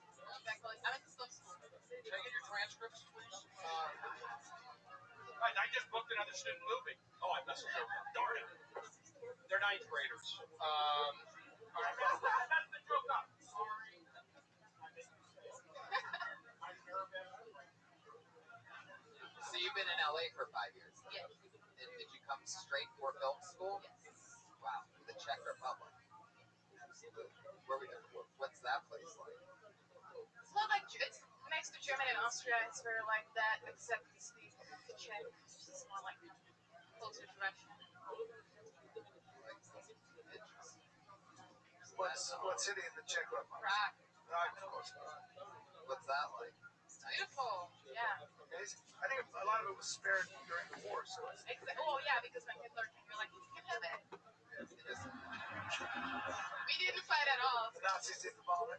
No, you only see. Because I tried to take Bianca out. She was like, I don't wait for it. Oh, interesting. I love this. Pat Reagan went for it. Fucking rejected. I like that. Good to know. You want to play her a song? Go out with. Yeah. Josh Meyerowitz? Went for it. That's for the 4 people who know who that is in the room. Good job, Brody.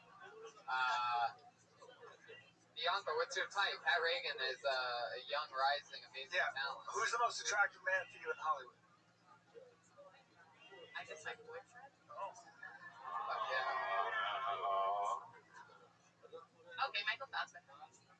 Wow, interesting. So you like older. Wrinkles. You forgive me. You're like, Michael Fassbender. Oh wow! Now I know why she didn't go out with you. She just rejected going out with you again. By the way, if you could sell Bianca on why she should go out with you in 15 seconds. Don't. Fuck yeah! It's all mine. Don't worry about it. Enjoy going back to Europe. Wow. Interesting. You're evil. Is this boyfriend gonna save you? You think he's gonna wait? How much longer do you have on the visa? Very long. Wow. Interesting. Like a few months? You don't. Yeah. Wow. He's not going to save you, is he? So you have a few months to go fucking crazy and find somebody that will in 2 months. Team Brian Redband is ready. That's right. Are you ticklish? Oh God, Jesus, Brian. Yeah. It's like I can't believe this has turned into the regular question. But, Jeremiah, try to tickle her. no, Jeremiah, don't do it. It's not my job. So Bianca, this boyfriend of yours, how do we get him to propose and save you? You don't want to go back to the Czech Republic, right? Yeah, sure. Like, yeah, let's convince him. I don't know. Dude, I tried. Is he in the audience right now? No. No, see. Dude, if you had 2 months left in this country, you should spend every single second with you. You should be taken care of. He should absolutely marry you. He should totally marry you. He needs to. It's advice for guys that haven't had sex with you yet. It's like, I can't believe that fucking guy's not with you every single fucking minute. I would burn this whole place down for you. If you were my girlfriend, I'd make Tuesday just look at you day. Bottom line. He's fucking loser. The guy's a fucking loser. You need a guy who really appreciates you. Like the fine wine that you are, I'd sip you. I'd sip you all day. I've been that guy too, so I understand. I mean, but I really would tend to you. I just don't think he's ever going to get anything better. I think he needs to check himself before he wrecks himself. Oh, shit. See what I did there? Shit, yes. The Mary As a professional. It's a dumb audience tonight. Bianca, what else? Anything you want to say? You want to propose to him via live podcast right now? He might be watching on Ustream. What does he do? Wow. What's it? Well, no, he works in the post. Post. I thought you were going to say post office for a second. The only mailman someone like you should be hooking up with is Carl Malone. You know what I'm saying? There you go. The ones that do get that should be clapping. The ones that don't, I still hate you. Bianca, what do you think about this audience tonight? You're the only person that killed the entire time. Thank you. I thought they were amazing. Yeah. Give it up for yourself. Great. Best ever. I love it. Well, it's been a pleasure seeing you for the first time. I hope that you come back again soon, and we'll see you Friday at the Ice House. It's Bianca Christabel. Yeah. Leave the boyfriend at home.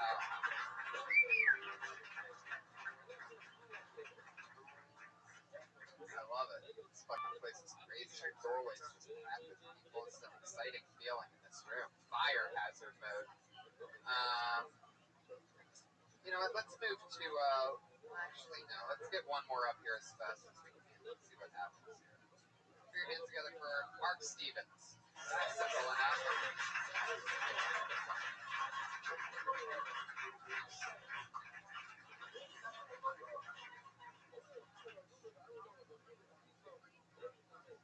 How you guys doing? Good, I'm doing good. I just quit my job. Yeah! Guess who needs work? What food? And I didn't know how to get a new job because I'm one of the dumbest people you'll ever meet in your life. And it started when I was like a kid. Like, normal kids would get like report cards sent home to them. Maybe my brother would get letters asking what the hell was wrong with us, we couldn't sleep at night, eating. And God bless my mother because she never understood what a learning disability was. You know, her growing up, she was trying hard. The school literally called my house and was like, hey, hi, Mrs. Stevens. Well, we just think Mark might have a slight case of dyslexia. Oh my God, I'm so sorry about that. I'm gonna sit Mark down and have a talk with him. He's not gonna be allowed to watch television this weekend. He ain't gonna have fucking dyslexia on Monday, I'm gonna tell you that right now. Thank you very much, just one time. Yeah. All right, Steven. Interesting. You can talk into the mic. How you doing, man? Oh, good. It's my first time on the show. First time on this show. How long you doing stand-up? Oh, been doing this since I was 17. I'm 26 now, so 9 years. 9 years. Really? No, I don't like where this is going, but all right. Did you take a break? Yeah. In the middle? 8.5-year-long break? I guess I did. I mean, you don't go up every week. I mean, you started 9 years ago, but then you like took months off, and then you're like that kind of, or do you do it every week? How long have you been on it? 5 years. Where were you before? Boston. 8 years in Boston.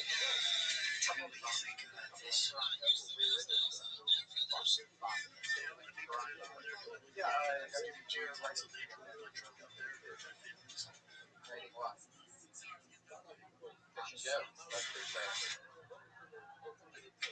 Really, that's the one? He bombs for a minute. But Tony does have a point. Like, Tony, we may as well be honest. Tony has a point. There weren't any jokes in that. You know that, right? Where were the jokes? Like, you had a minute. Would you agree with that, or do you think there was a joke in that? Just out of curiosity.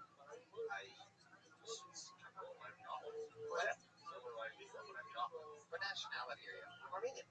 Oh, so you're an Uber driver. All right, listen, I knew you. I know. I'll tell you what, Mark, right? Yeah. I thought it was fine. That's I can tell you're from like Boston or back east, and you know that's you established. That's how your mom is. You know, I visualized you in school having a problem, dyslexic. Your mom does. I got it. I mean, I'm not saying it was joke. I followed along. I get it. I'm not surprised. You're a nice guy, and I can see you definitely like have a Boston, Toronto. You're a nice guy. Okay, but so the joke. The way it's good. Guess I'll take that as a win. This is not nice. This is not a nice town. But the joke was, they tell your mother that you're dyslexic and she's gonna fix that. Oh my God, I'm sorry about that. It's like a behavioral problem when it's really actually inherent sort of neurological problem. Yeah. You say she's from Boston. She's old school. The phone rang. Yeah, exactly. But how often is that? Be honest. How often when you do that joke does it get a lot? All the time. It gets. It's never failed. Really? Never failed. Never failed. Not once. Where are you performing at? For your mom. For your mom. Special Olympics? What the fuck are we talking about here? You gotta start being honest with yourself. Is it because you slap yourself in the forehead in the middle of it? Who's laughing at this? Where are you like the performing? slap. I did not like the slap. Anytime somebody does like personal harm to themselves, it felt like it hurt. Yeah. So that's now I'm thinking he just hurt himself and he's crazy. And then you hear the slap and you don't hear the laugh, and it's like, wow, that was for nothing. Yeah.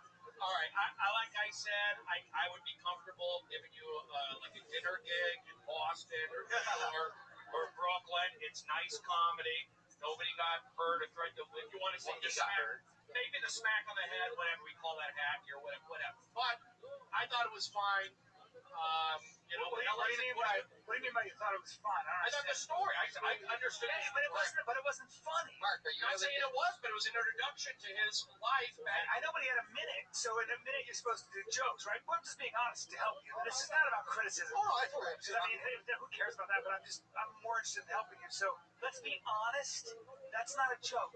Yeah, it's true. Are you really dyslexic? Not really. No, I know. They thought that's how bad it was. They actually thought they were like trying to fix it. That's how bad they thought you were. You were bad at school. Like, I knew you weren't dyslexic by the way you told the joke. I knew you didn't believe what you were saying. And not many dyslexic people go get writing degrees either. It just doesn't work that way. That's like a person. You see that? He's the detective. He's the house. How's your mom, Mark Stevens, if you're Armenian? What kind of fake name is that? Well, I'll get Mark Stevens. Mark Stevens, Brody yeah. Stevens. I get it. You guys come from a long family of mental health issues. Basically, Tony, that's a below the belt shot. I can give you the story. Go ahead, tell us, Mark. Right. Thanks, Brody. First thing you don't want to move it along too quickly is I'm ready to get rid of it. It was my grandfather, my father's side. He was on the radio in the 1950s. His real name was Casey Kasem? No, his name was Charles Stevens Abajian. But it was a Middle Eastern last name on the radio. Also, 1950s, Armenia was under control of the USSR at the time. So, a Middle Eastern name during the Red Scare, underneath the Communist Party wasn't really going to work on the radio. So, he dropped his name to make it Chuck Stevens, like the whitest name in the fucking world. So, that's kind of why he did it. Chuck Stevens? Is he in the news? He died many years ago. The guy from the news? No. But that's kind of what happened. So that's why I'm Mark Stevens. I love this. Mark and Brody, you guys have an amazing energy together. Because I look at the positive. Maybe it wasn't joke, but I'd be very comfortable putting them at like a dinner show. What are these What are you dinner talking shows? about? Dinner show?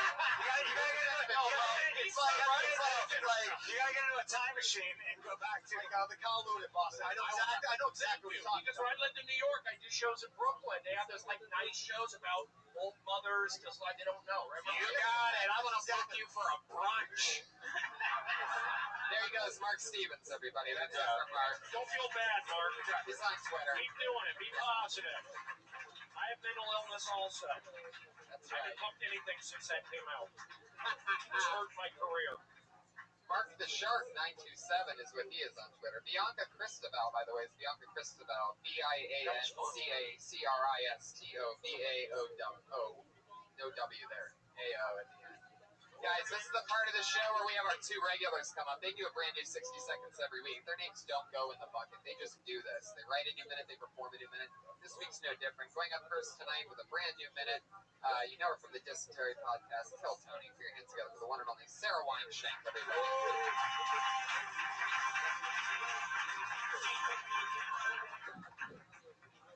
What's up? Kids. Ugh. I don't know if I want to have them. Haven't made up my mind. I'm afraid. I'm afraid of having a daughter that comes out exactly like me. Also, a moth just flew off my wrist. We had to say it. We had to get that out of the way. So anyways, afraid of having a daughter because I can't deal with two of myself. Like, I would hate to have some little person that sees the world the way that I do. I'd be sleeping, and in the middle of the night, my door would just creak open. She'd be standing there. She'd be like, "Tooth fairies." So you mean to tell me there's some whimsical woman that's coming in my room in the night and taking my body parts? Sounds like we need new locks. There it is, a minute. About not wanting to have a daughter. Fuck yeah. Do you have baby fever? No. How would you feel about having a son? Amazing. You don't want to have a kid at all. I don't know. I don't want to be pregnant at all. Right. Why? How does It's that like, make you it feel? looks like bloated as fuck. It is true. It is sort of strange that the way that the human body did it was just make it like a gut for a woman. How old are you right That's now? what they fear the most. 28. 28? Yeah. Okay. You look younger. I like the way you dress. Thank you. Yeah. I'm pretty sure Brian wants to give you that daughter that you I was gonna say. I pack heat. I will admit that, and that's been the elephant in the room. I wonder how much heat he packs, and the answer is a lot. But if you're into money and big dicks, whatever, big deal. But no, some people don't like to laugh and come that much. But so what? But the point is, what I was going to ask you is that you are a very, all bullshit aside, you're a very attractive woman, and I think that you are, I like your persona, and I like what you do, and I think it's comedic. I wouldn't be afraid, though, to be less ironic and maybe embrace a little bit more of just what you look like. You're sexy. You're good looking. And there's this fucking weird thing in our society where if you're good looking or sexy or have that potential, you're supposed to play it down. Because a lot of women don't want to be known for just that, which I think is the biggest crock of bullshit in the fucking world. Because I happen to think we live in a very puritanical, sexually repressed time period. You can't talk about wanting to fuck everybody. I walk around wanting to fuck strangers. And if a guy is really honest about that, which I always am, you're looked at as a creep. I may be, and you put a little creep in me. Sorry to go on this fucking diatribe. But just know that you do that to people, and that's a strength, not a weakness. So I love your persona. I think you have a lot of potential. I think you're pretty funny.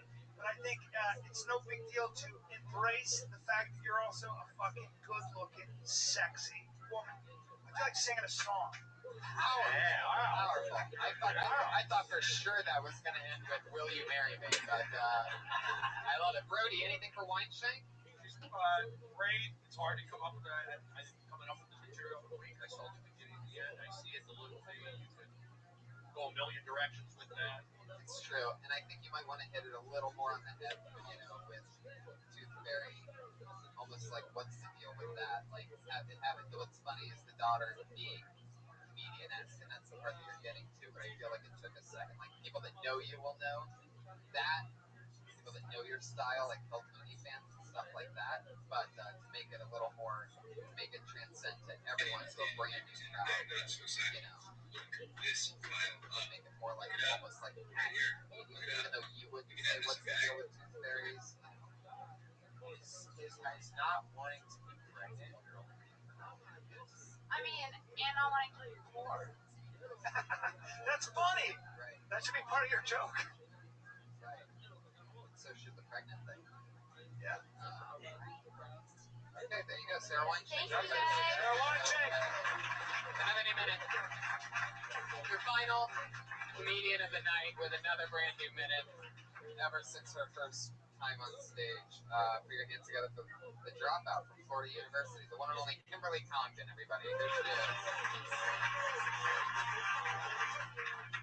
Thank you. I have a friend who's really wild. She's crazy. She loves to gamble. And by that I mean she fucks a lot of dudes without condoms. She told me the other day that she had sex with 4 guys at the same time. That's a lot of dick, Like, I started to think, like, one person's normal sex, 2 people's, like, maybe, like, one fun night out or something, like a crazy night. 3, all your holes are filled. But 4 dudes, there's just, like, one dude jacking off in the corner, like, tweaking a nipple. Like, what's he doing? That's like an overwhelming amount of penis, Like, she probably smelled like dick for days. I don't know. I couldn't eat meat after that. That's it. Good punchline. Really, yeah. Nothing wrong. Good punchline. Nothing wrong with being that guy in the corner.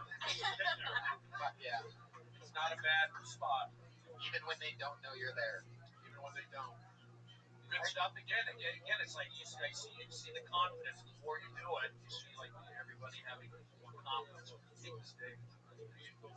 That's what matters. You see that in the last 2 girls. You got the confidence. That's what I see. Yeah, that's definitely a new minute. I mean, that was great. Think of the four-person joke. I mean, I think there's more there even. Like I sort of, while listening to it, there was this giant pizza box in between us, and it sort of made me think like, 3 people, that's like 1 large pizza. But if there's 4 people, then you have to order 2 pizzas. Like almost like there's like things that with 5 total people. Yeah, we wouldn't expect. Like, you want to surprise us. You guys see how hard that's killing with the 1 guy that's paying attention to me? Yeah. 4 guys is a volleyball team, whatever. Right, exactly. Something like change it up like this. I wanted to be surprised by like 3 people's a threesome, 4 people is something, and then when it's 4 guys or 5 people total, it's something else. Right. Starting lineup. Starting lineup. But it's something way funnier than that, though. I don't know. It's out there. Using condoms? Go there. You can get. Oh, you asked me, were they using condoms? Yeah. No. They weren't. Okay. Another visual. 4th guy's a gay guy, and he's like in charge of cleanup. When I did why the act out afterwards? No, Brian, no, don't do that. It's my birthday, don't do that. Make it visual, that's my thing. I love it. I wanted to be at that scene. It's a brand new minute, and if I had more time, I'd want to tag it out even more, because I think that's so funny. Pat, you got anything? I feel like that was the realest Saturday Night, like everything in that minute. Right. Like, It was all on one topic, and you did it again. Kimberly Congdon, everybody. There she goes. Well, we did it again, everybody. Episode 109 of Kill Tony. Our artist, we have an in-house artist, everybody, named Ryan J. Gebelt, who every week draws a brand new version of the show that he saw here tonight. It's always the panel, and it's always unbelievable. Wow. I love that. This is a very Kill Bill, Kill Tony centric one where I believe Brian Redband is Uma Thurman in this. That's incredible. I'm Bill. High May is Brody Stevens with the gray mustache. Enjoy it. I love that. The great Brian Callen. Guys, anything coming up that you want to promote to the 200,000 weekly downloads that we get?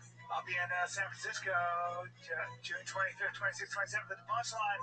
Come on by. Brody Stevens. Me, Saturday, I'm doing a corporate event in Scottsdale, and then You got it. Performing at a dinner show on Friday. then I'm doing Tulsa, and then after that, nothing. I'm on vacation. I saved up, for the summer, so I don't really do much comedy anymore, but I call it vacation when I don't get booked places. You got it. Pat Reagan is Patty Reagan on Twitter. Anything else coming up? Catch him every Monday here on Kill Tony and at Roast Battle every Tuesday. Our sister show, Midnights, here at the Comedy Store. As always, guys, check out my website, www.babydick.com. All the updates. I don't know whether that's real or not, but either way, saying www is the stupidest thing ever. Either the joke is that it's a real website or it's fake, but just say babydick.com and bum a little bit less. I have 3 slices of pizza if you guys want. Anybody wants? Yeah. They're plain, 3 You slices. should have offered them the pizza before the show. They would have liked you more, Brody. I don't feel they didn't like me. I'm just do my own thing. And that's kind of negative, but that's okay. He really had to blast off on you guys a few times. One more time. Get it going. It's energy. Thank you. Brody Stevens, Brian Callen, Pat Reagan, Ryan Josh Martin, Brian Redband, Jamie Vernon. Don't hate on me. I do an hour and 15 in the main room. You got it. You think I would do it if I was unhappy yelling the whole time? Good night, everybody. I'm not. Good night. Yeah. Thank you.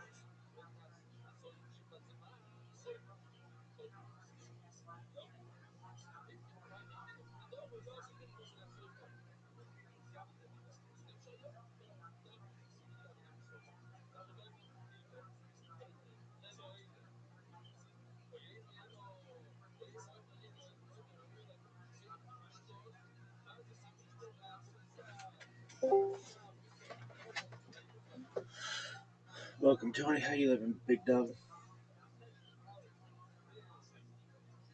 Hope you're having a good day.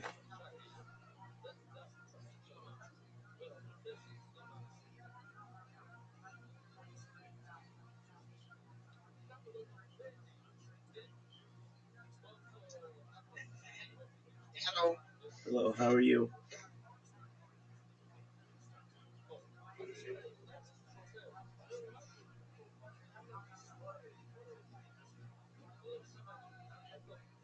Can you hear me? Oh, you can't hear me.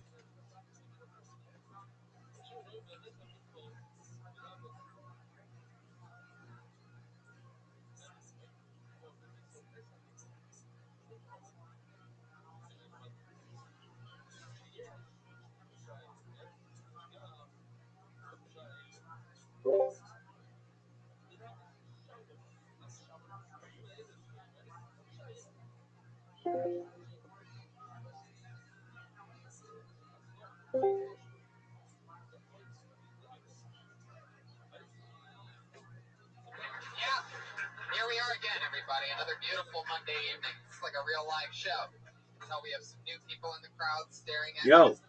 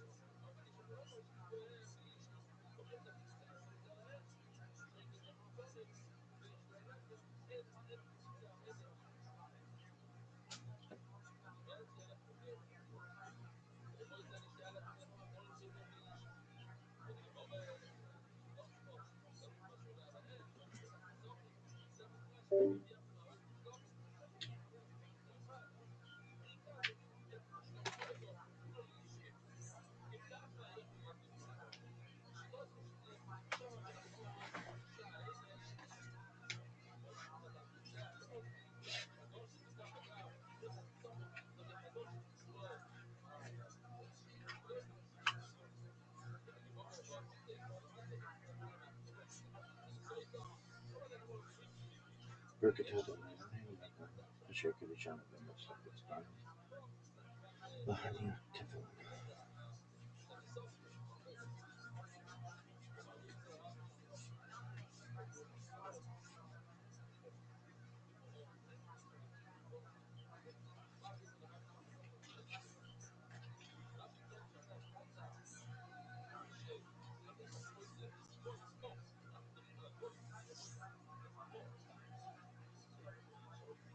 بركة ألاهين مع القاوم أشياء بجانب المستقبل بركة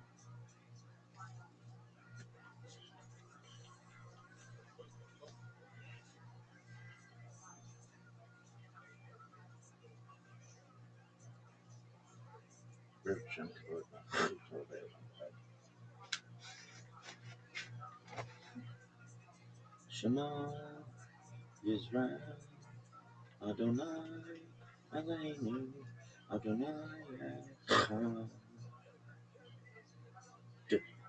Baruch Shem Kavod Machshuvto my bad.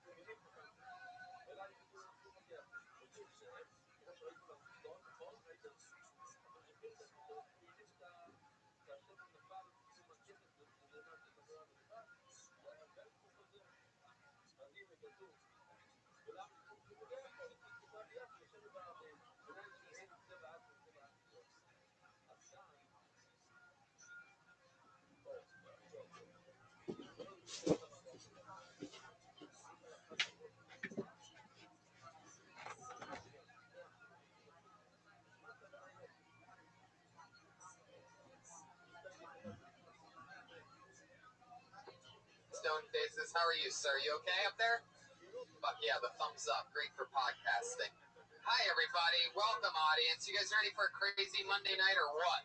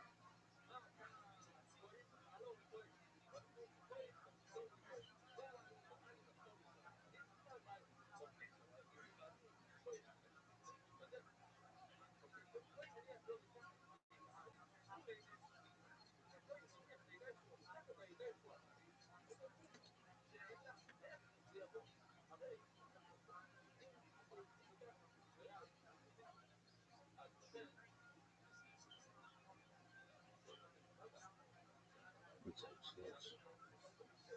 Comping about coffee. 10th VR 5786 Monday, April 27th.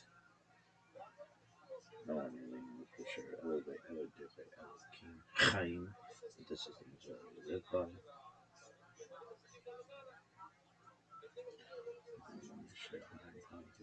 Really? Yes, sir. What else? Son? ESPN. ESPN. Da-na-na. Da-na-na. Fucking lies in the deepest, darkest fucking parts of my brain. Really? Yeah, just ESPN song. Yeah. I don't even play it anymore. Fucking video game. Alright. But is that the end of your story? No, dog, we've got some shit to review. Like what? Thing. Why? Why not? Don't know what fuck. 57. Oh, fuck that shit. 3761. Creation of the world. Birth of Adam and Eve. 3631. 137. Son of Adam was born. 3526. 235. Enosh, son of Seth, was born. 3436. 325. Kenan, son of Enosh, was born.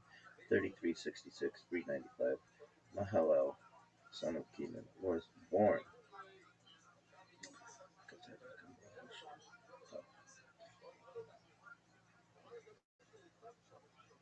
Look at Omer. What is it? Look at that denial of him upon the shaken shadow of himself with cloud and out Sephirah Omer. Blessed be Hashem, our God, King of the universe, who has sanctified us with his commandments and commanded us concerning the counting of the Omer. Today is 26 days, which is 3 weeks and 5 days. May the merciful one rebuild the Beit HaMikdash. May the merciful one restore unto us the service of the Beit HaMikdash to its place speedily in our days. Amen. Salah. Today is 26 days, 3 weeks and 5 days. Oh, I did it. Kicking ass, taking names, baby. Alright, here we go. This is day 2 of bullshit.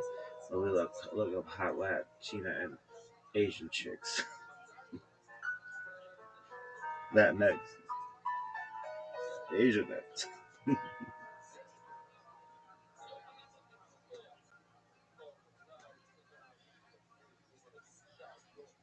I'm Dr. Justin Sledge, What up, and Dr. welcome Justin to Sledge? Esoterica, What where about we explore Indian? the There are a lot of arcane Indian in chicks. history, philosophy, and religion. List One of of the most hottest difficult Indian chicks. aspects in starting to study Jewish mysticism and Kabbalah is getting a just do handle feel on just how those ignorant or ideas something. developed over time. It's tempting to think that, for instance, Kabbalah has just always existed in the form that we have it, or that Kabbalah That is bitch just is one hot as thing fuck. at all. Of course, neither of these positions is really tenable. Such notions developed greatly through the ages and are still developing. And there are now, and there have always been, numerous mutually exclusive schools of Jewish mysticism and Kabbalah.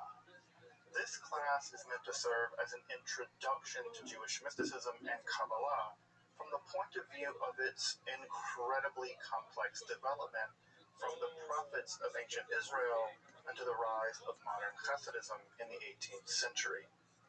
Of course, this series isn't meant to be exhaustive by any means, but only should serve as a springboard for deeper study and reflection, and hopefully it will also enable you to situate developments in Jewish mysticism and Kabbalah in their historical and cultural context, and hopefully embolden you to dive into the primary texts, which are admittedly as sublime as they are obscure.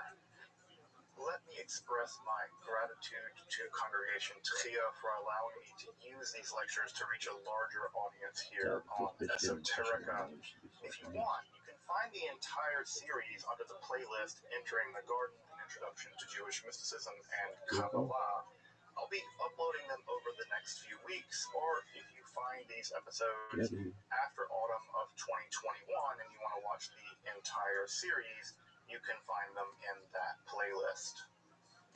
If you find this series on Kabbalah interesting, I'd hope you check out my other content on topics in esotericism and perhaps consider supporting the production of free academic and scholarly topics in occultism, hermetic philosophy by joining my Patreon or perhaps with a one-time donation.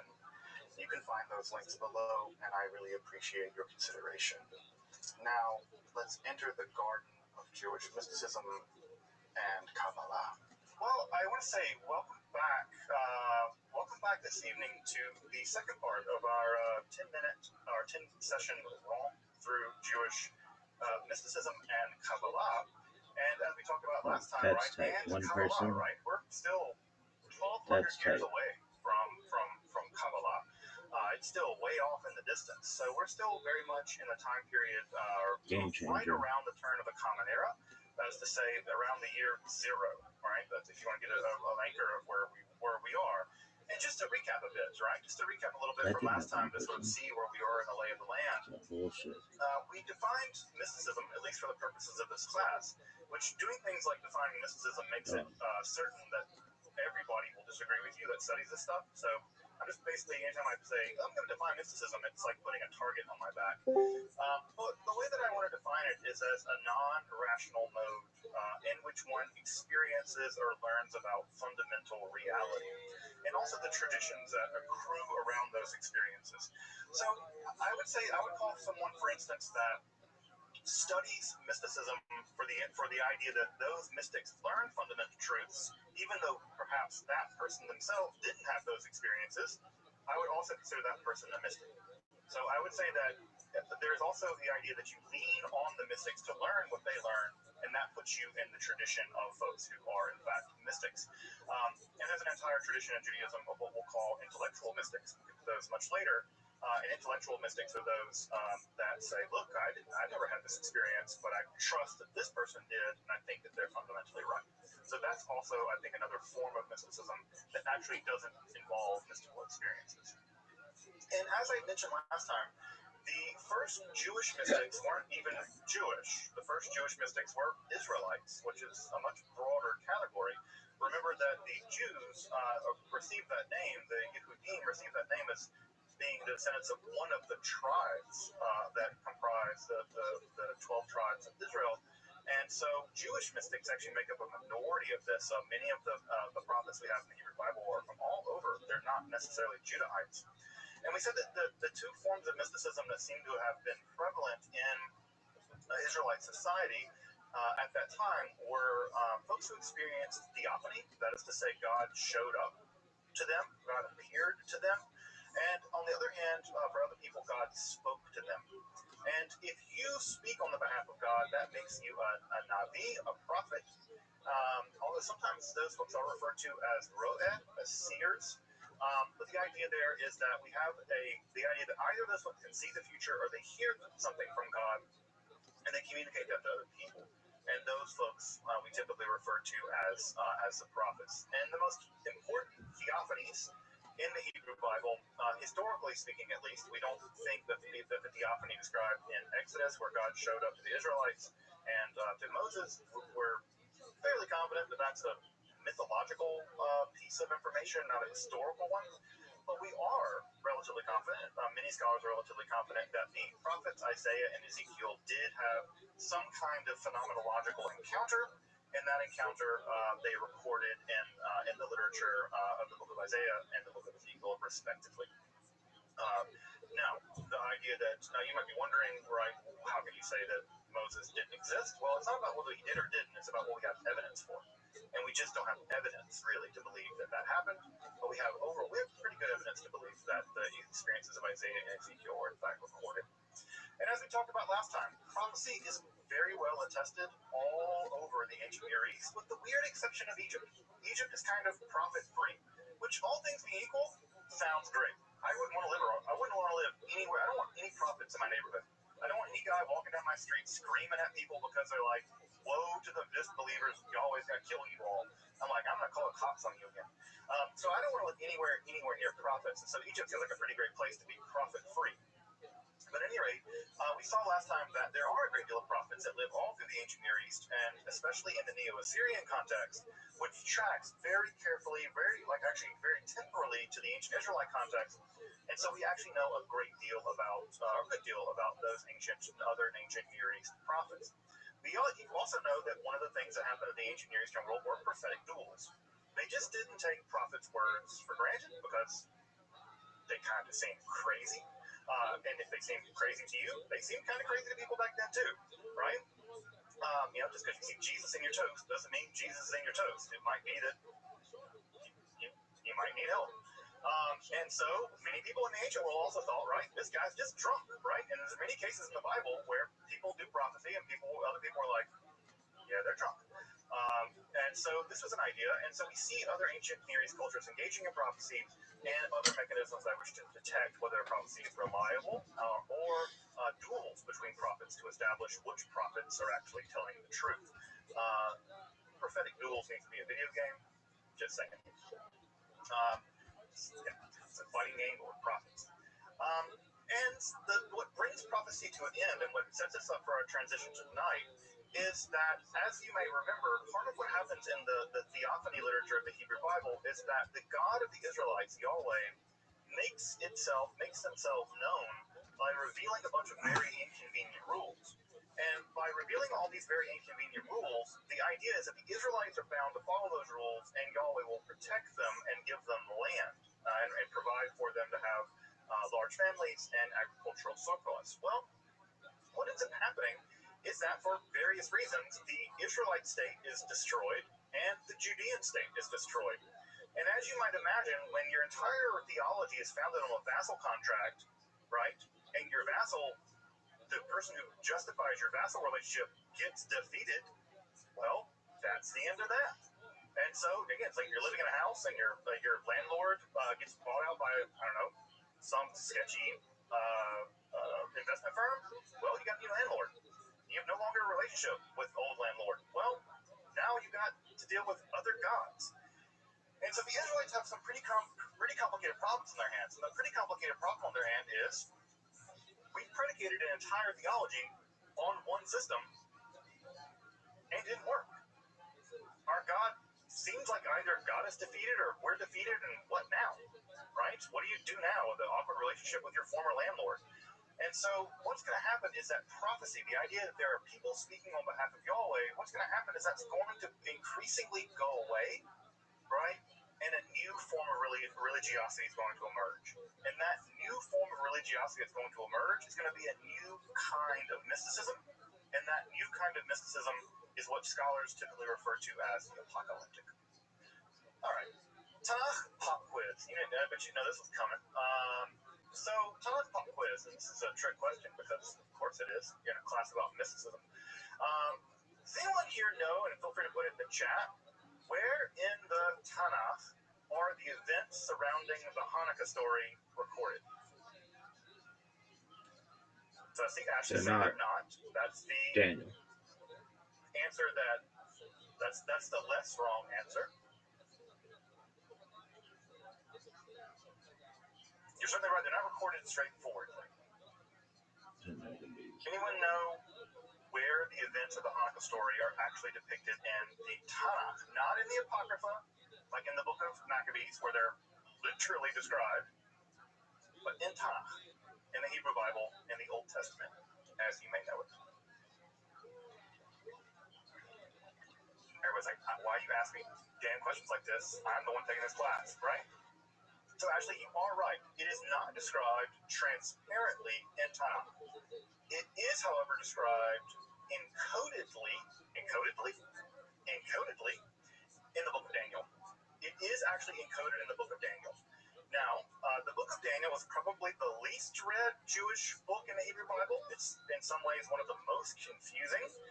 But historical scholars of the Hebrew Bible, scholars of the book of Daniel, are fairly confident that encoded in a very elaborate system of symbols, the story of the conquest of Syria, Judea by Alexander the Great, the civil wars between his generals that led to the various empires like the Ptolemies and the Seleucids, also with the rise of the Romans and the period of the Maccabean Rebellion, are in fact described using coded language in the book of Daniel in chapters 7 through 12.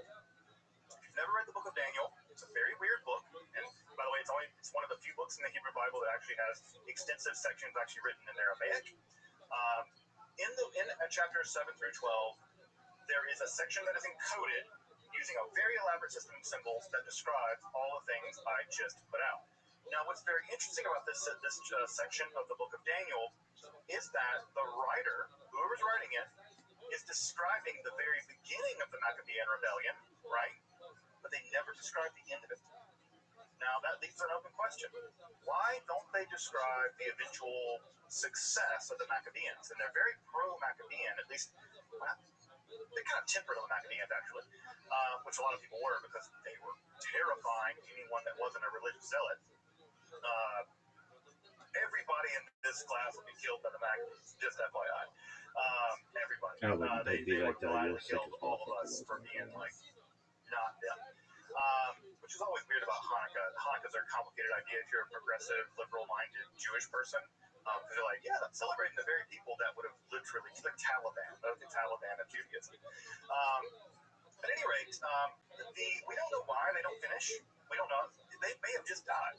You know, it was a war, and the Maccabees didn't like people who could, I don't know, read. And so they may have just got killed. It may have just gotten killed. And so we don't see the end of it. But what's interesting about it is we now have a really good idea about when the book was written, at least those sections. They were written sometimes after the Maccabean revolt began, but before it ended. So we know it began around 160 and it concluded around 167 BCE. So we have a good idea about where that section of Daniel, when it was written down. Now, why would people encode things in strange language? Why would people encode things in weird symbols?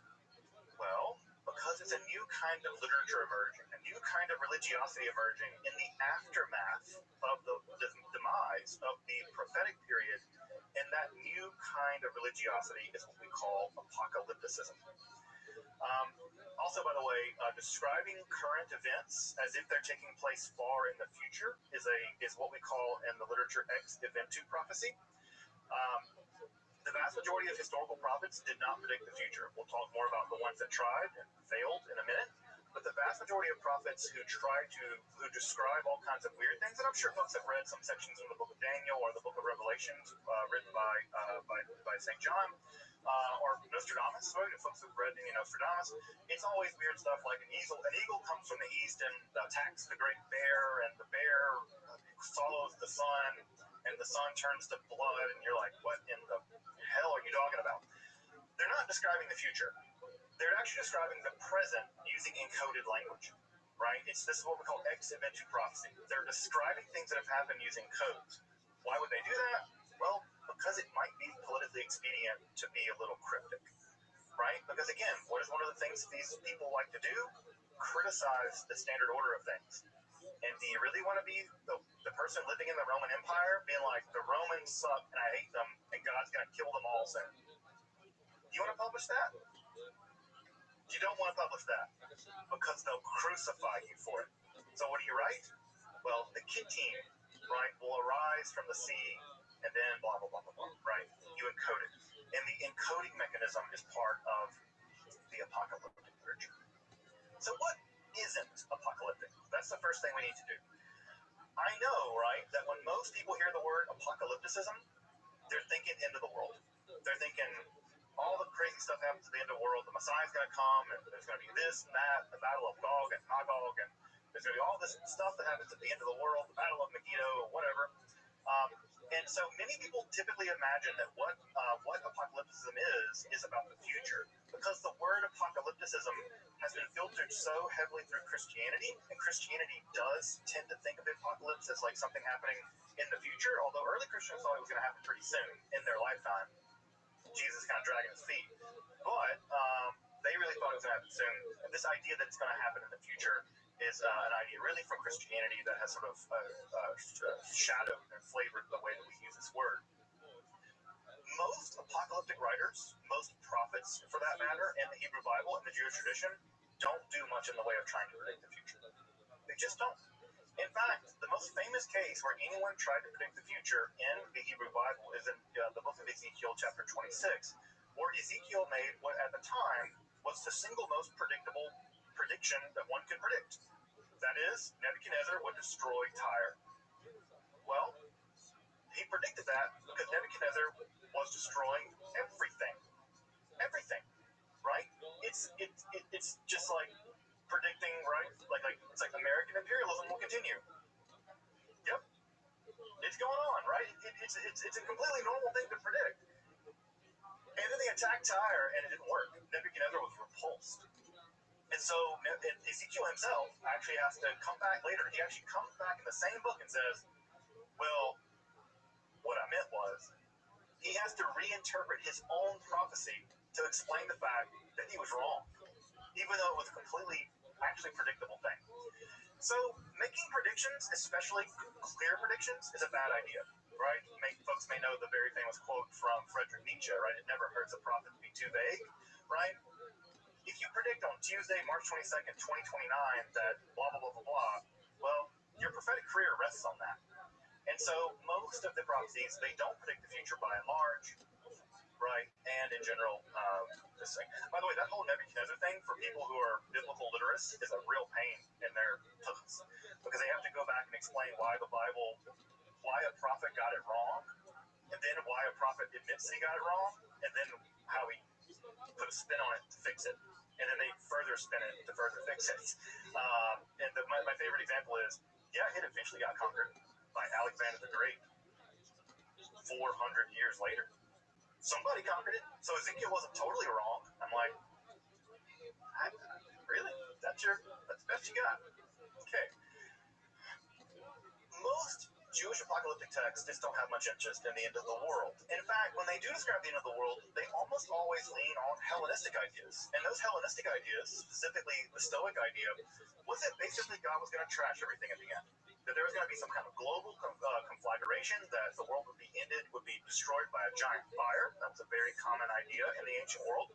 And so, in many ways, the predictions they do give about the end of the world are themselves just the popular ones. If you were to go to a Greek philosopher at the time and ask, what's going to happen at the end of the world? They say, the Logos, the fire, is going to consume the whole world. They're like, sounds reasonable. They went with that. So it's actually basically, it's not even really in some sense a Jewish idea as it is a Hellenistic idea. It's a Greek idea. So let's put some context on this, right? I'm gonna say what the apocalyptic is in just a minute, but I want to put some context on this.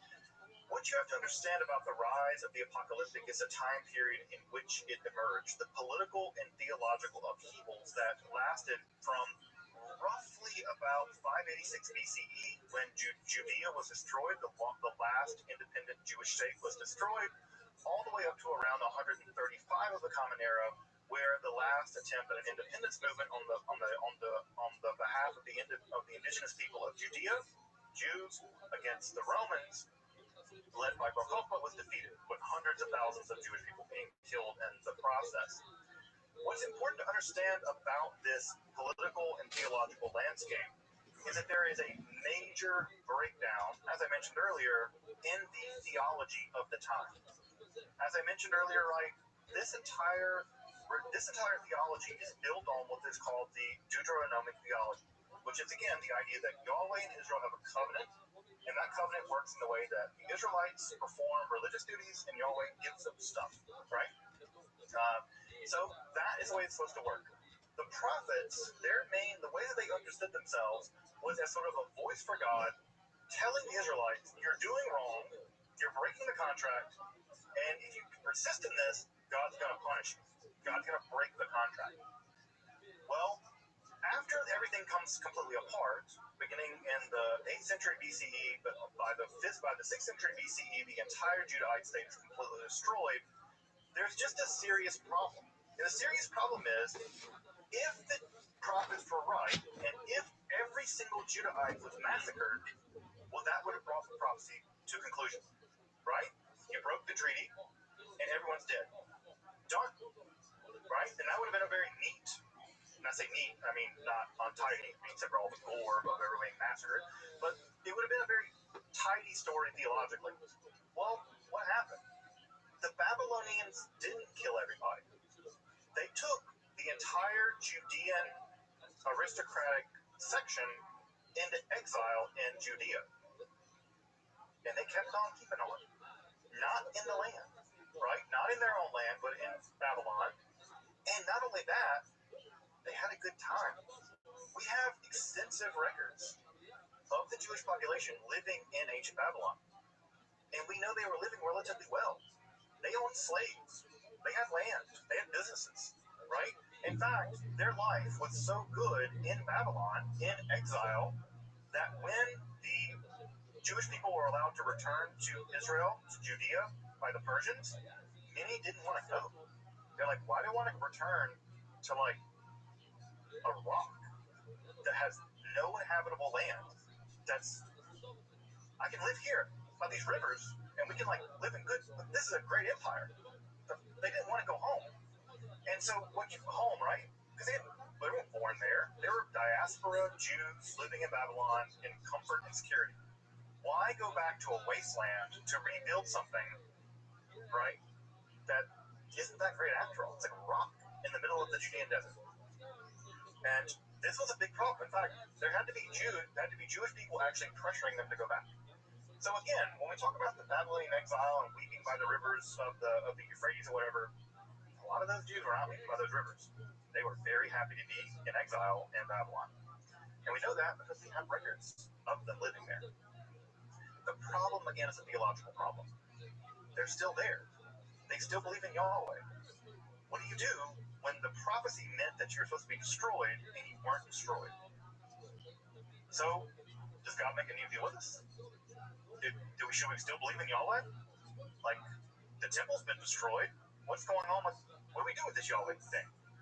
The covenant doesn't make sense anymore. The covenantal theology doesn't make sense because there's a remainder that contradicts it. So, what do? What do you do? Well, there's a couple different options. You could try to maintain the old covenantal theology, and some people did try to do that.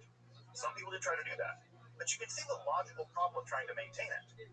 The covenant's been broken, the Judahite state's been destroyed, and its aristocracy moved to Babylon. But they're still alive. What to do with that? That's a real problem.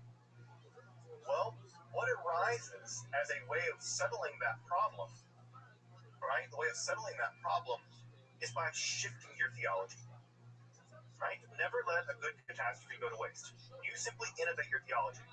And what ends up emerging is a new kind of Judahite theology. In fact, I might even argue that Israelite religion went into exile, but Judaism came back. The religion that the ancient Israelites practiced would be unrecognizable to anyone here. Like killing animals, burning beer and grain to appease a sky god. No one here recognizes a religion like that. But what comes out of exile is a theologically renovated religion that is much more like the Judaism that we might recognize now. So what happens is that they innovate. They theologically innovate. They develop the new theology that maintains the trappings of the old covenantal theology, but radically philosophically changes what it all means. And so, what are those kinds of changes? The first big change is that Yahweh can't just be the God of Israel anymore. To make this work, Yahweh has to be a God of everything. Not just God of Israel and with the other gods existing out there in the world, like this is what we call henotheism, right? Your God exists, my God exists, but my God can beat up your God. That's what the Israelites basically believed. Now, the new shift is, not only can my God beat up your God's not real. There's just one God. Monotheism emerges in the aftermath of this catastrophe. So the God of the Israelites is now said to be the only God, and that God is responsible for everything. And not just responsible for everything, but responsible for everything forever. God has a plan for the entire cosmos. Right? This is going to be decisively important. God is planning everything. And everything that happens is according to that plan, no matter how bad it is, no matter how confusing it is. In fact, the worse it is evidence for the fact that God is preparing something amazing. Right? So this kind of theology is going to be decisively important in this matter. So what also has to happen here, right, is that the Israelites, right, are going to have to begin to change the way they think about their relationship to this God. And the problem is, this God's going to have to tell them what in the world all this means. We're supposed to have this covenant, and it's supposed to do like this, and this is supposed to happen if we keep it, and this is supposed to happen if we don't. Well, we didn't, and we're still here.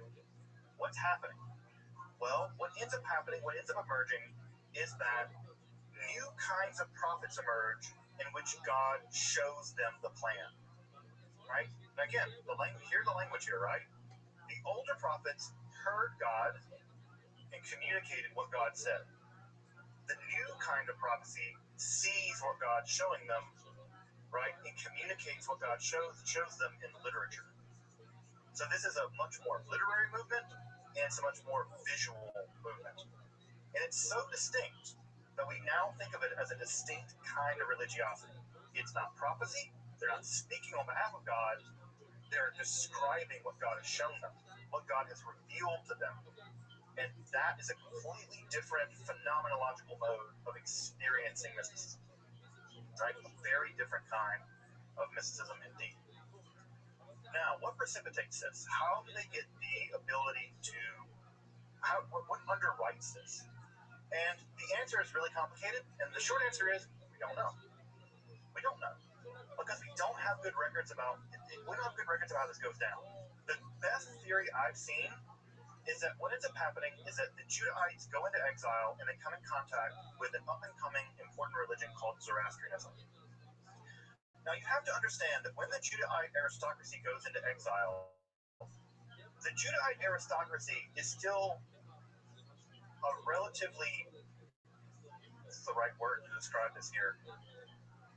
The ancient Babylonians are like the New Yorkers of the ancient world. They're cosmopolitan, they're literate, they have an ancient culture that's been there for 1,000 years. They are wealthy, they have multiple giant temples, each of which is larger than the Israelite temple. It was a metropolis on an order of magnitude that the ancient Judahites could not have imagined. Ancient Jerusalem was a backwater. It was a tiny settlement of a few thousand people, right, with that little temple there that was, not much bigger than a basketball arena, right? You're talking about an aristocracy that is a relatively backwater people coming into contact with an incredibly old, incredibly literate, right? When the Judahites wanted to write diplomatic documents, they wrote it in the language of the Babylonians, Akkadian. When they arrived in Babylon, they must have been bowled over by the bumpkinhood of their existence compared to the Babylonians. Again, this is like the Mississippi aristocracy being conquered and then dragged off to New York, right? You just can't imagine the shell shock of what must have happened. Furthermore, they're coming in contact with a very dynamic new religion called Zoroastrianism. Zoroastrianism is, of course, a reform religion founded by the prophet Zoroaster, who we don't know much about. Even when he lived is not clear. But if I summarize Zoroastrianism to you, I bet it will sound immediately obvious what they believe. So, Zoroastrianism is a basically dualistic religion that claims that a good god and an evil god are locked into a kind of battle for the destiny of the world. The forces of good are represented by non-physical spiritual entities, and those non-physical spiritual entities are in combat with other non-physical spiritual entities that serve the bad guys. Angels and demons, right? That structure's there. Now, this good versus evil dualism is going to result in a titanic, catastrophic battle at the end of time. The forces of good will win. They will throw the forces of evil into a neither world, right? And not only that, there are even Zoroastrian prophets who are given tours of the underworld.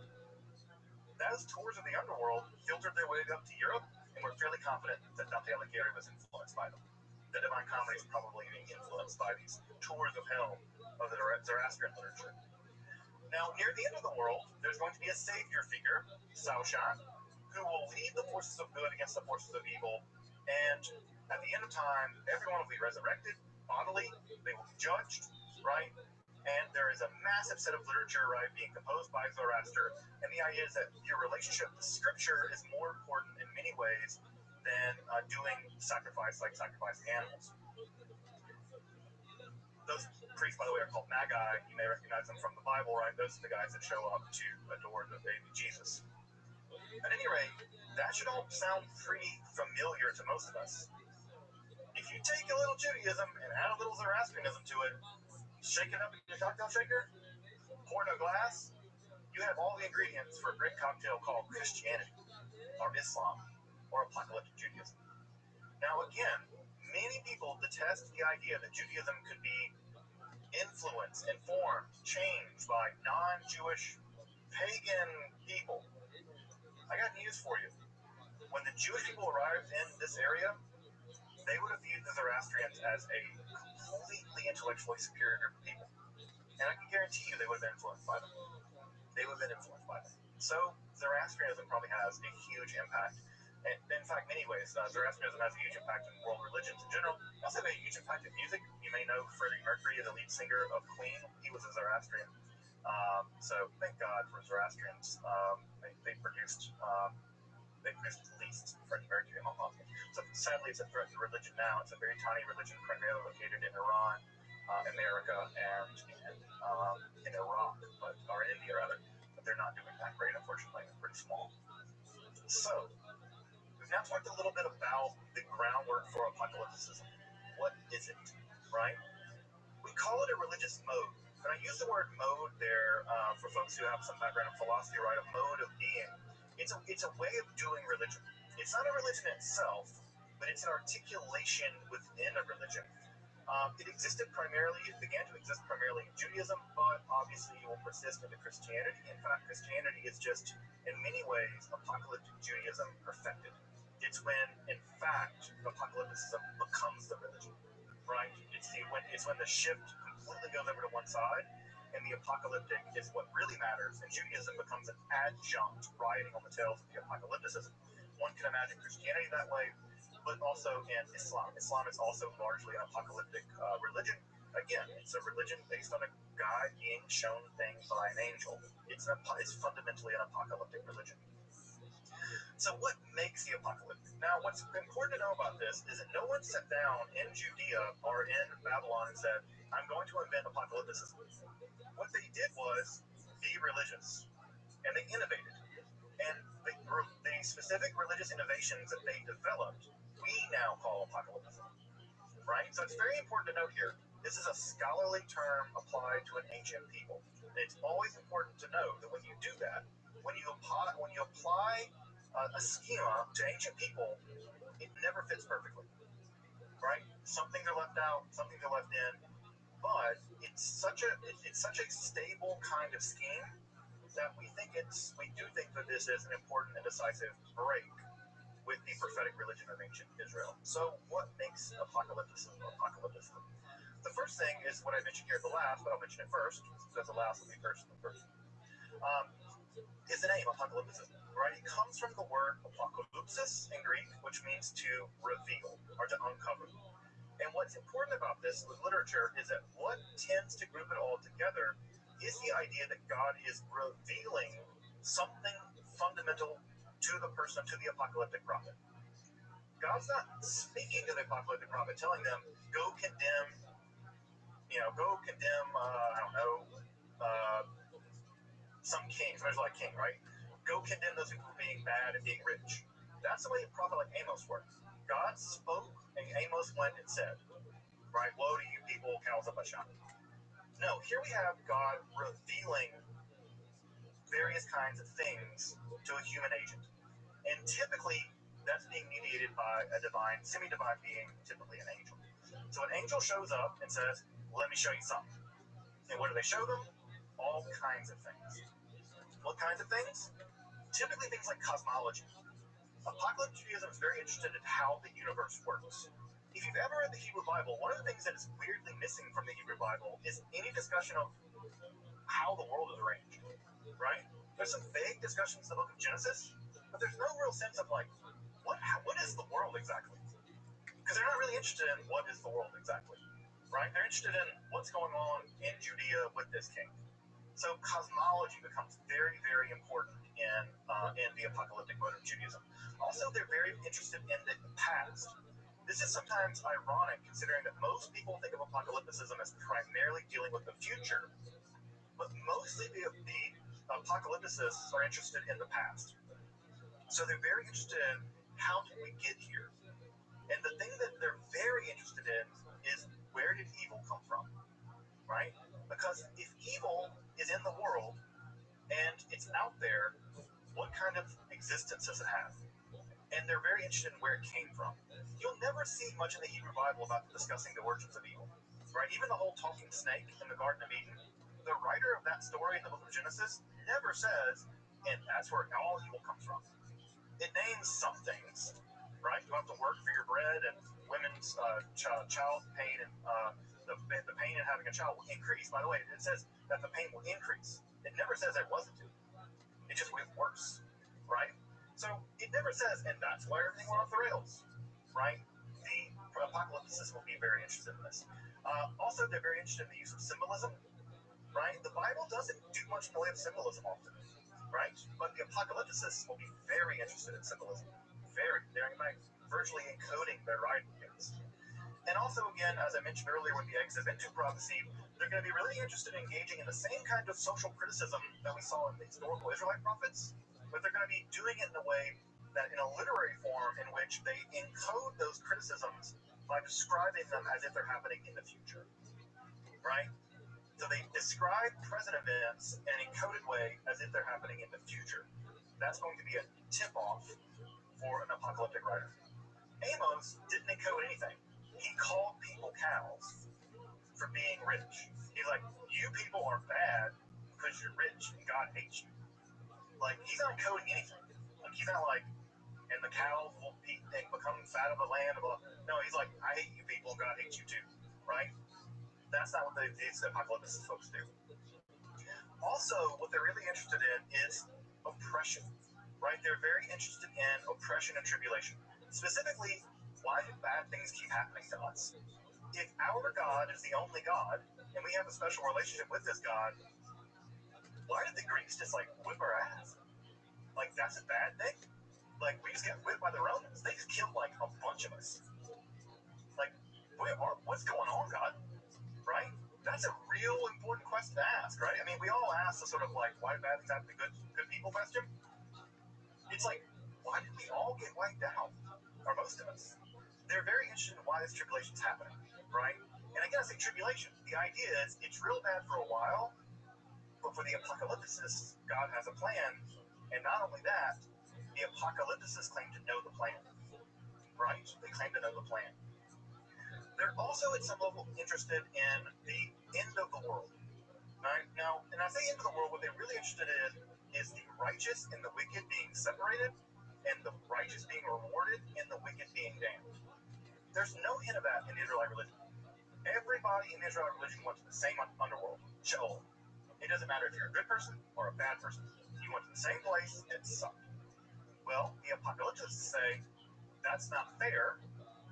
Bad people will get punished. This idea comes directly probably from Zoroastrianism, right? So bad people get punished and the good people will get rewarded. That's the extent, really, of how things are going to go down in the future. And of course, right, why does that make sense? Well, it makes sense because a lot of good people, or at least people they thought they were good, were suffering enormously under foreign occupation. They're also interested in otherworldly journeys, right? They'll go on journeys of the various realms of heaven, or they'll go on journeys to the various parts of the afterlife. It's very dualistic. That is to say, the world in apocalyptic literature is very starkly divided between the good guys and the bad guys, right? And the good guys are going to win, and the bad guys are going to lose. You don't see that in Israelite religion. In Israelite religion, the prophets are, you're doing bad, but if you do good, God will not punish you. In apocalypticism is, you are bad, and God is going to destroy you. It's a much more dualistic worldview, which again, if you study history, in times of intense political crisis, right, dualism emerges. The good guys and the bad guys, right? Whether it's the bourgeoisie and the proletariat, right? Or whether it's the sons of light versus the sons of darkness, polarize the world, and that's often how you describe. And again, I think Marxism is a kind of apocalypse in many ways. He would hate that idea, but he can happily roll in his grave. Paying back some of that anti-Semitism on the Jewish question. So at any rate, right? Also, what's really important about apocalypticism is someone's going to fix all this, right? Because clearly, if you look at the time period being conquered by the Greeks, being conquered by the Romans, being massacred by various people, it's pretty clear that we're not going to be the ones to fix this. And so what do they say? There's going to be some kind of savior figure who's going to enter into history and fix all this. And that, of course, as it ferments a little while, becomes the fine wine of Messianism. That some person, or persons, by the way, early Messianism never agreed about how many it would be. Many people thought it would be two Messiahs, and one of those would die, right? And another one would become a military general and win. So ancient Judaism was never clear about there being just one Messiah. Many sections of Judaism actually believe there would be at least two. So, right? Now the Christians fix that by like having him die and come back later. They're just waiting on that last part. So they kind of roll into one dude, which is pretty smart. Also, there's all kind of anti-Messiah characters, right? You have a good guy fighting for the good guys. You're going to have a bad guy fighting for the bad guys. That's the Antichrist. And there are lots of different stories about the bad guys, right? Christianity really likes the bad guys too, and they make for good movies. The structure of heaven and hell is going to be a big part of the apocalyptic world. If they're going to describe to you where you're going to go when you die or when you get resurrected, they want you to know about it. And if there's really vivid depictions of the hellish worlds and the afterlife, it's pretty motivating. Like, I don't want to go there where they like boil you in excrement forever. That sounds bad. I don't want to go there. I'm going to be a good guy, right? So they're very interested in the structures of the various heavens and the hells, and they're also interested in the idea that behind the scenes of what's apparent to us, the world is actually being dominated by a vast majority of spiritual creatures. Typically, we now know them as angels and demons. And so, again, if you look at the Hebrew Bible, there are basically very little in terms of angels and demons. They kind of show up from time to time, right? But in the apocalyptic, they are everywhere. Angels and demons are literally all around you, engaging in titanic spiritual warfare for the destiny of the world, right? And every country has its own angel, right? Michael's the angel of this country, Gabriel's the angel of this country, and every country has their own demon, etc. So the scale of things is also bigger. In Israelite literature, they kind of don't like the Egyptians, and they kind of don't like the Assyrians. But you never have a global analysis of the world, because they're kind of a parochial people. The apocalyptic writers are not parochial.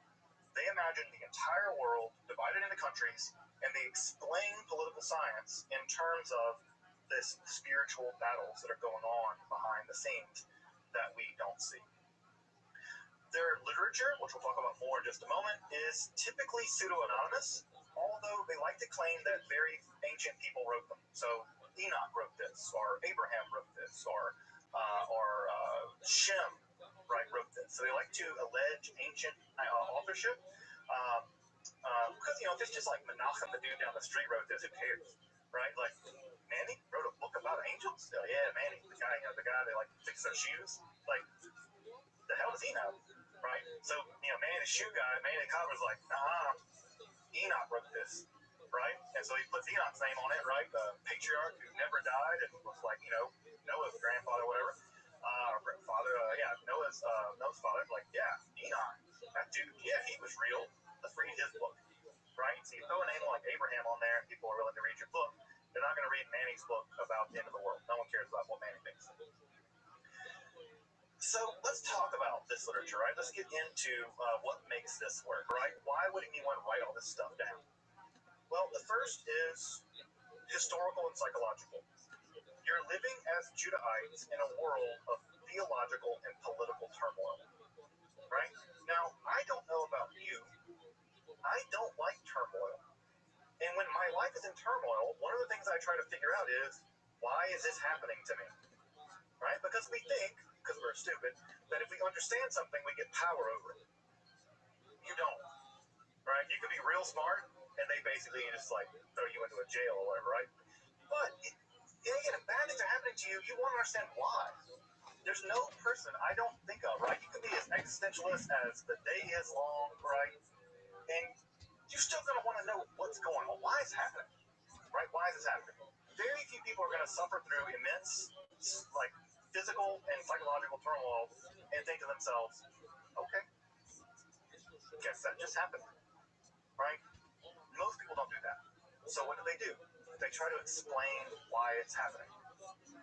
Further, right, not only do they want to explain why it's happening, they want to feel like it's not for no reason. No one likes the idea that you just went through a traumatic experience and it's meaningless. You're on a rock, free from the sun, in the middle of a void, and in 4 billion years, the sun's going to swallow this planet, and every bad thing that's ever happened to you is not only not going to be a memory, this Earth won't even exist. We don't want to, that doesn't make sense from a human perspective. We want to understand why our traumas are happening. We want our traumas to mean something. And so, what do they mean? Well, the overwhelming data we get from the apocalyptic literature is that God has planned every single thing that's happening in the world. So this is a very deterministic literature, and that your suffering is not random. It's part of a plan. And what's that plan? The end of the world, right? The world is going in a very specific direction, and God is going to make things right. Punishing the wicked, rewarding the righteous. This is all part of the plan. I think also Nietzsche a lot tonight. What's wrong with me? Right? I think Nietzsche said, right, that the person who has a why can endure any how. Right? The person that has a why can endure any how. People can get through anything as long as they have a reason why it's happening to them. Right? I think I may have it backwards. Right? And so the idea here, right, is that basically what you get is you get a reason why this is happening to you. And what's the reason? It's all part of a plan. And the apocalypticist has been revealed that plan. Lastly, a big part of this entire whole drama is that no one likes being colonized. No one likes being oppressed. No one likes having their country destroyed by foreigners. No one likes foreigners moving into their country and taking all their stuff and enslaving them. No one's really about that. That's bad. And so you want to protest against it, right? You want to protest against it, right? When the French come into Algeria and destroy that country, the Algerians are like, we ain't having it, right? And they protest against it. Now, there are a lot of different ways you can protest. One way of protesting is militarily trying to fight the Romans. You can try that. And people did. And they had very limited success. You can also write books about how they're bad, and God hates them, and God's going to judge them, and God's going to kill them eventually. Now, again, as I said earlier, you can't come out and just write that way, right? Boo the Romans. Tiberius sucks. God's going to kill him. And the Romans are going to be like, that's interesting. How would you like to be crucified? Right? So they're not going to do that. They're going to encode it. And if you know, you know, right? Hamavin Yavin, right? If you know, you know. And anyone who knew how to read this literature could read the code. They're like, yeah, the Romans, they don't get their ass whooped by this. God's going to whoop their ass. And you're like, yeah. And the Romans are like, what are you reading? Nothing. Right? So that was a way of encoding this. Now, how does all this work? God has to tell you. God has to reveal to you the plan. You, the apocalyptic prophet. And that's what this literature is. It's the plan. It's the way the world is structured. God built the world. God structured the world. History itself is unfolding according to very set rules set down by God. And everything is part of the plan. Everything's part of the plan. And the apocalyptic literature is marked by that revealing, that uncovering. As you might imagine, in a world of turmoil, which I know Jewish people go through turmoil, right? Every once in a while, there's a little turmoil here and there, right? Little turmoil. You can imagine this was an incredibly persuasive form of religiosity. It explained why the world was the way it was, right? It described why bad things were happening. It told you where it all came from. It tells you how it's going to all end. And it tells you that the things that you're going through as a people, as an individual, are not random. And they're not punishment from God. Right? Also, by the old Israelite theology, every bad thing happening to you is punishment from Yahweh. Right? No. You're suffering because that's part of the plan in which Yahweh is secretly collaborating and is going to whoop these people. That idea, I don't know about you, right, is one of the most seductive ideas imaginable. And again, when I track this onto things like, again, folks may know, I wrote my dissertation on Marx. It's difficult to read much Marxist propaganda as anything other than repackaged apocalypse, right? It reads very much like an apocalyptic literature, right? Evil emerged with various modes of production, right?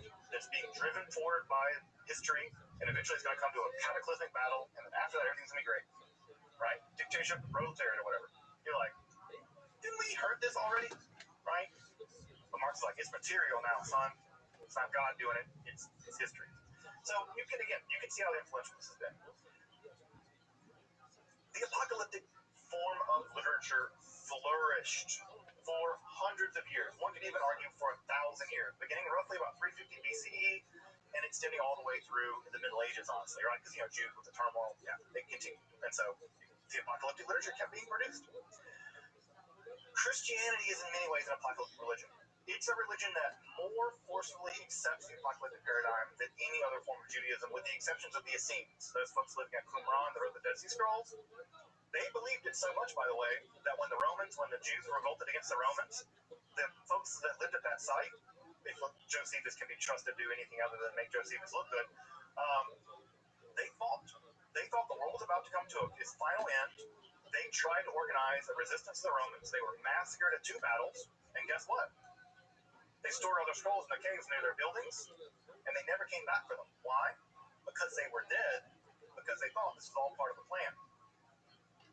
Lucky for us, scrolls sat there more or less for a couple thousand years, and now we have them. And we can even see in the literature where they're planning for this battle, even describing the banners and horns that they will be blowing and carrying in the battle. And I bet you, when that legion of Roman soldiers were like, why are they blowing horns and stuff, right? And they were like, they think that's going to work? And then the Romans massacred them, and they left their scrolls there. Populism is a hell of a drug. I mean, like, when you literally believe God's going to intervene on your